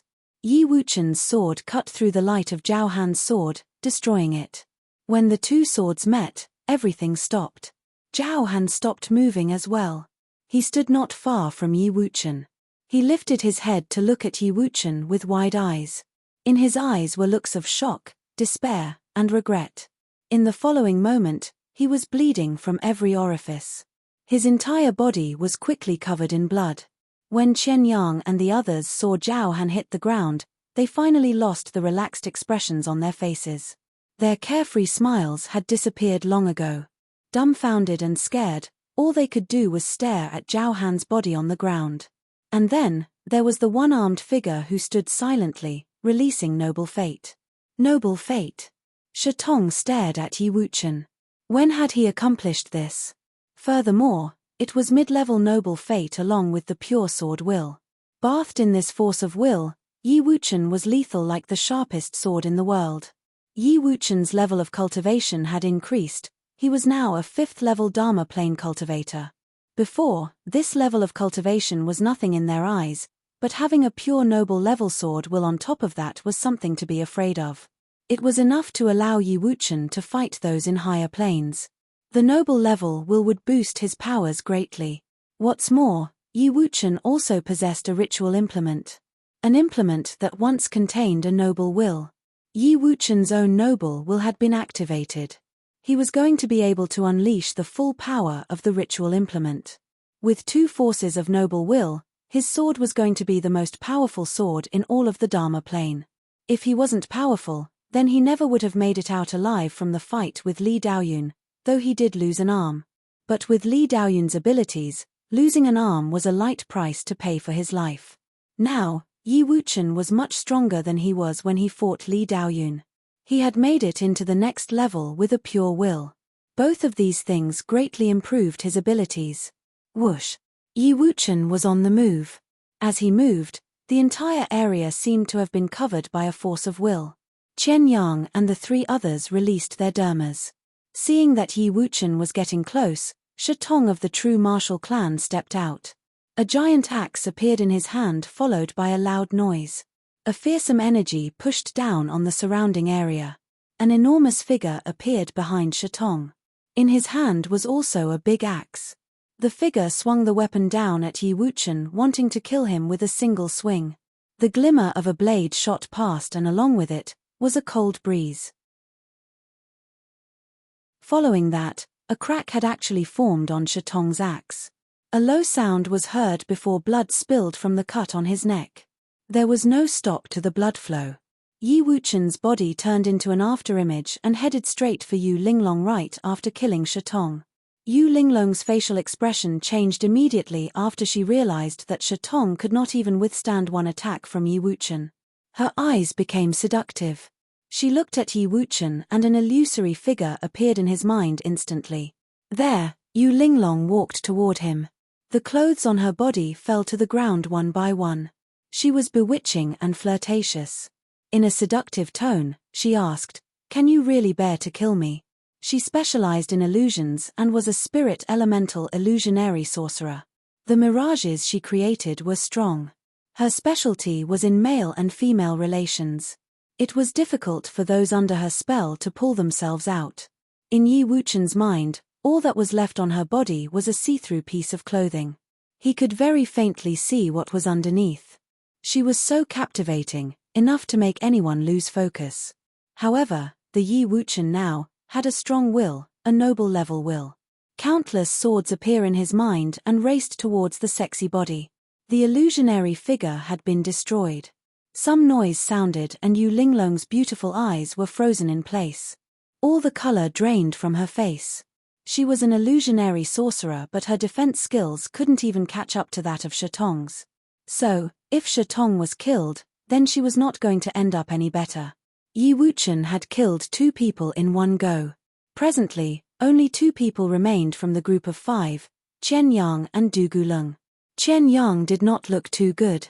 His noble fate built up inside as he stared directly at Yi Wuchen, whose noble level sword will had released. Yi Wuchen did not seem like a 5th level Dharma plane cultivator at all. He was most definitely not any weaker than Chen Yang. Chen Yang's noble fate was of the lower level and was mixed. It had yet to form any type of pure will. Yi Wuchen moved closer to the 2 with his sword in hand. A powerful force of noble will was released, making Yi Wuchen look even scarier. A terrifying force of energy also released from Chen Yang. Lightning, fire, sword, and powers of other elements were released. In addition to the noble fate, Chen Yang was definitely not someone Zhao Han and Shatong could be compared to. Behind Chen Yang, Du Guleng had a chilling energy revolving around him. He held a scimitar in his hand and was bursting with an incredible energy. Yi Wuchen flew into the air and lifted his sword. An endless amount of will erupted. Right now, Yi Wuchen seemed to have transformed into a true noble and even had the majestic feel of an emperor. This was because his will was inherited from a powerful emperor. Just then, all the airflow seemed to have gathered by his sword. Everything seemed to be at his mercy. Yi Wuchen's aura was getting stronger and stronger. The sword in his hand turned into the emperor's sword. Chen Yang also had noble fate, though it was of the lower level. But with his own abilities, he was going to be just as strong. Yi Wuchen was going to have to give it his all. Finally, Yi Wuchen's sword swung down. The emperor's sword controlled everything around. Air gathered around the sword, moving along to its every movement and swung down on Chen Yang below. From Chen Yang, swords of both thunder and fire elements shot into the sky, and instantly, a thunder dragon and a fire dragon roared loudly. Sorcery and swordsman skills were combined together. 2 forces clashed together and Chen Yang shouted, "Du Guleng." At his call, Du Guleng bound into action. A force of energy erupted, was followed by cracking noises. Chen Yang shook violently and his complexion paled. His aura was withdrawn. His swords fell straight out of the skies. Du Guleng retreated right away. A shocking gash appeared on Chen Yang's back. He shivered in pain and turned around. Looking at Du Guleng, he asked, "Why?" Du Guleng did not look at him. Instead, he lifted his head to speak to Yi Wuchen. "His father is my teacher. When I get back to Qianmeng, I will report to him that Chen Yang and Zhao Han were killed by those from the barren city." Yi Wuchen looked at him but did not say anything. "If you kill me as well, Ancient Lulan will help keep all this a secret, but my teacher will still investigate. He's bound to find clues to lead him to the truth." Du Guleng continued, "That injury on his back is evidence that I also had a hand in his death. Naturally, I will keep this secret for the rest of my life. Chen Yang glared at Du Guleng and fell to the ground with despair and anger in his eyes. He was definitely not going to be resting in peace.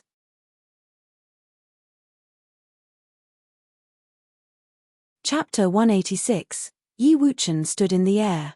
Sword intent flowed across his body, his eyes stared at Du Guleng. Chen Yang possessed noble fate and was at the pinnacle of the Dharma plane. Even without a ritual implement, he could still fight Yi Wuchen. However, because of Du Guleng, Chen Yang died before he could even release his true abilities. He died unjustly and unwillingly. Of course, Yi Wuchen didn't pity him. He only felt that Du Guleng was extremely cold-blooded. He'd stabbed Chen Yang while he was fighting Yi Wuchen without any hesitation. And Yi Wuchen must admit that his words had been logical. After the relic, everyone else left. No one knew that Yi Futian and Chen Yang's groups remained in the palace. As long as the people of ancient Lulan helped keep it a secret, no one outside would know. Yi Futian had the Virgin keep news in as well. News wouldn't spread, which was why he did it. But if Chen Yang's group vanished, the Qianmeng area would definitely investigate and find some things out. If Du Guleng could cooperate and blame it on the barren city, it would be even more perfect. As to how to keep it a secret, Du Guleng definitely had his own tactics if he decided to do this. Yun Chenmo is a flaw, Yi Wuchen said. She knew about the rivalry. Actually, if he killed Chen Yang, he didn't fear the ancient barren world's revenge. The Qianmeng area wasn't capable of it. He only feared that they would take out their anger on the Kangye kingdom. Since Yun Chenmo agreed to be your servant, it's clear she's ambitious. My master only has one son. After Chen Yang's death, it's most possible that I'll inherit the position of lord. With Zhao Han's death, if she's willing to ally with me, she may inherit the top position of the Sword Clan, Du Guleng said. She's smart, and I'm more convincing of the two. Du Guleng was able to complete the 13 steps of death in the Noble Grotto. His talent was undeniable. Yi Wuchen fell silent, and the sword intent disappeared. You better do what you said. I naturally know what to do, Du Guleng said. With the talent of you three, I don't wish to become your enemy even if I become the lord of the Qianmeng area. He'd witnessed their talent in the Noble Grotto. He couldn't kill them, he'd be the one to die. Chen Yang and the others' deaths today were the best proof. Chen Yang had wanted to use Yi Futian, but look at his demise. As an orphan, Du Guleng had had it much harder than Chen Yang. He knew to observe and was more cold-blooded. Otherwise, he wouldn't survive until now.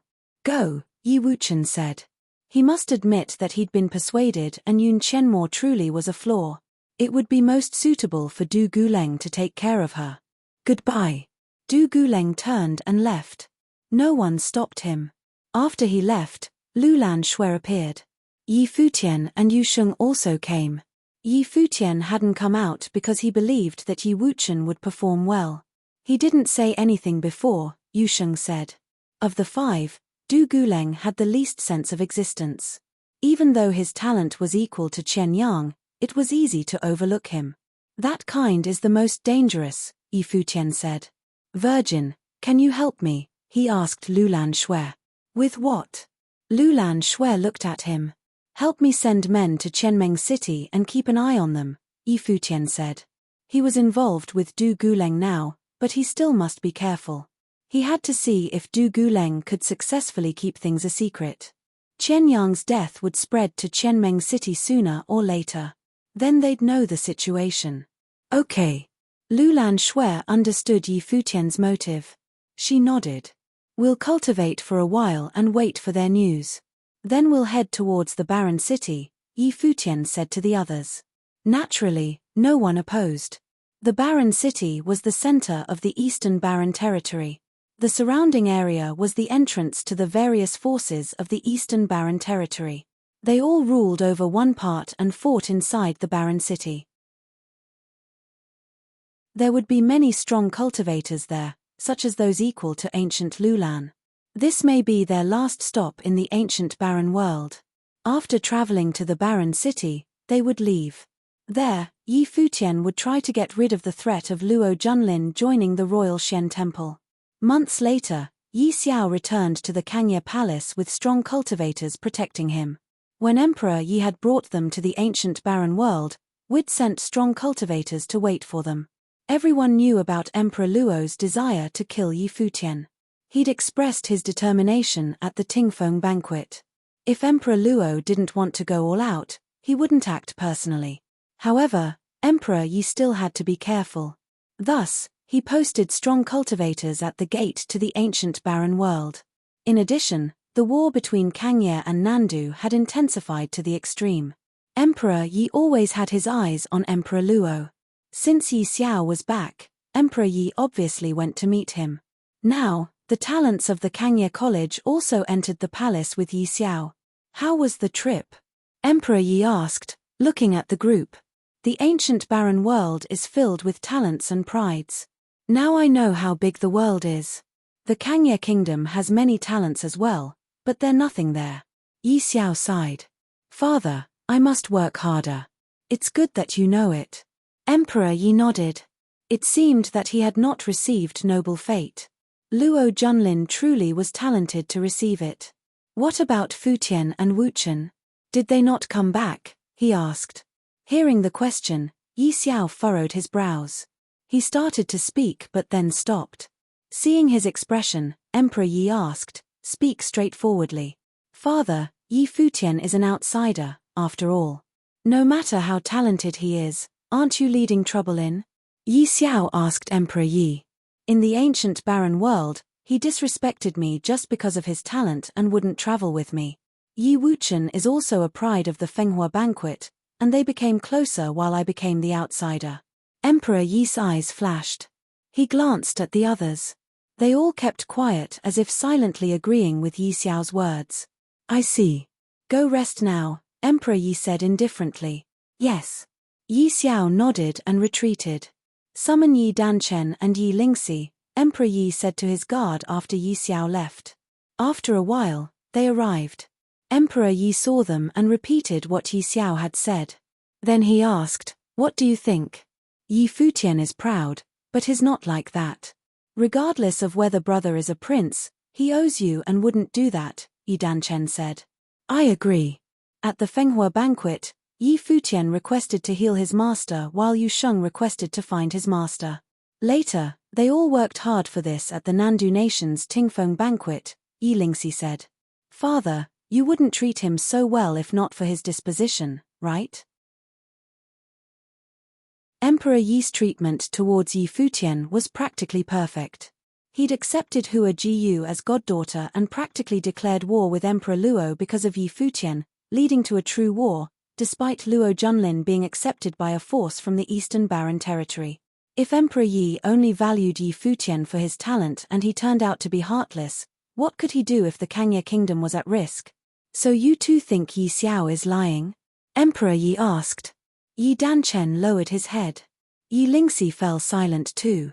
This was a sensitive matter, after all. If that is the case, Yi Xiao must have done something extremely antagonizing to Yi Futian, Emperor Yi said quietly. If not, Yi Xiao had no need to report and offend Yi Futian. Yi Xiao wouldn't act as the tattletale unless something happened between them. In addition, Yi Xiao cultivated at the Kangye College. It was normal for them to be close, but if they lied to the crown together. At that time, someone outside called, Your Majesty, Princess Jiyu requests admittance. Let Jiyu in, Emperor Yi said. He looked outside and saw Hua Jiyu walk in. Hua Jiyu was as beautiful and elegant as before. Her demeanor had become more extraordinary as well. Emperor Yi knew that Hua Jiyu had been cultivating with the imperial advisor and she'd had many physical changes. She also improved quite a lot. Godfather, Hua Jiyu greeted, bowing. Jiyu, I've said that you don't need to bow like an outsider. Futian isn't even as polite as you, Emperor Yi said with a smile. Godfather, I heard that the eldest prince has returned, Hua Jiyu said. Emperor chuckled. Are you here for news about Futian? Yes. Hua Jiyu nodded. Yi Futian didn't return with Yi Xiao. He must still be in the ancient barren world. Yi Xiao isn't good at cultivation, so he returned early, Emperor Yi said. Godfather, I wish to go to the ancient barren world. Hua Jiyu gazed at Emperor Yi with her pretty eyes. No. Even though you've improved greatly, you're still only in the second-level Dharma plane. He went before even entering the Dharma plane, Hua Jiyu said. Plus, I just can't enter the third level. I wish to test myself in the ancient barren world too. Emperor Yi looked at Hua Jiyu's eyes and nodded. All right. Dan Chen and Lingxi will go with you. In addition, I'll have men protect you. Don't cause trouble in the ancient barren world. Thanks, Godfather. Hua Jiyu smiled and nodded. She left soon. After knowing that she would enter the ancient barren world, Hua Fengliu immediately refused. Jiyu, Futian is really smart. You shouldn't be worried. I really am worried, Hua Jiyu said. It's been so long, but he won't come back to see me. Seeing Hua Jiyu's expression, Hua Fengliu suddenly understood. He said, Jiyu, Futian looks like a playboy, but he won't do anything. Don't be worried. I trust him but not other girls, Hua Jiyu muttered. That boy is so bad. He's really likable. Hua Fengliu couldn't reply.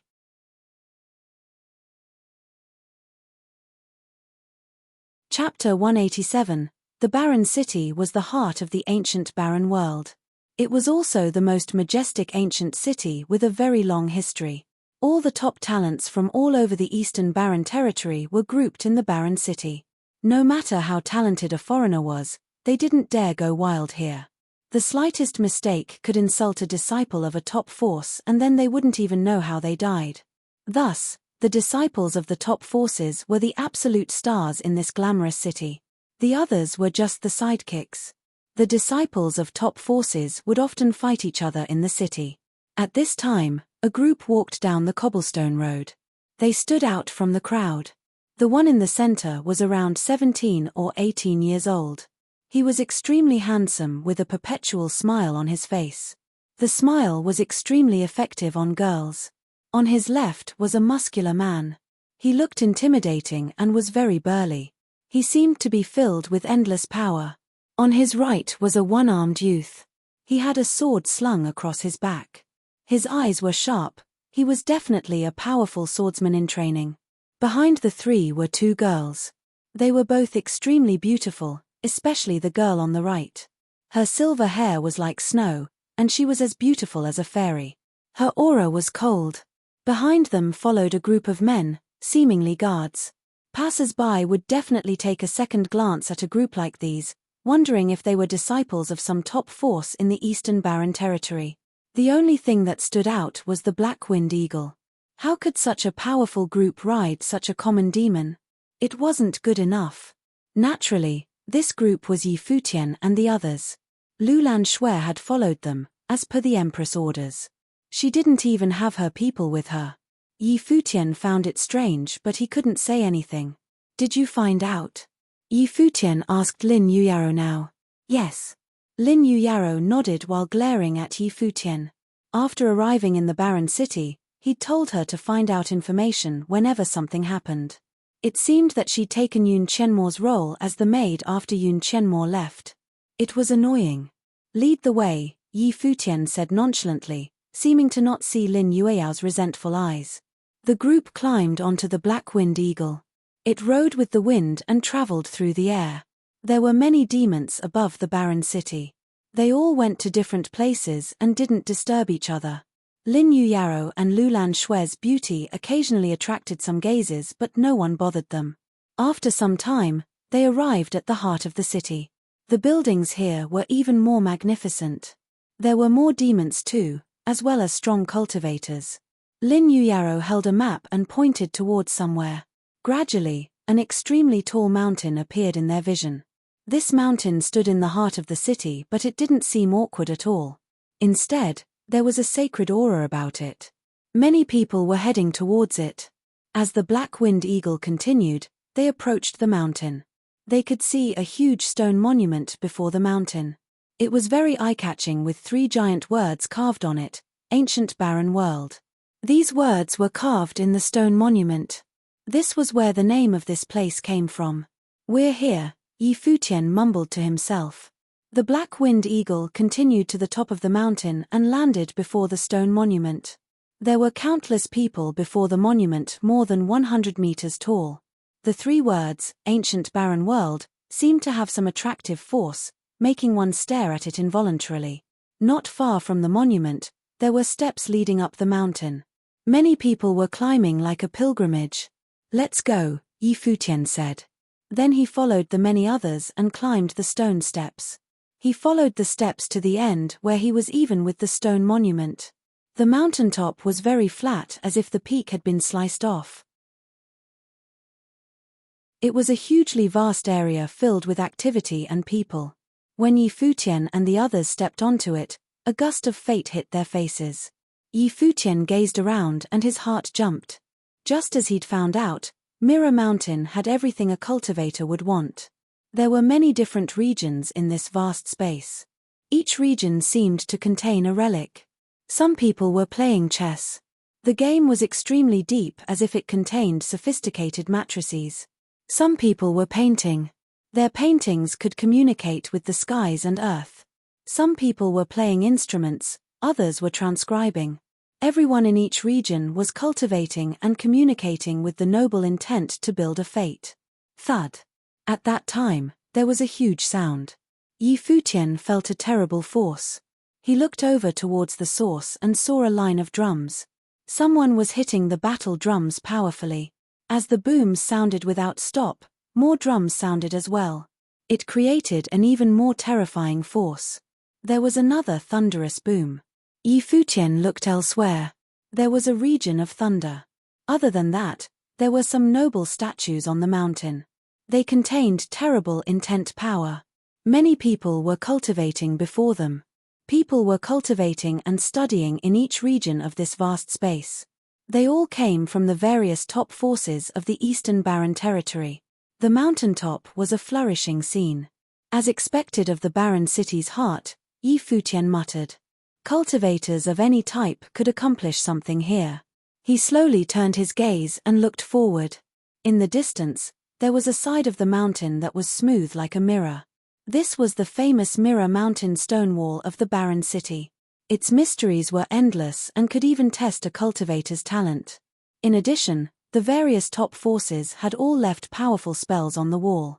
When a strong cultivator went there and awakened the wall with their noble intent, the forces would be able to see what happened here.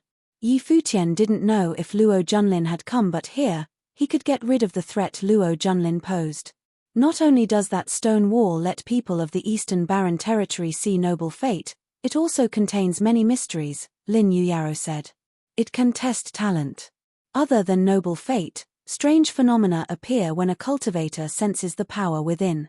Phantom noble images appear on the wall. The more talented someone is, the more images will appear. Lin Yuyaro had been the one to get the information after arriving in the barren city, so she was the most knowledgeable about it. She'd been upset about this for a long while. How could Futian order her around like a servant? But when she said those words, she was slightly anticipatory inside.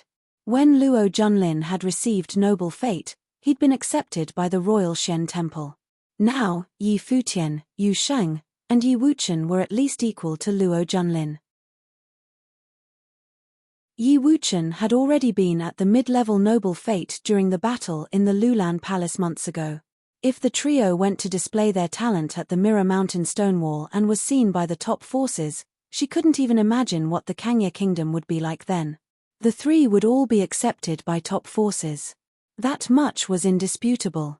Thinking of how all emperors went to congratulate Luo Junlin when he was accepted by the royal Shen temple, she started anticipating what may happen at the Kangya Kingdom. What would Emperor Luo's expression be like at that time? Emperor Yi of the Kangya Kingdom had done much for Futian. He was even willing to go to war with Emperor Luo. He must be very proud of his foresight. Thinking of this, Lin Yueao's eyes fell upon Futian. Grinning, she urged, "Won't you go show off? You have to be low-key, you know?" Futian replied nonchalantly. Lin Yuyaro pouted. "Since when was this guy low-key? There is so much noble fate on this mountain. We can't waste it." Futian looked around and smiled brightly. To him, All these relics were giving away noble fate for free. Lin Yueyao's eyes flashed. She was speechless. She didn't know what level Yi Futian's noble fate was now, but if Yi Wuchen was at mid-level, Yi Futian shouldn't be any lower. He had received 2 precious books in the Lulan relic. He'd also taken the most treasured book in the entire ancient Lulan. He probably received very powerful fate. All right, everyone choose the place most suitable for you. Yi Futian smiled, and everyone nodded. Yi Wuchen walked towards somewhere. A moment later, he arrived before a sword matrix. The sword matrix was extremely frightening and contained endless sword intent. No one dared to enter brashly. However, there was someone sitting inside quietly. He let the endless sword intent pass through him. He guided the sword into him and cultivated. Shocking sword intent flowed across his body. Apparently, someone beside him said, all disciples of the Fuyun sword clan that enter the ancient barren world to train would come here to make the sword test their bodies. No one has ever failed. Li Daoqing is one of the prides of the clan. He obviously won't fail. Apparently, his brother Li Daoyun is just as accomplished. Yi Wuchen's eyes glinted instantly and looked at the youth inside the sword matrix. You're tuning in to the Celestial War YouTube channel.